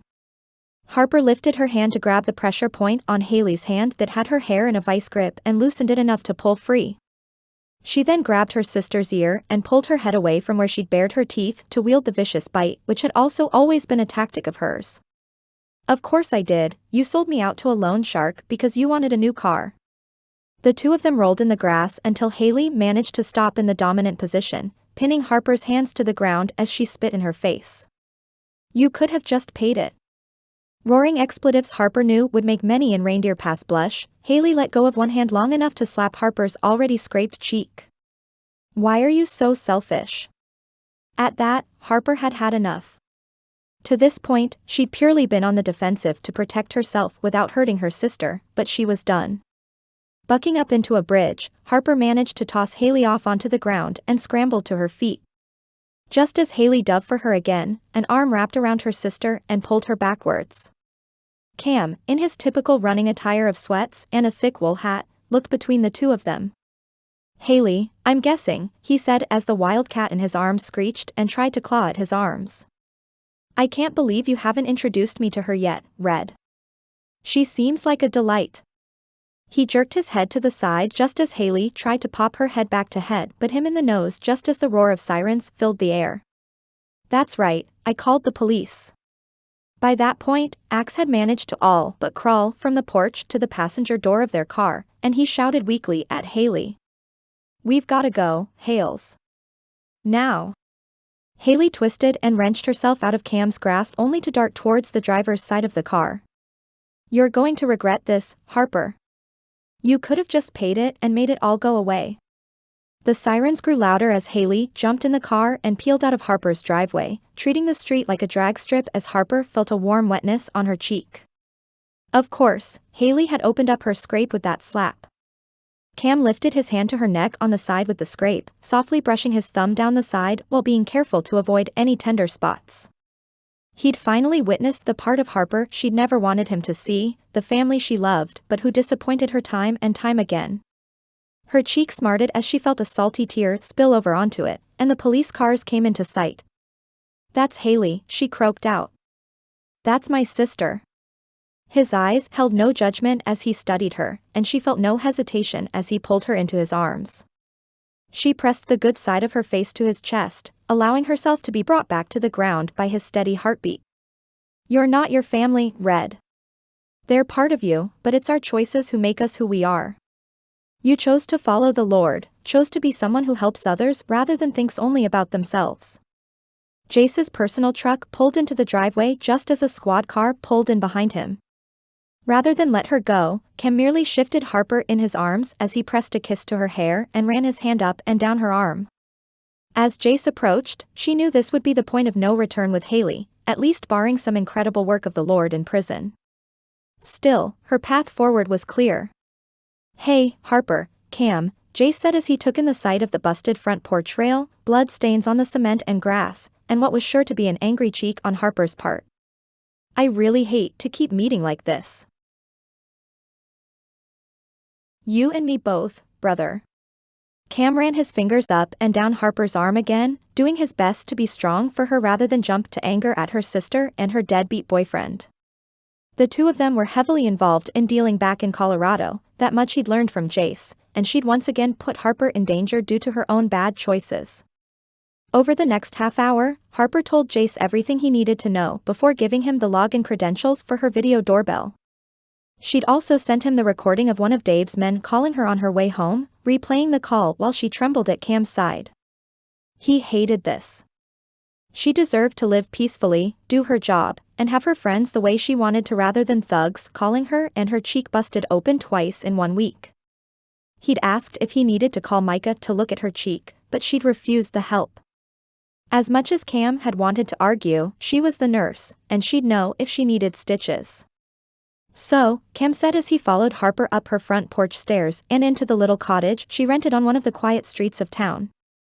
"I'll come by tomorrow morning and fix the rail, and I'll bring the church's pressure washer to get this off the porch."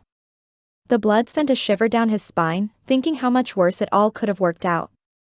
Harper looked sadly at the concrete and broken rails, her expression breaking his heart a little. "You don't have to do that. I can figure it out." Just as she placed her hand on the doorknob, Cam stepped around her to put himself between her and the door. He lifted her chin gently, begging her to look at him. "Harper, I'm in this. I'm all in wherever the Lord takes us. Let me help, let me be here for you. Let me lighten your load a little." He'd like to toss Haley and Axe, as well as whoever this Dave guy and his enforcer were in jail personally, but he'd have to leave that to Jace for the moment. "Thank you," she said in a whisper. I don't think I really know how to do this."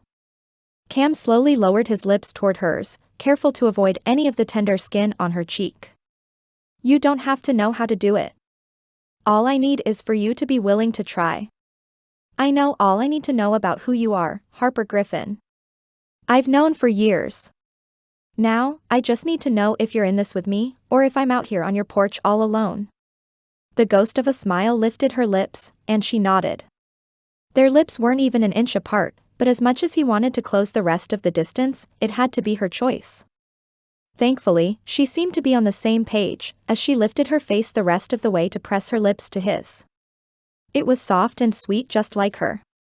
He was careful not to touch her cheek, but it was the promise of a future that he never imagined possible. Pulling back, Cam indulged his love of gently tugging a single curl to watch it pop back in place. "Now, how about I order pizza for dinner, and you pick whatever ridiculously unrealistic rom-com we watch?" Chapter 16. Harper leaned against the wall of the hospital with a groan. It had been a long day, and the last thing she needed was a voicemail from her mother asking for money yet again. Couldn't she understand drowning in the debt she'd already thrust upon Harper, not to mention her student loans, sucked her paycheck dry at the end of the month? She'd only just graduated nursing school and landed the job at the county hospital in the middle of nowhere, Montana, but honestly it was a gift she'd never expected. Even the harsh winters, colder and more unforgiving than in her native southern Colorado, felt cleansing in a way. Sighing, Harper tapped the button to listen to the voicemail, her mother's voice sounding weak and frail on the other end. "Hey, honey," Mom said. "I wanted to let you know I got in a car accident, and the damage was pretty bad. This looks like it might be it for me." Her breath shuddered on the other end, familiar beeps from monitors in the background punctuating the sound. I just wanted to say I'm sorry for everything. I was the world's worst mother, or at least pretty far up the list. Tears sprang to Harper's eyes. Her mother wasn't a good actress, despite her penchant for scamming folks and lying about where she'd gotten her injuries. The emotion in her voice, the truth of her words, it was real.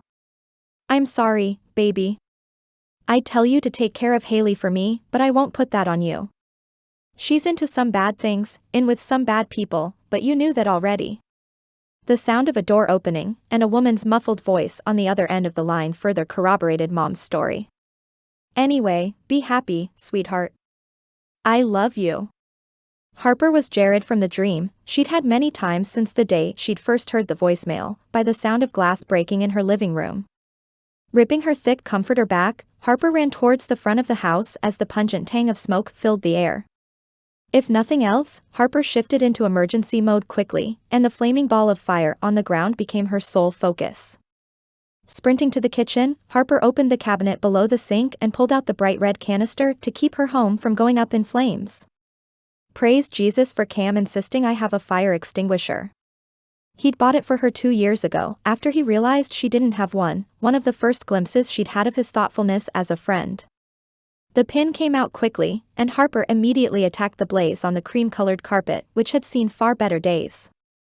Once the fire was extinguished, she finally took a deep breath and realized what looked to be a brick wrapped in some sort of newspaper had been thrown through her front window.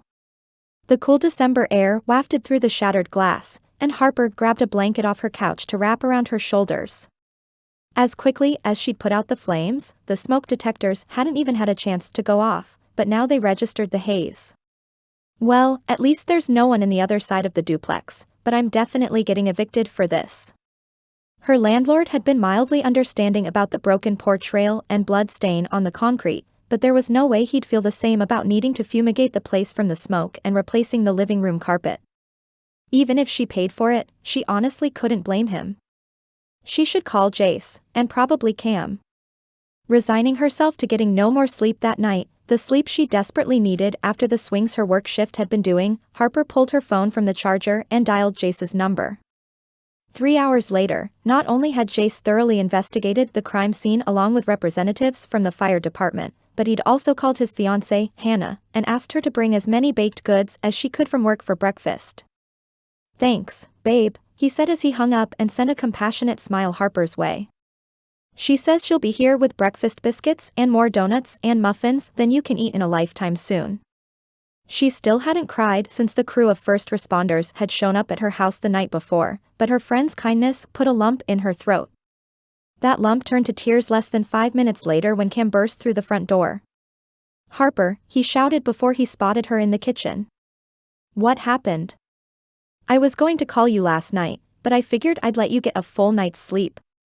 Someone threw a flaming brick through my window last night." She sniffed as she buried her face in his shirt and tried to hold the tears back as best she could. Jace joined them in the kitchen, his feelings about her waiting to call Cam clear. They wrapped the brick in newspaper and doused it with lighter fluid. My guess is they tossed the match in after they broke the window, but the fire marshal's still trying to figure that out. Since Stewart's still in jail, Cam growled. "This has to be Haley and Axe or the loan sharks, right?" His whole body was so tense he felt like a brick wall, his heart racing as he held her close. Jace sighed. It was Haley and Axe. The doorbell camera caught them approaching the window and then running away. At least, if they're criminals, they're not smart ones. I'd rather have foolish criminals than smart ones any day. I'd rather have none of them paying attention to Harper whatsoever. He pulled back, smoothing her still wild hair from sleep from her face. "I wish you'd called me." As hard as he worked to mask it, there was clear hurt in his expression. "I want to be here when you need me." Now, she felt even worse. "I know, I'm sorry. I wasn't really thinking." Pulling her close once more, Cam kissed the top of her head. "It's all right. I just hate to think of you here alone and scared." Jace cleared his throat, fingers flying over his phone keys as he returned a text. "Haley and Axe are now in custody. My department managed to catch them just off County Road 90 pulled over at a gas station. They also had lighter fluid in the trunk, so it's a pretty open and shut case if you want to press charges." Memories washed over her then. Memories of herself and Haley building blanket forts and playing princess in the abandoned lot next to one of Mom's boyfriend's house. Memories of them hiding under the bed while Mom and those same boyfriends fought. Memories of the one and only time they'd managed to visit a theme park and drove to California. She had no idea how her mother had afforded it. Honestly, it was probably better not to know, but they'd ridden rides and eaten character-shaped ice cream bars until they nearly busted. They'd felt like a family that day, but it had been many years since she could say that. "I do," she said through a pain in her chest that felt like her heart was literally breaking into pieces. "I want to press charges, for all of it." Cam's head pounded as he unlocked his office at church later that morning. He hadn't wanted to leave Harper, not when she'd just been through 2 traumatizing situations in as many days, but she'd all but told him to get lost because she was going to take a nap. She'd been kind about it, and she was staying with Kayla for the time being until her duplex was set back to rights, so there was really no reason for him to hover. After Kayla had come to pick her up that morning, Cam had stayed back to ask Jace a few questions. If he'd hoped the answers would make him feel better, he'd been sorely mistaken. His phone sat on the desk, almost taunting him with the truth of what he needed to do, but indecision still warred in his heart. Harper wouldn't like it, but they were in over their heads. Jace was working as quickly as he could with Milo and his app, but the loan shark was smart. Dave and the guy named Darius, who they'd figured out had been the one harassing Harper, were the tip of the iceberg. With Haley and Axe in jail, Harper was the only one left who could possibly get them their money. Not to mention, as Haley had said to Harper on the phone, she knew too much. The phone was heavy in his hand, but he lifted it anyway with a prayer the Lord would calm whatever anger Harper felt over his intrusion. The phone rang only twice before it was answered with a softly croaked, "Hello? Hey, Dad. How are you feeling today?" He'd not called in the few days since they'd been home, but Dad wasn't really a phone guy anyway. "I'm all right, son." His oxygen machine whirred in the background, and Cam could picture his father in his office with a pile of books in front of him and a to-do list a mile long. He'd rather be in his office at the garage, but the one at the house had been his sanctuary for months. "How are you and Harper? Did you get that mess with her sister sorted out?" "That's actually what I'm calling about." Over the next few minutes, Kim gave Dad the overview of everything that had happened, down to her choosing to press charges against Haley and Axe despite every loyal bone in her body. After he relayed Jace's warning that cutting off one head to the snake would just make it grow another, the fear nearly overtook him. "Dad," he said as his stomach pitched. "I'm scared. I don't know how to help her." Dad was silent for a moment, to the point Cam wondered if the line had gone dead. When Dad spoke, his voice was full of the steel Cam had only witnessed a time or two in his life. "I've got a buddy who owns a private security company. They work all over the country, and they're leaps and bounds ahead of what law enforcement can do with all their regulations. I'm going to call him now, and I'll tell him to bill me for any charges they accrue." Cam was speechless. I don't know what to say." "You don't have to say anything. If I pass on before this mess is over with, I'll tell Gabe you'll continue paying out of your trust. There's plenty in there, so you shouldn't have a problem." "Wait, I thought you revoked my trust years ago?" Honestly, it had been fine. Cam hadn't wanted the strings attached to it at the time anyway. Dad coughed twice, the wet sound of a man whose lungs were slowly filling with fluid. "I never did, Cam. I wouldn't do that to you. I said I would out of anger, but you were always going to get everything you were owed upon my death. Dad, you don't have to do that. I didn't make peace with you for my trust fund." Last he knew, his trust was over $20 million. More money than he'd ever be able to spend with the way he lived. "I know you didn't, but you're my son. No matter what I said, no matter how foolish I've been, you're my son. I love you, Cam, and I'm thankful for the forgiveness you've given me. Just as an extra measure of goodwill, I've also allotted an extra $100,000 to your church upon my passing and set up a scholarship program for the seminary you attended. It's nowhere near enough to make true amends. Pastor Doug came by this morning, and we had a long talk about grace. Apparently, the Lord has a whole lot of it." It was all too much, and Cam couldn't process half of it. "I can't tell you how happy that makes me to hear, Dad. Thank you for everything." Just, thank you. Listen, son. I've got a meeting to turn over Gray Auto officially to your sister in a few minutes. I need to ask your mother to help me log into this program they installed on my computer, but I'll call Gabe first. Expect him to reach out to you this afternoon sometime. With that, Dad hung up the phone. All Cam could do was lean back in his office chair and close his eyes. The redemption story the Lord had written with his father was one he'd never seen coming, evidence the Lord could soften even the hardest of hearts. He had folks to call, the church's finance committee first of all to tell them about the impending large donation, but first he'd pray. He'd pray for Harper's safety and they'd bring Dave and his men to justice before they had the chance to do her real harm. He'd pray for Axe and Haley to be brought to their knees in jail and repent of their ways before the consequences sent them somewhere they couldn't return. For Dad, he'd pray his passing would be swift and painless when it came, and that the Lord would give him as many good moments left on earth as he willed, hoping it would be more than a few. At some point, he ended up on his knees in his office, moved as King David had and marveled at how far the Lord had brought his family. He could do the same with Harper, with Haley, and with whatever relationship the Lord meant for them to have. He could act, but he had to trust, first and foremost. Chapter 17.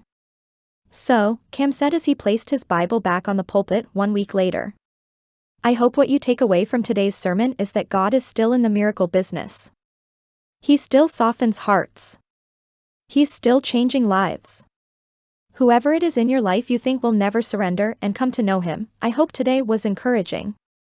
Harper teared up as she watched him preach from a place of peace and passion despite the pain he was undoubtedly feeling. Ronald's doctor had encouraged Patricia to call in hospice, and they didn't think he'd make it the next 2 weeks to Christmas. Cam had offered to come back home, but both parents had told him it could still be weeks or even months. Even now, as Harper thought back on the events of the last month, she could hardly believe it herself. The praise band took the stage and began leading them in a hymn of invitation, and Harper allowed the lyrics to wash over her.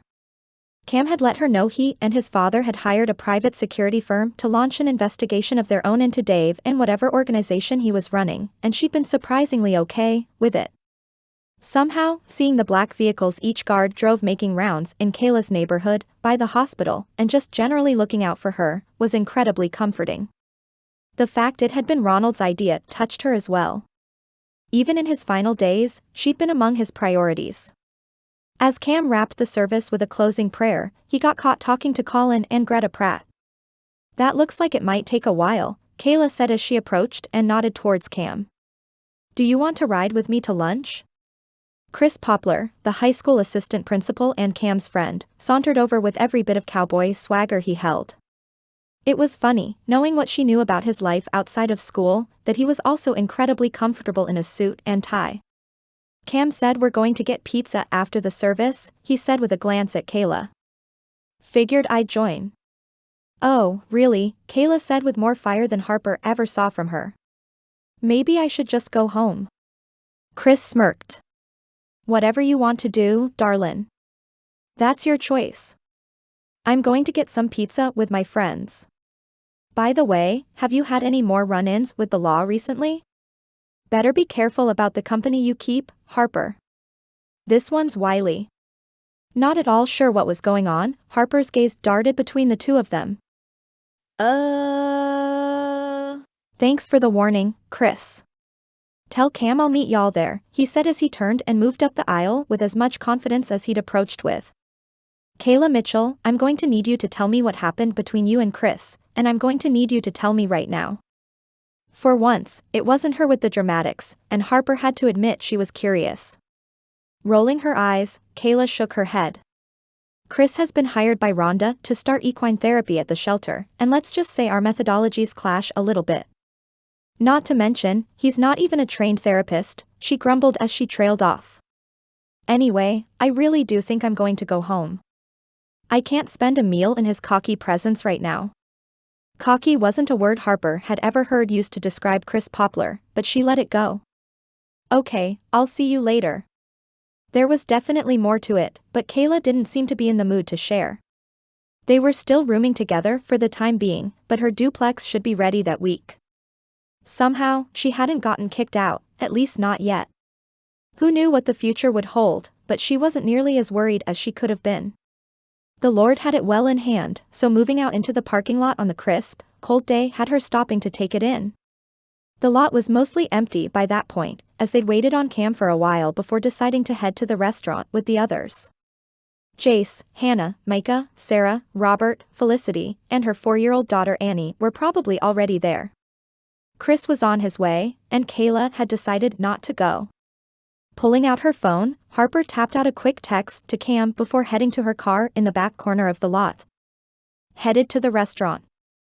I'll order you something to drink.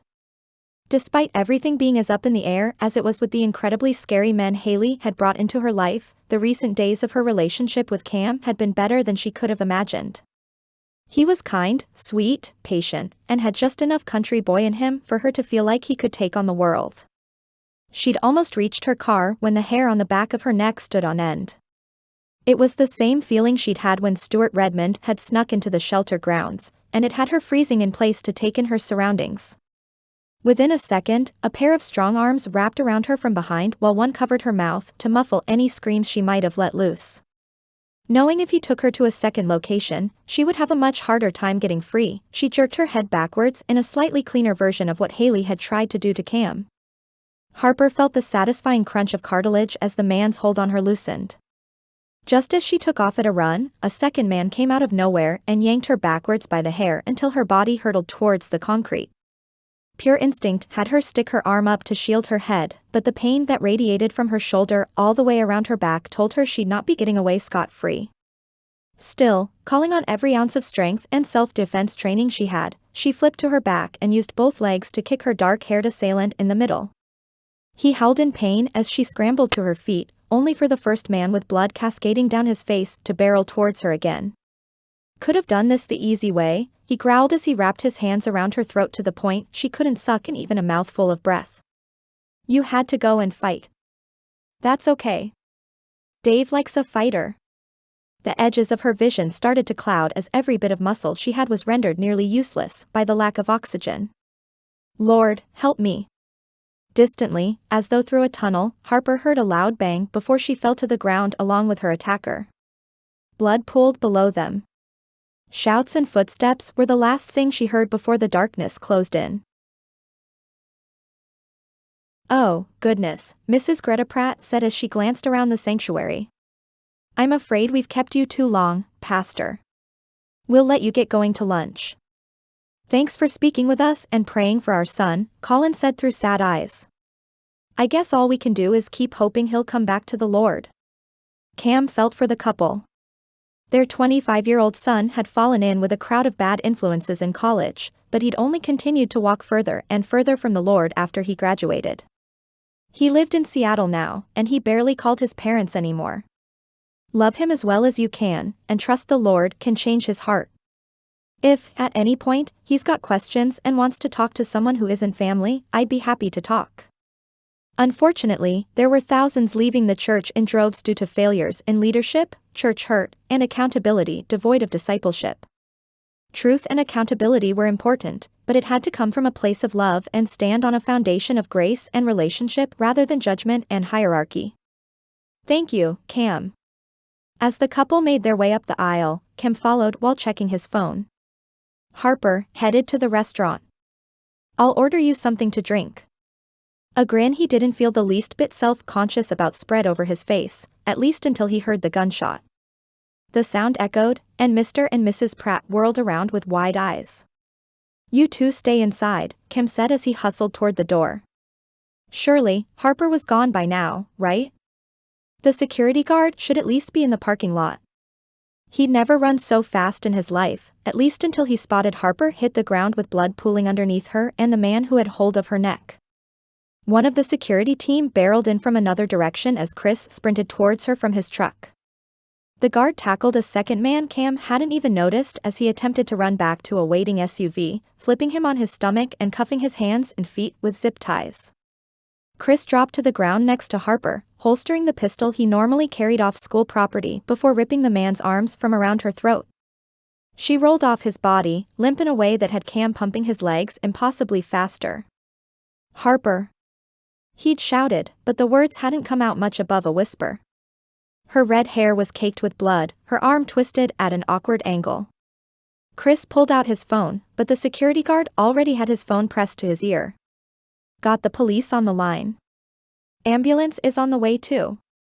As Cam hit his knees next to Harper, he barely even registered the pain of the pavement as he grabbed Harper's wrist. Good, her pulse was still strong, thumping away despite her unconscious state. You gotta wake up for me, honey, he said as he kissed her forehead. Wake up and show me those beautiful eyes. Sirens sounded in the distance, and Harper's eyes did indeed begin to flutter open and take in the scene around her. He could tell the moment the memories came back, and she felt the blood at her back, blood he was pretty sure wasn't hers from the bullet wound in her attacker's head. Cam, she croaked. That's him, she said as she took in the gruesome sight of the man beside her. That's the one who met me outside of work and the one who called me. That's the loan shark's enforcer. Jace pulled up in his personal truck with Hannah, still dressed in church clothes, as Micah and Sarah pulled in behind them. Robert and Felicity brought up the rear, all 6 of them running towards their group. Micah dropped beside Cam, switching into doctor mode as Jace began asking questions. What happened?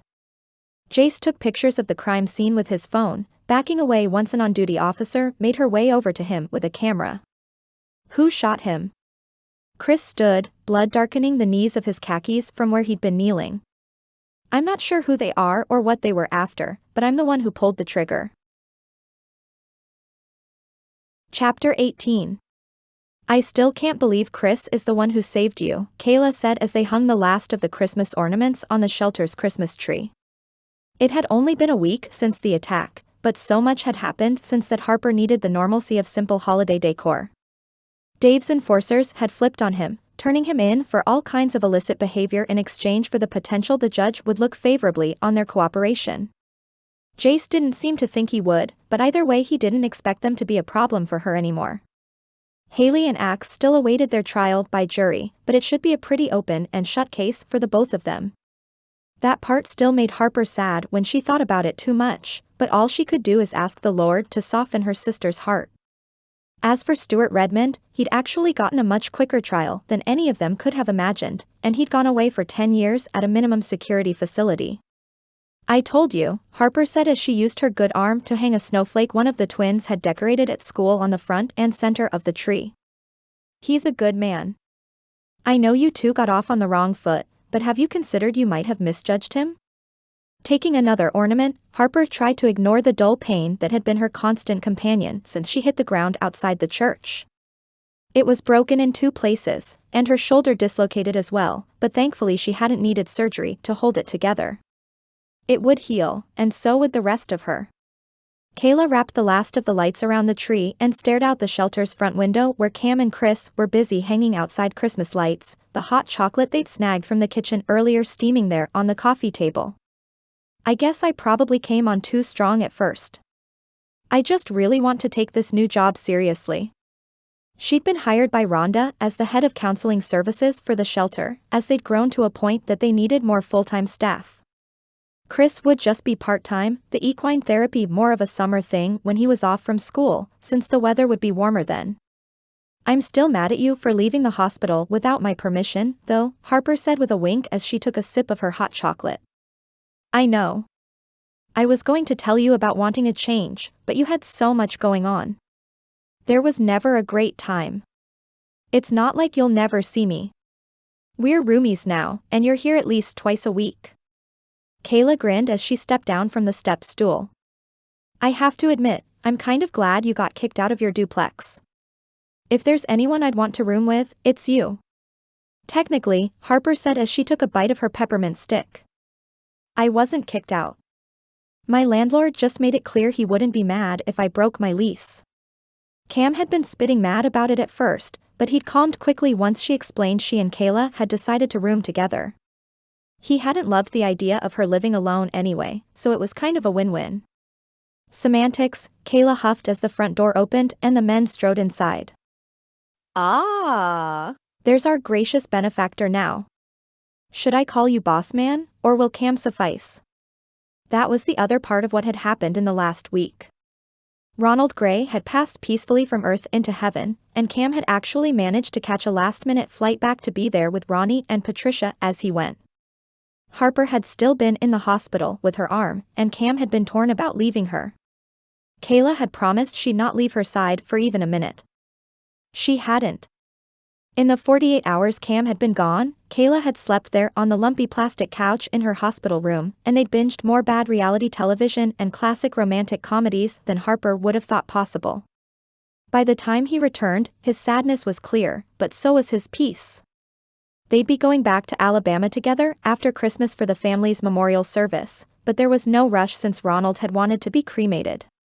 Cam's name had already been on his trust fund, so he had immediate access to it. The amount of money was staggering, but he donated $5 million to the shelter to make some much-needed improvements and hire the staff they needed. It would sit in an investment account earning them dividends they could spend, hopefully helping ease their financial burden for some time to come.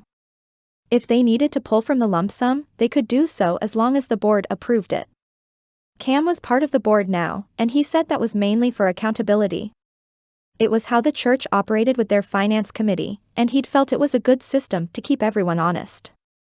"Just Cam is fine," he said with a grimace. He'd begged Rhonda not to let anyone know it was him who donated the funds, but someone from the board had let it slip. The newspaper had done a piece on it, and Cam had become a town hero in the process. It wouldn't surprise Harper one bit if he donated the rest of it too, as wealth clearly made him uncomfortable, but that was his decision. Cam pulled Harper into his arms, careful of her sling, and placed a kiss on her lips. He said with a grin. "Peppermint." The pain in her arm forgotten, Harper giggled. "You can get your own hot chocolate, mister. You act like you've been outside in the cold or something." Snow clung to his blonde hair, and the skin of his face was chapped from the wind. Nah, he said as he lifted hers from her hands. "Yours tastes better. The girls always put more marshmallows in yours." "That's because they like me better. Spend a little more time around here, and maybe they'll double your marshmallows too." Cam pulled her into his arms and planted a kiss on her lips. Somehow, they'd managed to make it here despite the hurdles they'd had to jump along the way. For some couples, those hurdles tore them apart, but holding Cam's hand as they approached every obstacle had felt healing in a way she'd never expected. "Oh," he said with a wide grin. "I plan to be anywhere you are, Red." Thanks for listening. For more Christian romance stories, be sure to subscribe to my channel so you never miss an upload.